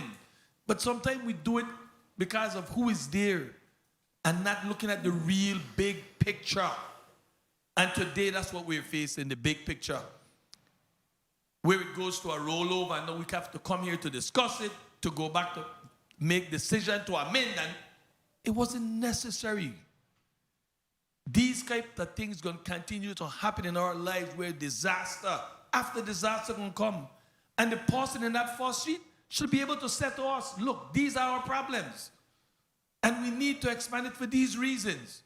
Now, my problem, have we been utilizing it enough? Taking advantage of these opportunities when we ask for the state of emergency? If you ask me, I'll say no. Because a lot of our projects are still moving a little too slow. This process, avoid going through the entire procurement process, which should have speed up a lot of our things. But it have not. It have not. So that's my 2 cents today. I thank you guys for your testimony and all the hard work that you're trying to produce for the people of this territory, because it's not easy. It isn't. But we should have not had to be here today. Thank you very much, Mr. Chair. Thank you very much, Senator Johnson. The chair will recognize Senator James. You recognize for your 3 minutes at this time. Good afternoon, testifiers. I will say this, based on what I saw online, the definition of a state of emergency. A state of emergency is a situation in which a government is empowered to be able to put through policies that it would normally not be permitted to do for the safety and protection of its citizens. A government can declare such a state during a natural disaster, civil unrest, armed conflict, medical pandemic, or epidemic or other biosecurity risk. And it also goes on to mention that a state of emergency can be abused by being invoked. And I guess that is why some people felt it was necessary to bring that bill forward. Hey, I wasn't in the legislature then, but I can tell you this much, we can see where this legislation basically came back. I won't say to haunt us, but to remind us that no legislation is perfect, and sometimes in the heat of the moment, you might bring something which might be fitting for that time, but this ain't the time for it. But my question to Commissioner Justa Encarnacion, the President of the United States, the government of the United States, basically is saying that COVID is over to a certain extent. They're relaxing a lot of the mandates and the restrictions. And I think come April, they're about to do some further relaxing of the restriction when it comes to airplanes and what have you. Back to the Virgin Islands now. what is our current emergency? What are the emergencies that we're facing right now, specifically to the pandemic, since it was declared March 13 of 2020? Let me go back a little bit. The president is still encouraging the declaration, the disaster declaration. That's still in place. He is the one who wants us to stay. Even though he's relaxing some restrictions, as we are relaxing restrictions. If you're going to relax restrictions, this is the time to do it, because it's like a test. Because we are not, our numbers are not high. So that allows us to move out a little more free and to see. We're still seeing some positive. Today we only had 3 positive, thank God for that. Yesterday we had 5, we had 0 the day before, I think. So we can't say that we were trending to 0. We need to see that consistently, at least over a 3-week period, to say that we don't. We are looking at variance on a weekly basis to make sure that there are none out there that are the level of concern. And that's really what the federal government is doing as well. We meet on an ongoing basis, and so we're there with them. And so what we see as an emergency now is the reason why we're asking for an extension is really to give us time as well, to continue the exigency that allows us within a territory. Nursing licensure is one of them. But also to be able to link on an ongoing basis. We still have our Emergency Operations Center up and running in the Department of Health, and that allows us to bring people together, make decisions quickly, and turn things around in a more rapid basis. This is different than what happened post-hurricane, but we do have our FEMA funding is still there. We're working with FEMA. May I continue? We're working with FEMA on an ongoing basis to ensure that we turn around. And we have been very successful in getting our bills paid because we're working on an ongoing basis. We still have our unified command set up we have now decreased to a once-a-week meeting, but that allows our TAG, Director Jashin, FEMA, and myself to meet. Up to today, this is the last week that we're meeting weekly. Next week will be bi-weekly. Next week we'll be meeting weekly to ensure that our operations continue. I have the utmost respect for you. That is why I did not cut you off. But you took up a lot of my time. But I just wanted to say this. When it comes to the executive orders, based on the Government House website, we had over 35 executive orders, right? Mm-hmm. And we have some people still living in the past. And the reason why I'm saying that, every time the executive order is changed, I understand we put out the press releases, I understand you do the press box and what have you, but everyone do not tune into those things. We have some individuals who are still, how to say, old-fashioned, whatever you want to call it, or not in tune with the technology. And my thing is, when these executive orders change, do you have somebody go on the radio and break it down for them? Because the reason why I told you that, if you see my haircut is fresh, I went and cut my hair yesterday. And when I sat down in the barber shop, it was only 3 of us in there. I took off my mask and put it under my chin. And the guy said, put on your mask. I said, if you read the executive order, once you can be socially distanced, there's no need to wear a mask. And it was only 3 of us, and the barber had on a mask, and the person who was cutting their hair had on a mask. And we were socially distanced, more than 4 feet apart. So my thing is, there's still a misunderstanding when it comes to people, when it comes to the 35 executive orders that was passed. So can you just answer that, and that will be it. Thank you, Mr. Chair, for the time. Well, we have, and we'll continue. We started that yesterday. We went on to the press box, my team and I, and we went down the state of the release of our restrictions and what they actually mean. And so we'll continue to do that. We do have contacts with the radio twice a week, actually 4 times a week now. So we'll make sure that we continue that work. The reality is that even if you do social media, you do press boxes, you do press releases, you're still going to encounter individuals. Yeah. And that's the reason why you want to continue to at least educate them every opportunity you get so that you could make sure that the information is spread as a point of inquiry. Senator Johnson? Thank you very much. Thank you very much. Can you give us a little information on the guidelines for the beautician and the barbershops now with these last readjustment of the emergency task? Through the chair, sorry. Thank you. You may respond, Commissioner. Thank you, sir. Masks are required inside, especially if in close contact. So what Senator James is saying is correct. If there is there is 4 to 6 feet distance, then of course, but at the same time, you want to make sure that you're safe. So if there are any symptoms that are there, then you need to put your mask on. And part of it is really just using your own self-preservation. You want to make sure you're safe and just look around you. Don't hang around with people that you don't know, especially if they're symptomatic. And protect yourself, separate yourself. Social distancing is only there to protect you. Thank you very much, Commissioner. Senator Joseph, you're recognized for your 3 minutes. Thank you so much, Mr. Chairman. A pleasant good afternoon to everyone. This is Women's Month, and Commissioner Encarnacion, you would be the hero. You are the hero for our islands, a heroine for our islands as far as protecting our people from this pandemic. And even with all of the deaths that we have had over the past 2 years, you still will be emerging victorious. And I just want to really give you kudos for a job well done, you and your team. Now, I have questions relative to funding, because typically with any state of emergency, funding is given at a certain level or from federal agencies because you have placed and put in place a state of emergency.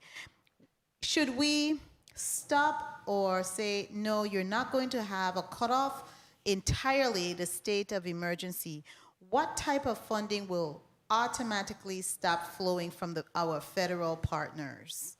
Director Justin, want to take that? Senator Director Joshton, there are two aspects of that. One, and I'll ask in a minute here Commissioner Kazi-Gomez to come on, because there is some impact to eligibility and waivers on some programs that are grant funded. But from the federal side right now, as long as there's a disaster declaration nationally, funding is going to continue up through 1 July. Beyond that, it's up to the POTUS to determine what the need is. But because we're a pandemic, because we're still at risk in the variants, the federal funding very much is for us. And the fact that we're 100% funding is rather unique. Usually it's either 75, 25, or 90%, 10%. And it started out that way, like for the RTI, it was 75, 25, but President Biden came on board 100%. So fantastic. We'll continue that, subject to this current disaster declaration. So if you can ask Commissioner Kazi-Gomez to impact upon her particular services. Commissioner Kazi-Gomez, would you be so kind to elaborate on the impact on your services, the Department of Human Services, should the state of emergency stop, and we stop declaring a state of emergency? Good afternoon, and thank you for allowing me to join.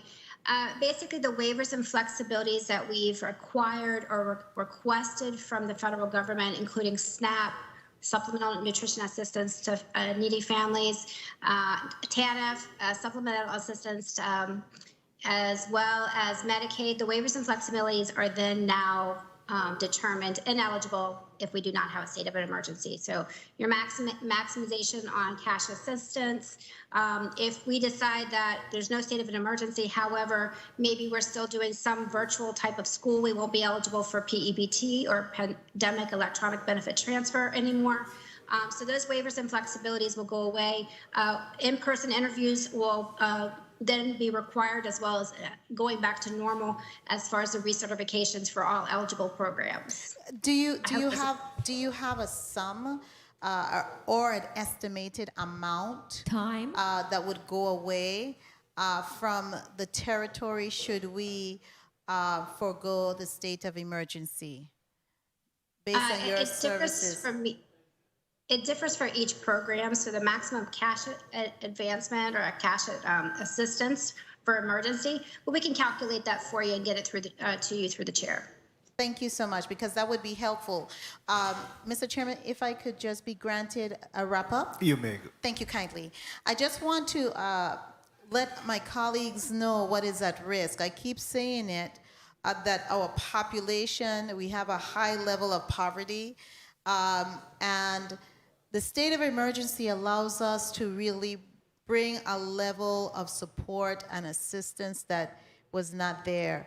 And we also have an opportunity to move things quickly I am in agreement with the previous speakers that we need to really look at extending these 30 days so that our time here as a body isn't wasted, and also the executive members, their time is put to good use, expediting a lot of the projects that we have on board. Thank you so much, Mr. Chairman, for the leeway. Thank you. Thank you very much, Senator Joseph. Before we go on to the next senator, I wanted to ask you, Director Joshin, in respect to the use of the RTI and the build out there that cost us $8 million, and of course, hindsight is 2020. Do we believe that that money could have been better utilized in a facility that could have benefited from that improvement and be utilized in the future? Senator, you think you have two parts to that. You have the clinical side of that, which obviously the commissioner has in the hospital, but from the time frame and the assessments that were done, we looked at all three islands. That was the best solution we had at the time, again, not knowing what was going to happen. And time was of essence for us, and that was the best way for us to maximize the time to have it available for the 24 beds with the RTI. And if I may, Senator, we had to look at St. Thomas, and we were able to provide 2 floors in St. Thomas for COVID. But St. Croix, JFL did not have that capacity. So we had to at least secure some way to be able to say we would house those COVID patients. We are blessed that we did not have that overflow like many other states did, but at least if we needed it, we had it. Thank you. So I guess you're recognized for your 3 minutes. Thank you, Mr. Chair, and good afternoon to all. Good afternoon, commissioners, director, adjutant general, everyone. You know, colleagues, speaking directly to all of you, today's discussion is moot, as this will be the 3rd extension of the state of emergency because of a lack of action of this body. And we can't continue to kick the can down the road either. I've been saying over and over that we need to repeal what was done in the 32nd legislature, and at the next session, that repeal will be there. Because this is costly to the people of this territory. And the people elected us to be responsible stewards of their funds. So we can't keep going to St. Thomas every 30 days or every 25 days to set a state of emergency in place before the 30th day. This will be the 3rd time. What our colleague read earlier, the first speaker, regarding the state of emergency or the declaration, she's absolutely correct. Because what was done is that the state of emergency is already extended by way of that declaration. Read what it says in the final order of the declaration, signed by the governor, dated March 6th, 2022. Today is March 11th. It's already extended. And by the way, an executive order has the same force and effect of law when there's nothing in the law. So I say to all of you, let's do what we need to do and just repeal it so that we don't have to keep coming back every 30 days, or this body giving the appearance that we're not doing what we're supposed to do with regards to the extension of a state of emergency. We can't continue to say that former Senator Roach, now Lieutenant Governor Roach, was one of the champions of it and it should stay in effect. No. Let's be responsible and do what we're supposed to do. And one of the things to do is to have it repealed. So at the appropriate time, today we can't vote.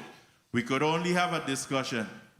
1 minute. But these are the things that we should be perturbed about.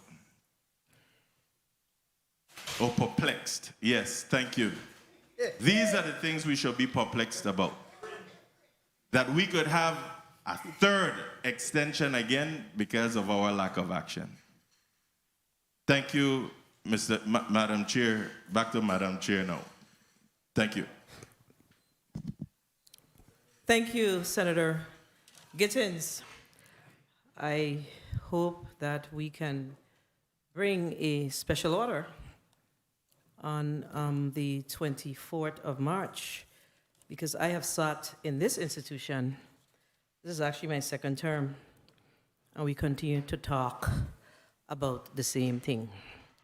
So let's bring the beer and let's go up the road and do what we know is right. Senator Janelle K. Soro, you're recognized for your 3 minutes. Good afternoon. Not to belabor the issue, but I remember when the bill first came, and this is what happens when we engage in destructive partisan politics. It became a anybody but map, an anti-map sentiment in the institution, and legislations and processes are to surpass the people who occupy the institution. And I used a word at the time in the 32nd, the word I used that the executive branch's ability to declare a state of emergency is a sacrosanct right given to the executive branch. I am a student of political science. Anybody else, I don't go in anybody else's profession, but with my formal education, BA and Masters in Politics, state of emergencies are a sacrosanct right given to the head of state. And then we went in a different lane in this body because we were trying to stick it to the person. And then now we here in a back and forth, and I was not one of the people that voted for it. I voted no at the time, and I voted no to the override. So I ain't repealing a thing because I didn't propose it. But we have to do better as an institution. Now, Commissioner Encarnacion, how are you today? Well, how are you? I noticed in your testimony you said our most immediate concern is the potential impact of the pandemic on the territory's youth. You know, you and I have been having discussions on that impact because I find that we were so focused on the economy and keeping the economy afloat that our older generation and our younger ones was suffering. We allowed bars and clubs and, you know, various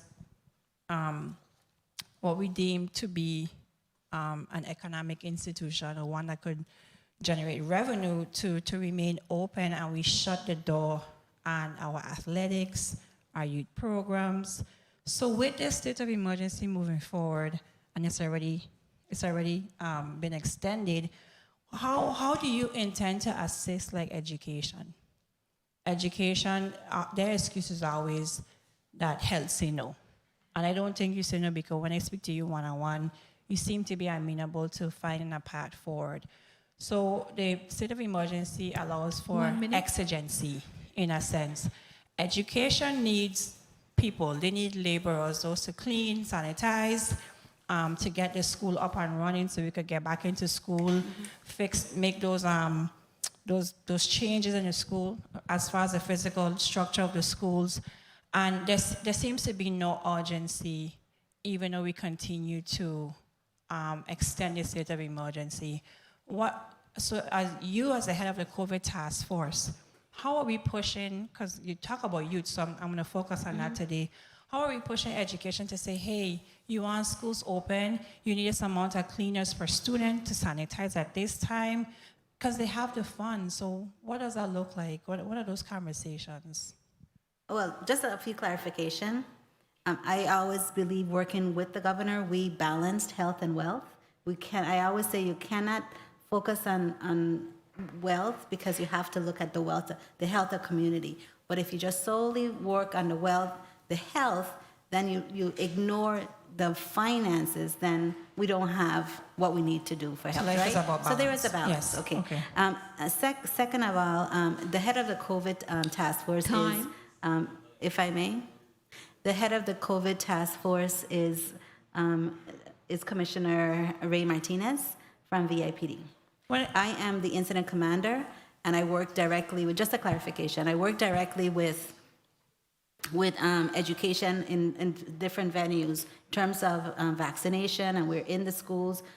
Director Harris actually made reviews along with Assistant Director Johannes on St. Thomas to look at all the schools and validate whether or not they were intent. So I would ask him to answer that question. Are the schools where they should be in reference to separations of students and having hand sanitizer present? I have not heard anything different. So Director Harris, can you give us a review if he is permitted, Madam Chair? And part B, Madam Chair, if you don't mind, would be also the extracurricular activities, sports, even the arts. How is the band going to assemble to practice the choir, singing, So we've actually let them know that testing is available, 100% testing is available. We're also focusing on vaccination, even though we know that there's some breakthrough COVID positive cases that occurred throughout the pandemic, but testing for sure prior to the games, and we have said yes, we will also offer those testing. They too, like you said, have the funding, and they are purchasing tests as well, so that they can have the tests available. Their school nurses were trained by us to do the testing, so we've worked with them on all of that, so they should be prepared to do what they need to do. And Mr. Harris to respond. Thank you, Madam Chair, for the time. Good afternoon, everyone. Watson Harris, Director of Environmental Health. So the team at Division of Environmental Health continues to go out to the schools, conduct assessments on a monthly basis. One of the things that we actually look for is the mitigation, the way how we can keep students safe. I know, Senator, you talk about bands and choir. We have actually received some requests from school programs such as bands to continue and resume practicing. And we look at these requests 3 times a week with the environmental health and safety team. We properly vet it. We have testing going on in the schools, like Commissioner mentioned. We do have the nurses are trained, and we have the vaccines available. So there's a lot of activities that can actually resume, and that we have vetted for the last couple of weeks for school as they resume March 14. And in addition to that is the restrictions for asking permission to have certain events have actually been taken away. So the restrictions no longer exist. However, the regulation maintained. So we regulate to ensure that no matter what's going on, it is within the guidance. Point of information, Madam Chair. Did you grant it to me?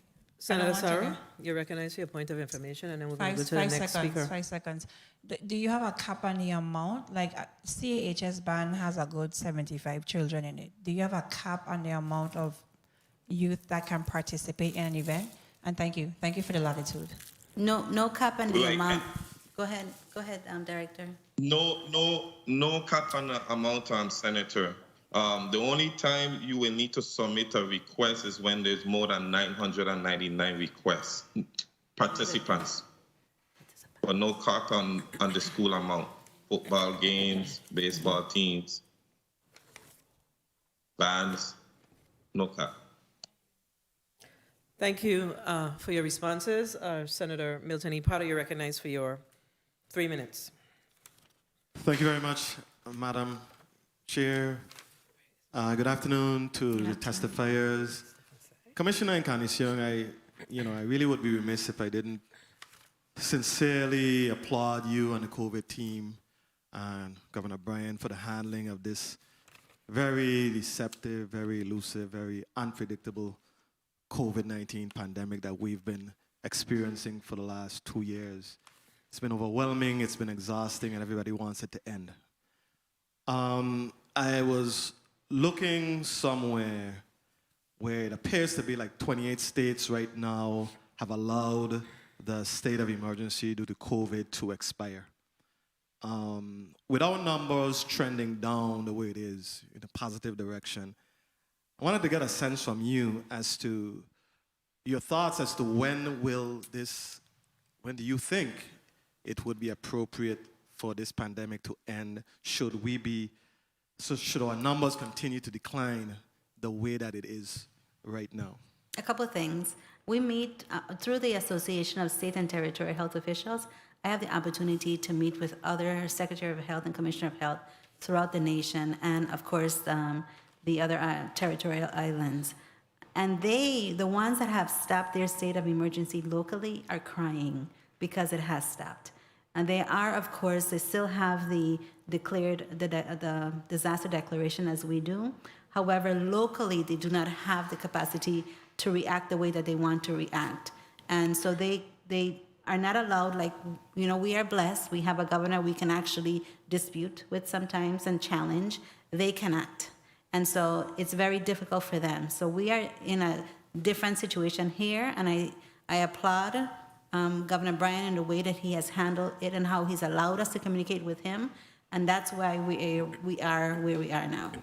I want to get a sense, thank you for that response. I want to get a sense from the agency heads who are here today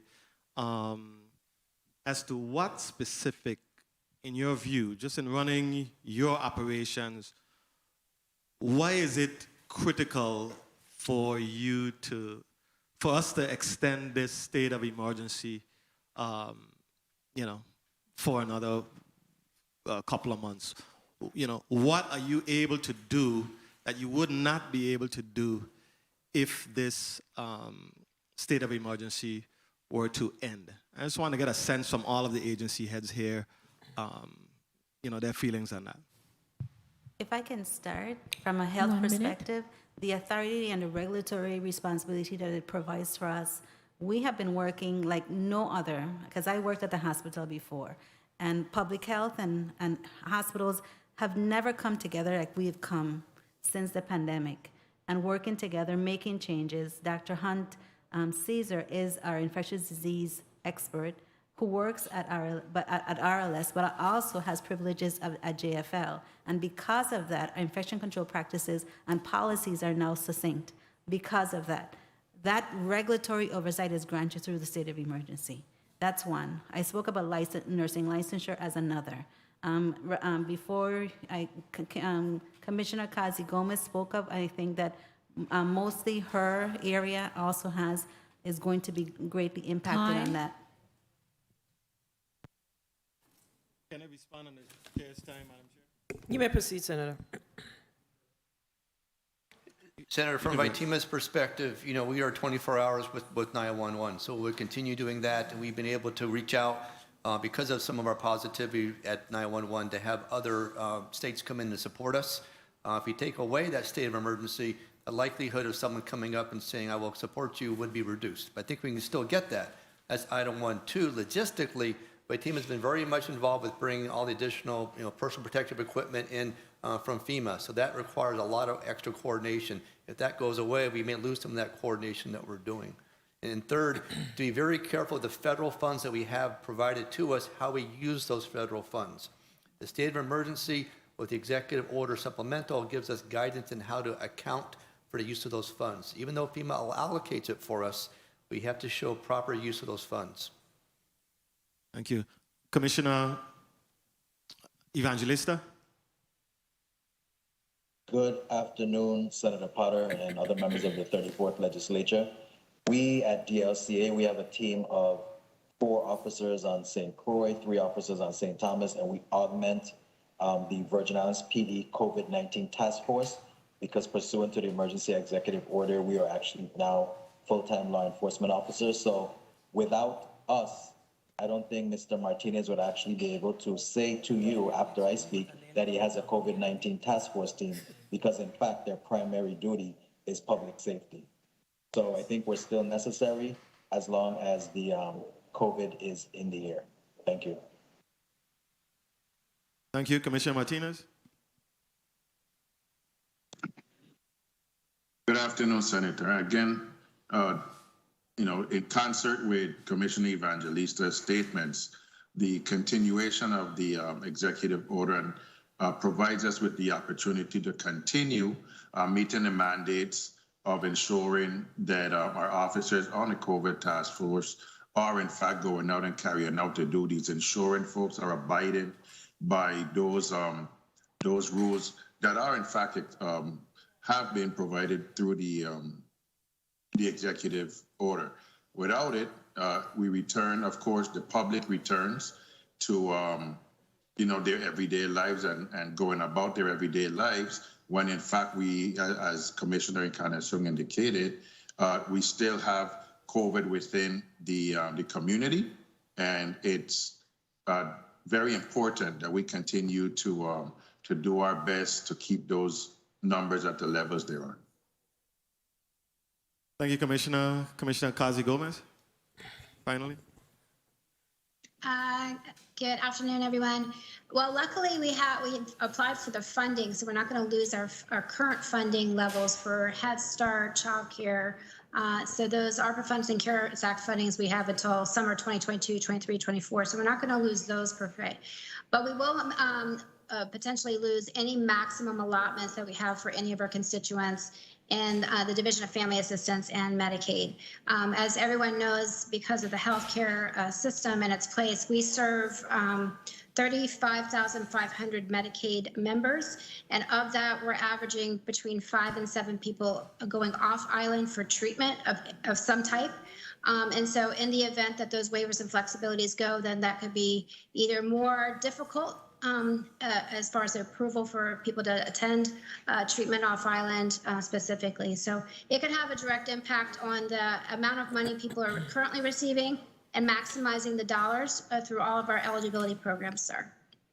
Thank you. Thank you very much, Madam Chair. I won't abuse my time anymore. Thank you for your generosity. Thank you, Senator Potter. Senator Kurt Avila, you're recognized for your 3 minutes. Thank you, Madam Chair. I think the word of the week for the legislature, the 34th legislature, is perplexed. But I would move on to discussion of what is before us today. One of the main roles of the legislature is to draft legislation. Bill number 32-0185 was drafted, passed, vetoed, and then overridden. It was overridden on October 12, 2018. Whether or not we agree with what was passed, it is this body's responsibility to adhere to the law until changes are made. Whether or not we like it, whether or not we felt that it should not have been in place, I voted no, because I did not believe you should limit the governor of the Virgin Islands. But hence, the 32nd legislature made that decision that they believed that there should have been some type of control mechanism in place, and therefore the 34th legislature, until a change is made, got to go through the process of every 30 days, 5 days before the expiration, having a hearing, and then having a session, and voting yes or no. It does not have to do with whether or not we have the fund, whether or not we want to save money. It was passed. It is law. We adhere to the law until it is repealed. That's the only thing we could do. And we're a law-abiding entity. So I would just encourage as much as possible until any other legislation comes that repeals what we have before us, we must adhere to the law. Commissioner Encarnacion, what is the target date for the youth surveys to be administered? They're actually working on it now. When I spoke with Working on in terms of they're administering it and they're gathering the data? No, because CERC at the university helps us with it. So Chronic Disease is working with them, building a MOU so that we can get that started. So when I asked, well, there are two things. That's a youth survey. And I also asked Dr. Esther Ellis to conduct a CASPER survey that the University of Virginia will help us. When I spoke with her about that, she said in April we should be able to get that up and running. It'll take 3 weeks and we'll be able to get the data. Okay, and the survey for the effect of the pandemic and coping strategies? Correct. And it wouldn't just be coping strategies. There would be an array of questions being asked, but behavioral health issues would definitely be considered as well. Do you have a target date as to when you want it to be completed and begin to administer, and then the April is the target date for completion, and that Okay. is for the adult. In terms of the MOU with CERC, I cannot give you a target date. I could tell you that chronic disease is working with them right now. As soon Okay, as we get that date, I can because refer we to have you. a window for the students because schools will Right. close for the summer, so we got to make sure that we are able to get it out. Ms. Martinez, we're still utilizing other officers for the task force, officers from DLCA and those other entities? Time. That is correct, Senator. We're utilizing officers from DLCA, the Port Authority, the Superior Court, and DPNR. I will conclude now, Madam Chair. Do you have another One more question. You may proceed, Senator. Yes, thank you so much, Madam Chair. How are we being able to support the regular duties that those officers were carrying out on a regular basis for those entities that they have now left and are assigned to the task force? How are you getting your work done?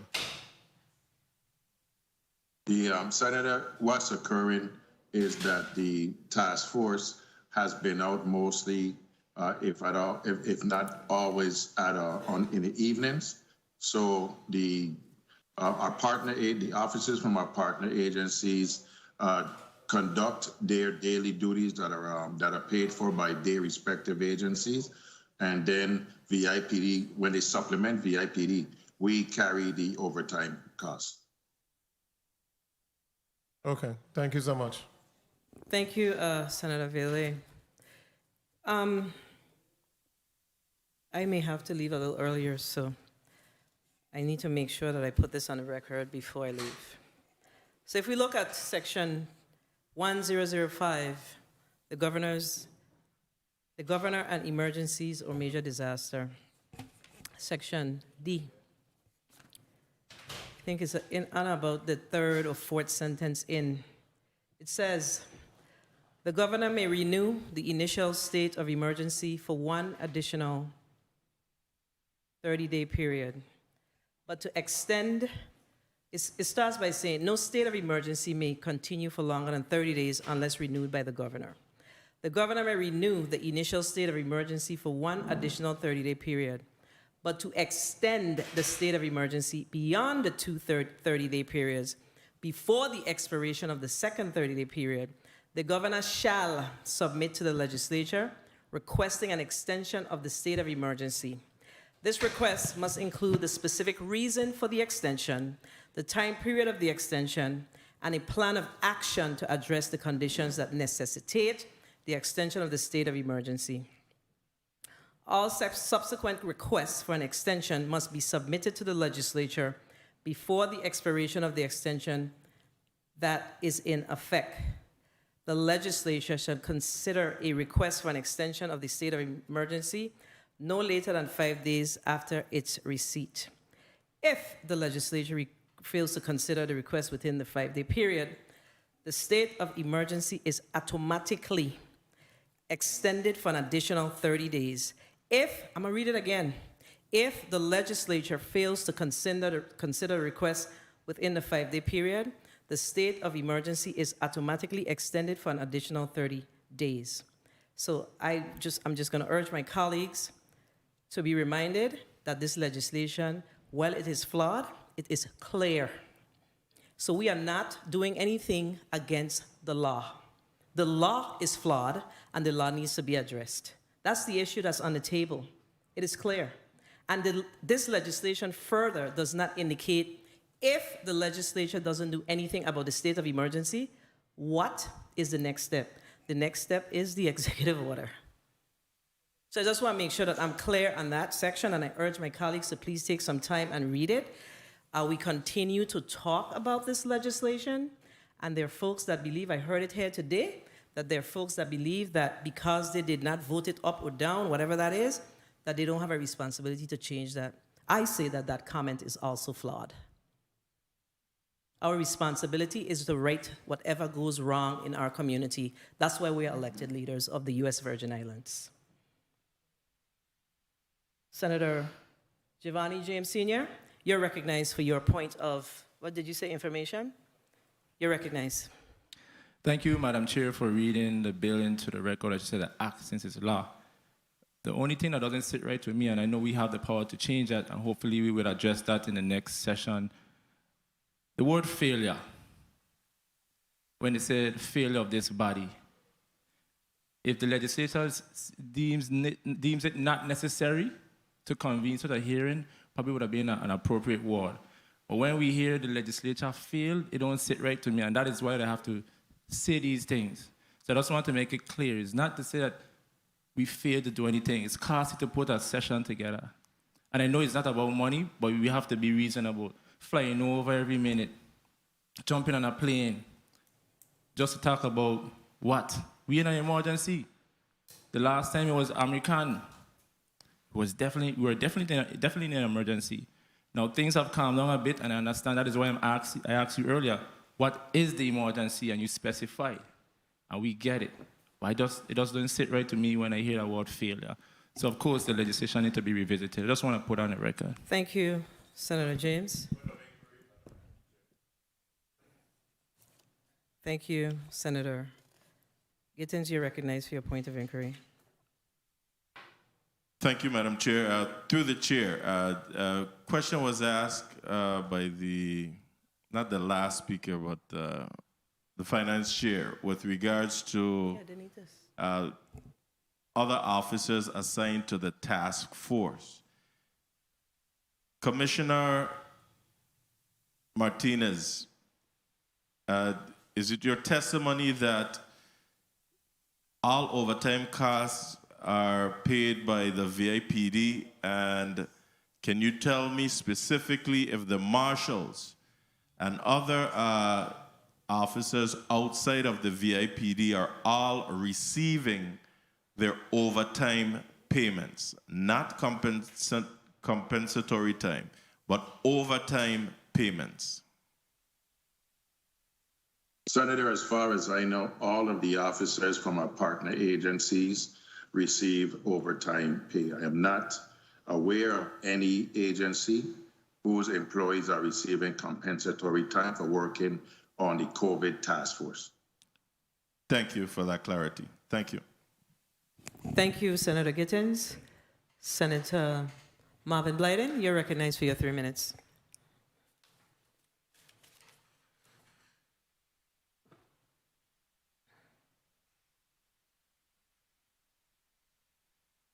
Senator Blyden? Media, we're not hearing Senator Blyden. We're going to go to the next speaker, and then we'll come back. Hello. You may proceed, Senator. You can hear me? We can hear you now. Thank you. Thank you. Good afternoon. Good afternoon to the testifiers, and thank you so much for your testimonies.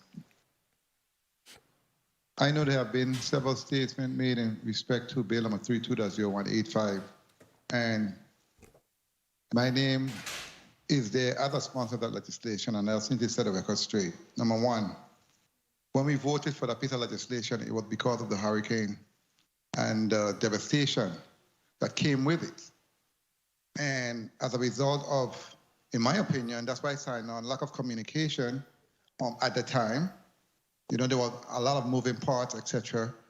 Many of us did our own distribution and outreach. And I did sign on as a result of that. No one knew or foresaw a pandemic coming down the line. And we are here today as a result of the pandemic. So, no one has a insight in terms of what's going to happen in the future. But nonetheless, I wanted to state that as a Democratic senator at the time, and the proponent of the bill was an independent at the time, he's the one that brought the bill forward, the current lieutenant governor, and I signed on as a Democrat.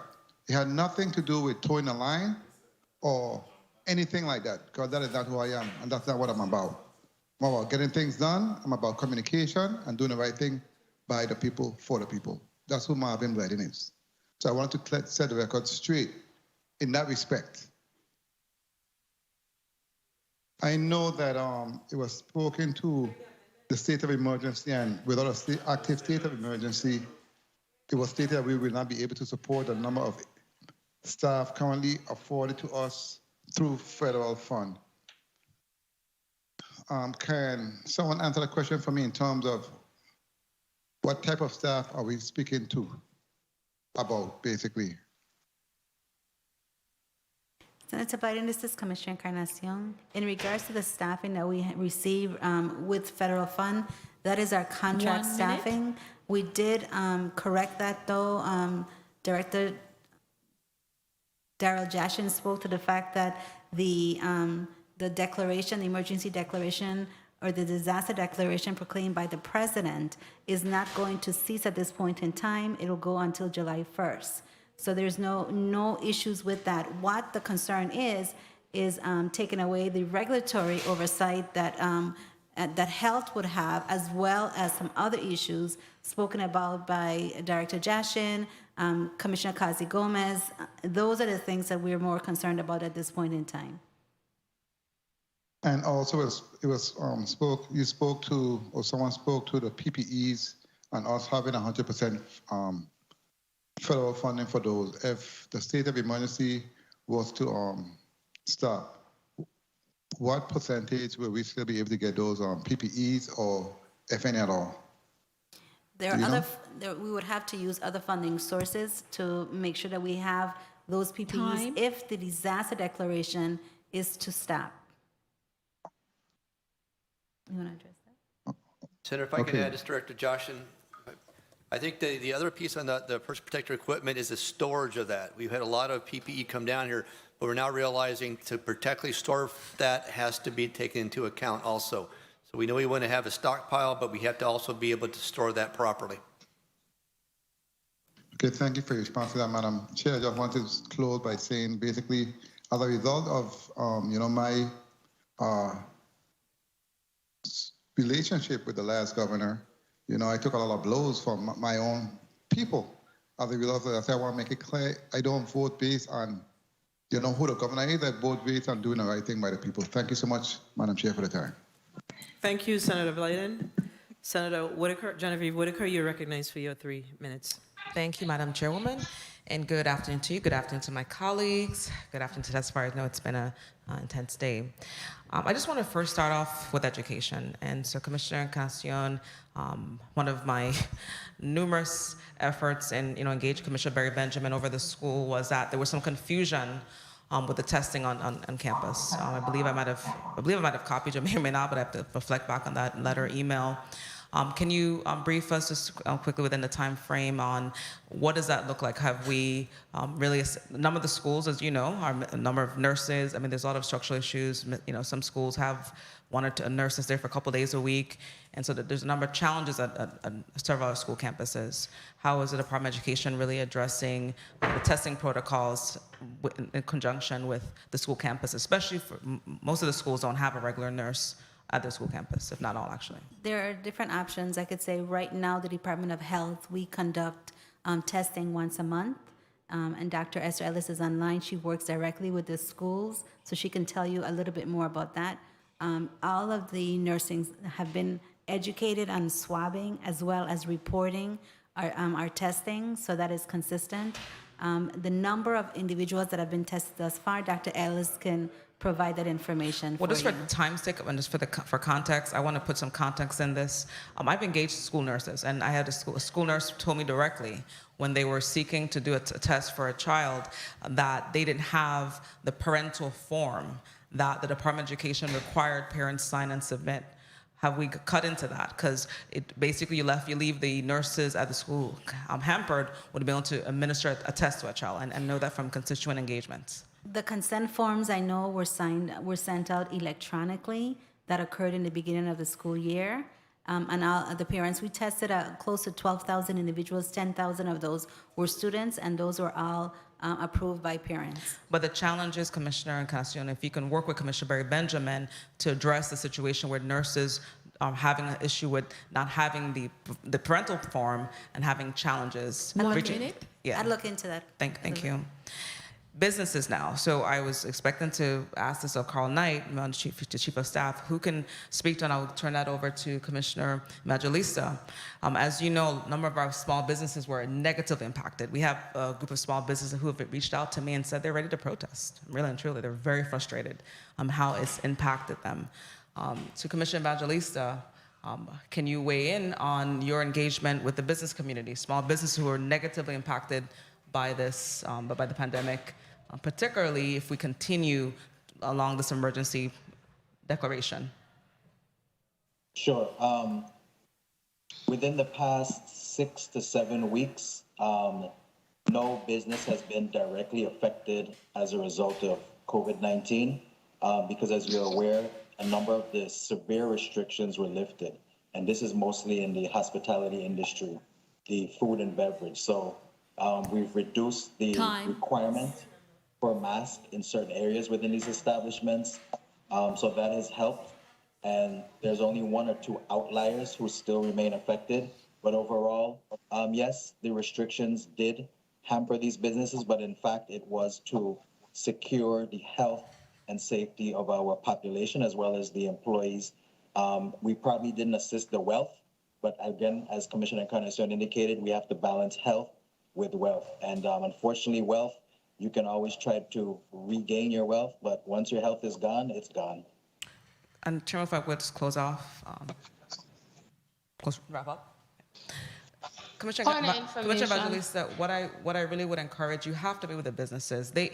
What I want to see us do more, especially this year, and it should have been since last year, you have to engage with a constituent. What you're saying to me is not underground information. It's not underground. We're talking about the grassroots businesses who are negatively impacted if we continue with this emergency, and not just to this hearing, but with a working effort to reach out to them who have been negatively impacted, because the reality is that a number of them, of course, have closed their business or they have not received the same level of funds, and they're still being required to pay their taxes. And we didn't, so we have to really dive in a lot more deeper. But I do understand you're having an upcoming town hall meeting, which I do appreciate. And just to close. Thank you, Senator. We have to wrap up. And I just wanted to close when we're talking about non-action with the Senate. Today's one action we're taking to address this matter and to make a decision. I have offered with my colleagues to address the legislation. I don't believe we should throw it out. I believe we should address this automatic extension. And I've submitted a bill of requests and looking to work with our colleagues so we can address. But throwing out the entire emergency provision, I wouldn't agree with that. Thank you, Senator Whitaker. I wholeheartedly agree with you on that. Point of information. I am going to have to leave. Senator Francis Heliger, just bear with me. When I'm done, you'll get your point of information. I have a flight to catch. Senator, Mr. Vice President Novell Francis will close out the meeting, so he will recognize you. But allow me to just ask 2 questions, please. The first question I have is for General Limbacher. We have a number of issues at the airport, and I want to say airports, but I'm not in St. Croix like that, so I'm just going to say I know that the airport in St. Thomas in particular, the checkpoints are taking, in some instances, an hour to an hour and a half. That happened just this week. One of my family members flew in here, and the wait was like an hour and a half. What are we doing to mitigate these long wait lines? Yes, good afternoon, Madam President. Essentially, we've had a discussion to refine our processes over the past 2 years with Port Authority. So we don't control the ports. We just provide the personnel to support the requirements that's available. So if there's other areas they can actually flow through, that'll be great. But we're working within the limitations of what's available from a space perspective to put personnel to screen. General, you know I have a lot of respect for you, but I don't like the answer. You and the Port Authority have to work together on this thing. This thing is a problem. The tourists are complaining. Folks are complaining about this. It's a huge issue. We have plane loads coming into the territory daily, and the situation almost seems like it's getting worse. I'm going to just ask that you please work with VIPA. Yeah, if I may. Yes, you may proceed. Yeah, if I may add some more to that. we'd actually addressed this a year ago. And so the issue is the actual airlines will not flow their aircraft appropriately to allow folks to screen. So we've been down this road last year when this started with COVID. And so the way to solve this problem is to control your flow. Being a pilot for 30 years and doing this in different countries, you flow your aircraft in to allow them to land, offload, screen, and then the next aircraft comes in. Unfortunately, Delta Airlines, American Airlines, Southwest, and all the other airlines that come to the territory, it's about money for them. So for them, they need to leave their point of debarkation, flow to the Virgin Islands, jump off their passengers, and get back to their location, not remain overnight. And that's something we don't control the National Guard and can't. And that's something that Port Authority has tried to change the flow, but they have not cooperated. So unless we want to reduce our tourist flow to the islands, more people, more guardsmen in their screening is just going to congest your area and actually violate some of your protocols. Thank you for your response. I still believe there is another way to mitigate this issue. It's getting worse. So I will also have a discussion with the Port Authority Executive Director. And I have one last question, and it's related to the state of emergency overall. So, and the portal. So we are U.S. territory, of course, and absent of the state of emergency, can we require individuals to be tested or provide their vaccination information for entry into the territory? And that's what we do. No, but absent of the state of the that would be definitely. Sorry, not union. State of emergency. We can't do that. We can't. And that's one of the things that we need to remind ourselves that we cannot do that. We are a U.S. territory, so we can't tell folks you need this to come in here. Senator, the state of the emergency. The state of emergency helps we can. us. Is Correct. what gives us the authority to do that. Correct. Director Jashin? Yes. On the international side, though, we have an international requirement, which for the BVI will still exist if we do drop the state of emergency. That's a little different. Yes. I'm talking about flights coming from the U.S. We can't do it. So these are the things that when you come before the body, just be clear and say that, because that is an important part of the state of emergency. That's an important part as to why Virgin Islanders have been as safe as they've been in this whole pandemic landscape. I think that's just so important. Yes. That we say it because it's our reality. Thank you. I don't have any other questions. I just realized that Senator Francis is going to take the chair, so I'm going to have to take a 30-second. Oh, I forgot. Senator Francis Heiliger, you see, I almost forgot you. My apologies. You're recognized for your state, your point of, is it inquiry? Inquiry? Information. Point of information. You may proceed, Senator. Thank you. Sorry about that. Thank you so much. Point of information.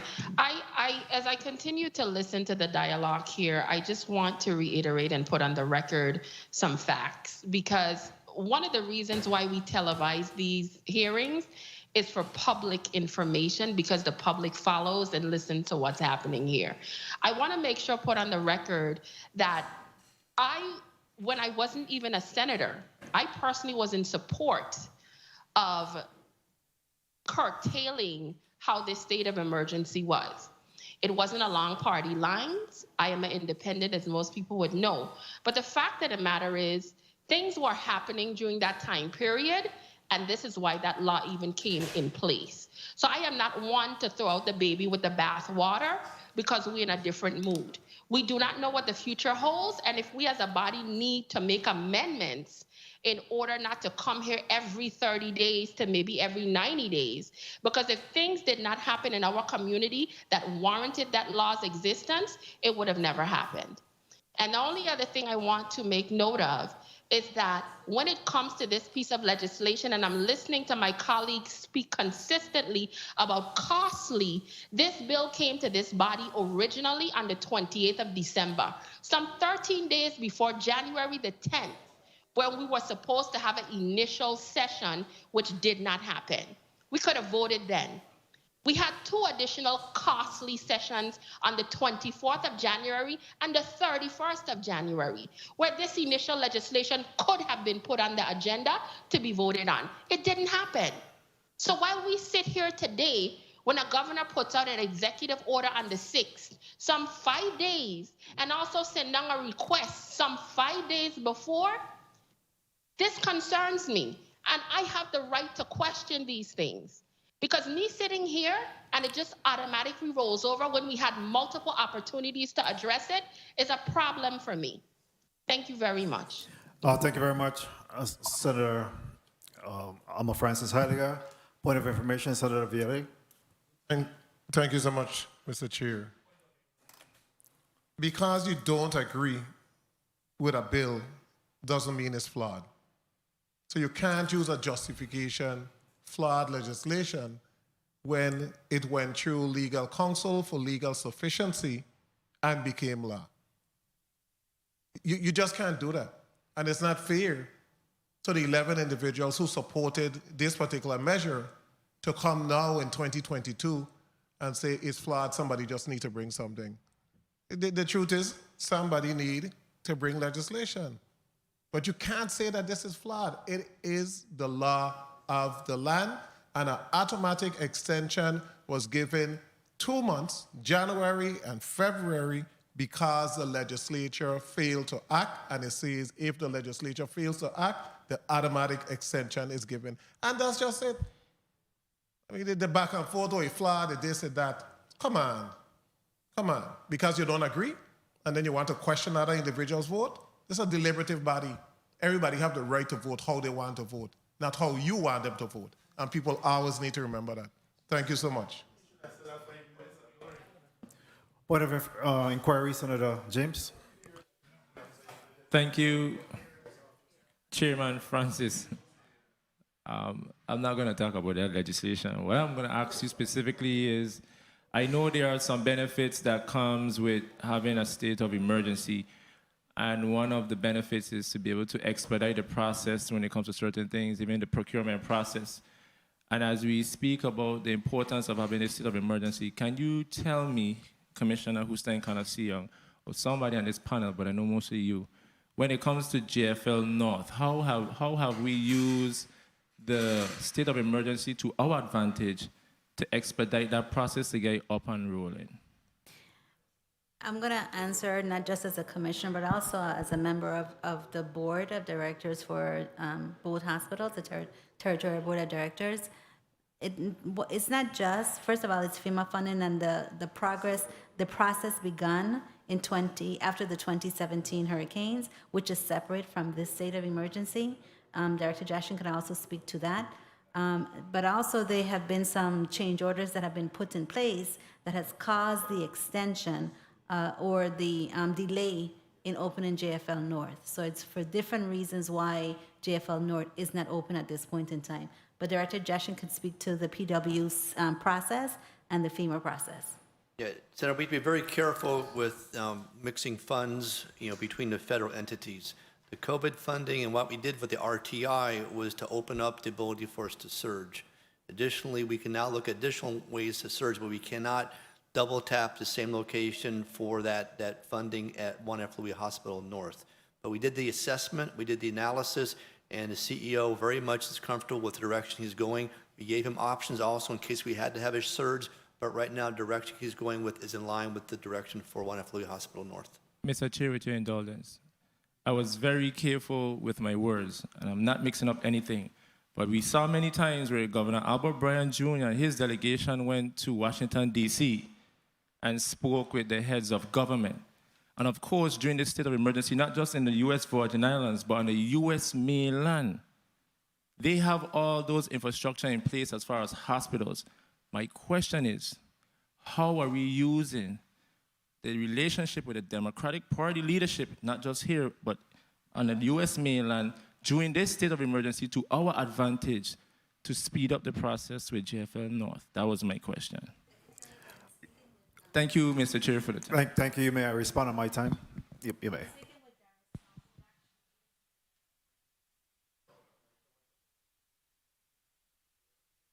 In speaking with Daryl Small, who right now is the person who's responsible for that effort, correct? He has assured us that there's nothing more that he can do because of the process of getting equipment and supplies from the mainland to here. There's nothing else that he can do to decrease the time frame for opening JFL North. So he's done everything that he can possibly do to get that done at this point in time. Thank you, Senator Whitaker. You're recognized for a point of what? Point of information. Please make it brief. Thank you, Chairman. And I just want to emphasize that we can, in fact, huddle as senators to come up with the legislation, coordinate with the executive branch. I'll repeat again that I've offered legislation to address the automatic extension, to put us, what we're doing today would not have occurred if we go ahead with the legislation. So that's on us as a body, along with our legal counsel, to push things out. So I believe we should have a commitment going from today as to how we're going to work between the two branches to pierce down on this and address the legislation. And I look forward to that happening. Thank you. Thank you. Thank you for your Thank you very much. If the Madam Clerk could put 3 minutes on the clock for me, I'll try to wrap up within that 3 minutes. I want to say that, again, the pandemic has been a great unknown. And, certainly when this legislation was passed before, I was not a bill sponsor on the legislation. However, I supported it. And, for me, at the time, regardless of who was sitting in Government House, was not my concern. But the ability for an elected official, a legislative body, to be able to have a seat at the table. I often wonder what this conversation would have been like had we not had where the state of emergency had to come back to the legislature at some point. Yes, we have extended the the extension was allowed to continue for the last 3 months or so, but prior to that, in fact, we had an opportunity to hear from you, hear from the governor's team in respect to the reason why there was a request for the extension of the state of emergency. And as the people's representative, again, they got an opportunity then to hear what would happen if, for the last 24 months, from March the 13th, 2020, to currently, about 2 days away, today is March 11, 2022, for almost 24 months, if the executive branch was allowed to just extend the state of the territory month after month after month, and we're not knowing what contract is being executed, what work is being done, what is being put in place, what would this conversation be like today? So yes, we have a responsibility to make sure that we're moving in responsible legislation. I signed on because, again, I think it was critical for us to be able to have a seat at the table to have this discussion, to be the people's representative. There was a parachute that was built into the legislation that allowed if the legislature did not convene within that time period, that in fact, rather than waiting out for a long period of time, within 5 days, it'll be automatic. So that's what have happened. I think the big conversation continue to be here. Yes, we're in a state of emergency, but we don't see the level of state of urgency. And I think we're confusing a lot of times the position that we have for declaration of a state of emergency and not seeing the state of urgency to work against us. The state of emergency allows for certain things to be done in an exigency and an emergency manner. And because of whatever circumstances, I'm not here to accuse whatever those circumstances, maybe we don't have infrastructure material that's coming to the island in a timely fashion. But we expect that because there's a state of emergency and there's some exigency that's allowed at the executive branch level, that in fact we'll see things moving a lot faster. And I think that is what's more perplexing. For me, you're sitting here where a lot of times we have to answer to our constituency, we have to answer to individuals in respect to what is the urgency? How are we navigating this difficult pandemic time to make sure that we're getting the needs to our people and the services to them, getting our infrastructure right during that period of time? So, yes, there is an opportunity to be able to tweak this legislation, but I agree we should not be throwing out the baby with the bathwater. We should be able to sit down and be able to resolve those areas that we believe that we could be a lot more urgent. And if there is some difficulties, then let's hear what those difficulties are so that we could all agree and the public could be aware of those difficulties.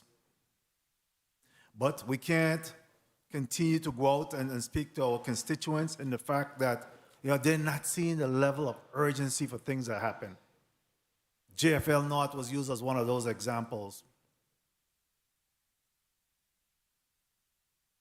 Who feels it knows it. When you go to that hospital, you expect to see some results. And there's no light at the end of the tunnel. We're here in July, and however July continues to slip away from us because we're not seeing the level of work being done to make sure that we're meeting that July timeline. So I believe that we have to have an open, honest conversation and communication with the public so that they could really believe in us as elected, appointed officials, that in fact that we're doing everything possible, that we're moving all the barriers so that we could get the services that they desire and need to them in a timely manner. I must say that the COVID task force and the handling of this pandemic has been excellent. But beyond that, we have a lot more going on in this territory. Our state of education, our state of health care. We have a lot more going on besides just the pandemic. And I think that that's where we have to be able to build our confidence in our community to reassure them that we have a good handle on it. At this time, what I'll do is allow for you to do a wrap-up, and then we could close off from here. Thank you. I'll go from really where you just left off and to let you know that the Department of Health, VITEMA is also on the table. So we are committed to continue to meet with the hospitals. We were meeting with them every 2 weeks, 2 times a week. We'll now be meeting with them once a month, and I wanted to maintain that, to have that regulatory oversight as to what's going on with the hospital and nursing staff as well as infrastructure. So we continue to show commitment towards that. I just want to thank you. I know that coming here today wasn't something that was expected, but I think that we had some discussions that I think the public needed to hear. We are doing wonderfully with COVID, but I want to make sure that everyone knows that you really and truly have to stay committed to doing what you know is best for you and your family and to protect the ones around you. COVID is not over yet, and I want to make sure that everyone is safe. That's it for me. Thank you so much. Thank you. Director Joshin. Yes, Senator Francis, and thank you and Senate President Frank Gregory for allowing us to come together to the committee as a whole and have those discussions. We talk about the unified command. We've talked about the COVID task force. I just want to recognize those agencies that are continually behind the scenes and in front making this discussion happen with Governor Bryan's leadership, and just recognize that this is a group that's been 2 years doing this. Very much we've mentioned the Department of Health, Police, Human Services, Tourism, Port Authority, VITEMA, Education, Licensing and Consumer Affairs, Planning and Natural Resources, Veterans Affairs, VI Lottery, Government House, Joint Information Center, Office of Legal Counsel, and the National Guard. Plus, we've had 5 federal partners in this also, to include the U.S. Health Human Services, our Veterans Affairs at the national level, the Center for Disease Control, FEMA, and then even on the Department of Defense. We did the vaccinations initially on St. Thomas. The U.S. Army came in for a period of time. So it's a tremendous task force. As we surge, we'll come back again to come together. You see what's happening in Southern Hemisphere is going to fall. So you're going to see Australia, New Zealand. What's going to happen there may impact us in the future. You saw Omicron explode very quickly, but we are still prepared to respond as a task force and to support Governor Bryan. Thank you, sir. Very well. Again, thank you. Thank you on behalf of the Senate President and the 34th Legislature for being here, all that you continue to do. But please understand that we could be doing everything possible. If the public is not feeling our impact, then we have a problem. So let's continue to do our part. They're expecting us to really deliver for them, and all I could ask is that we continue to do that. Again, I want to thank the first responders, all healthcare workers, and those individuals that continue to put themselves on the line. We're up to 109 in terms of debt, and please do whatever you need to do to make sure that you continue to protect yourself. Wear your mask, maintain your social distancing, wash your hands, and continue to stay safe. The Committee of the Whole of March the 11th, 2022 is hereby adjourned. Thank you very much, Central staff and all those involved in putting this hearing together today. Thank you. God bless. Have a good weekend.